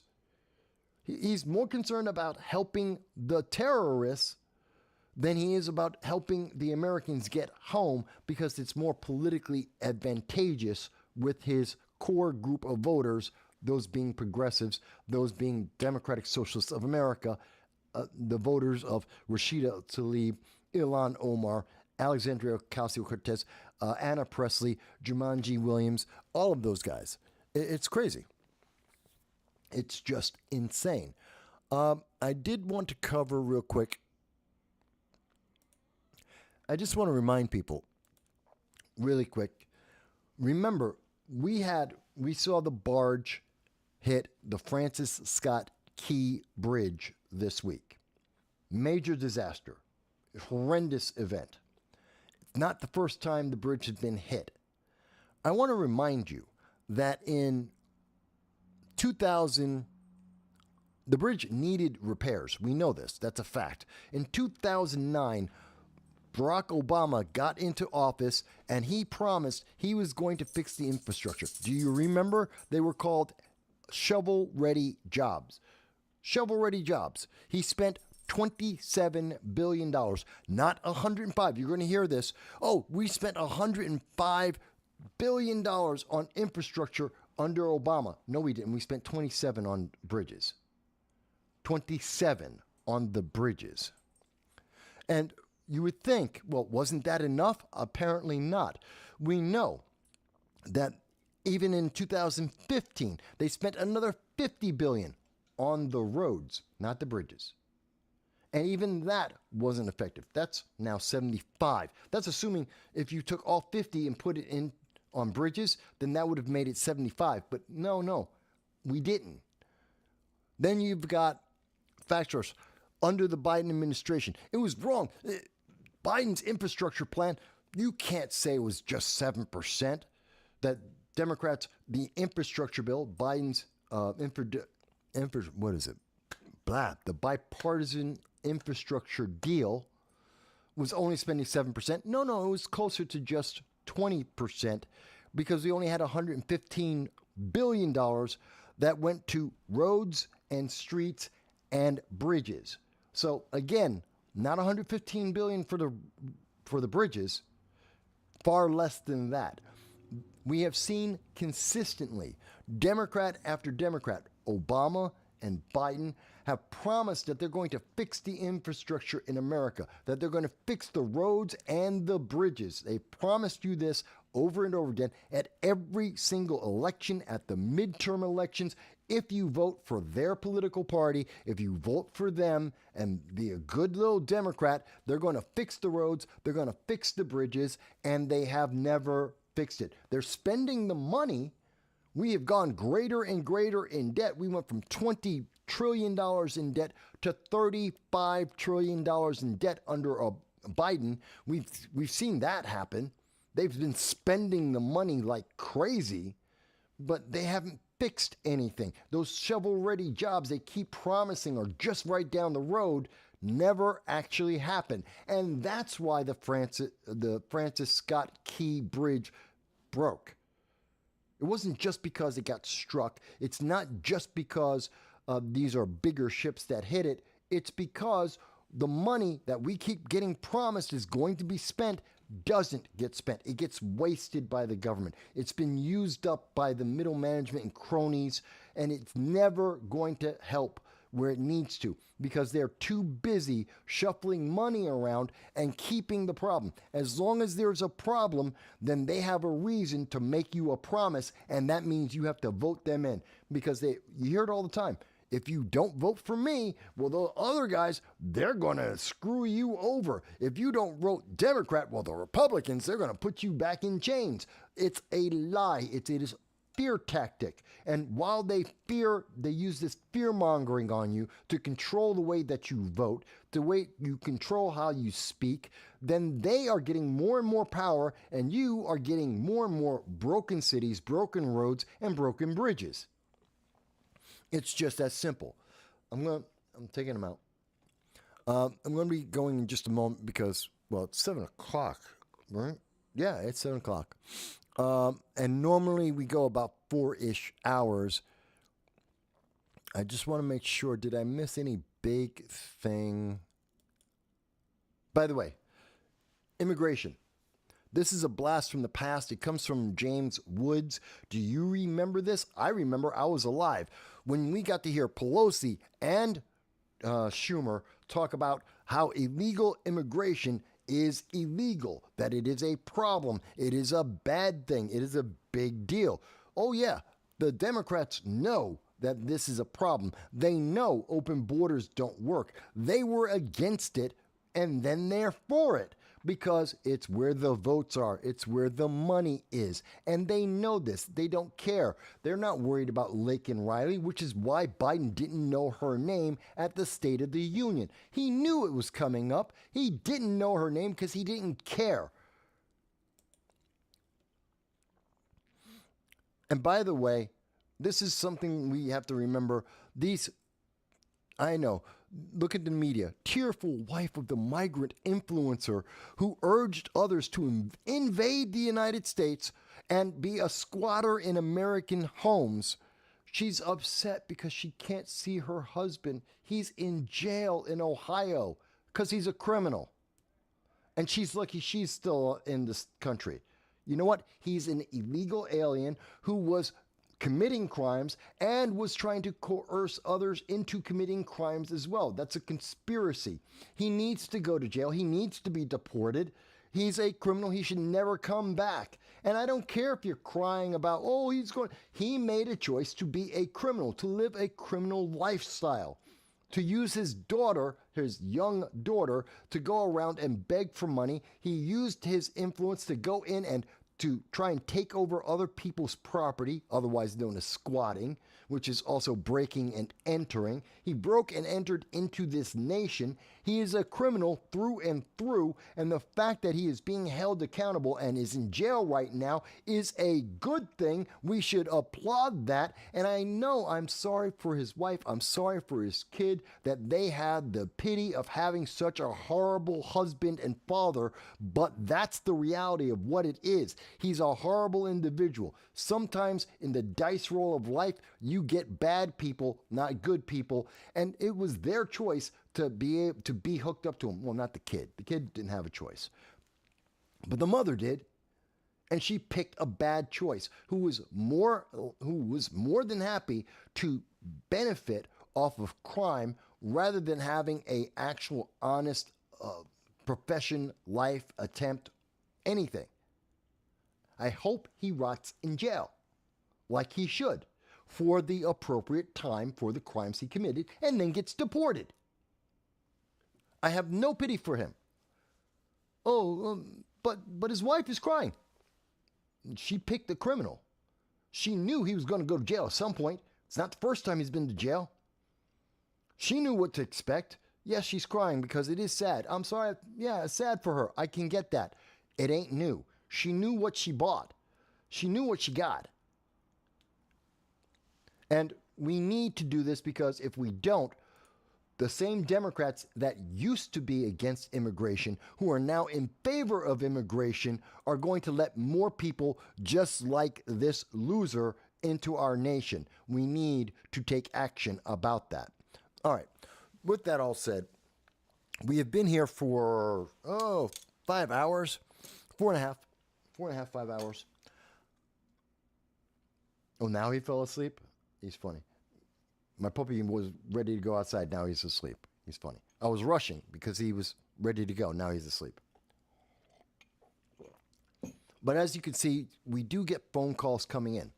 If you have made it all the way through the show so far, I want to say, please like, share, subscribe. It's the only thing that helps us break through the algorithm. The reason why 12,000 people saw that 39-second video about Donald Trump was only because of all the people who have already liked, shared, and subscribed, and allowed us to get the algorithm out there.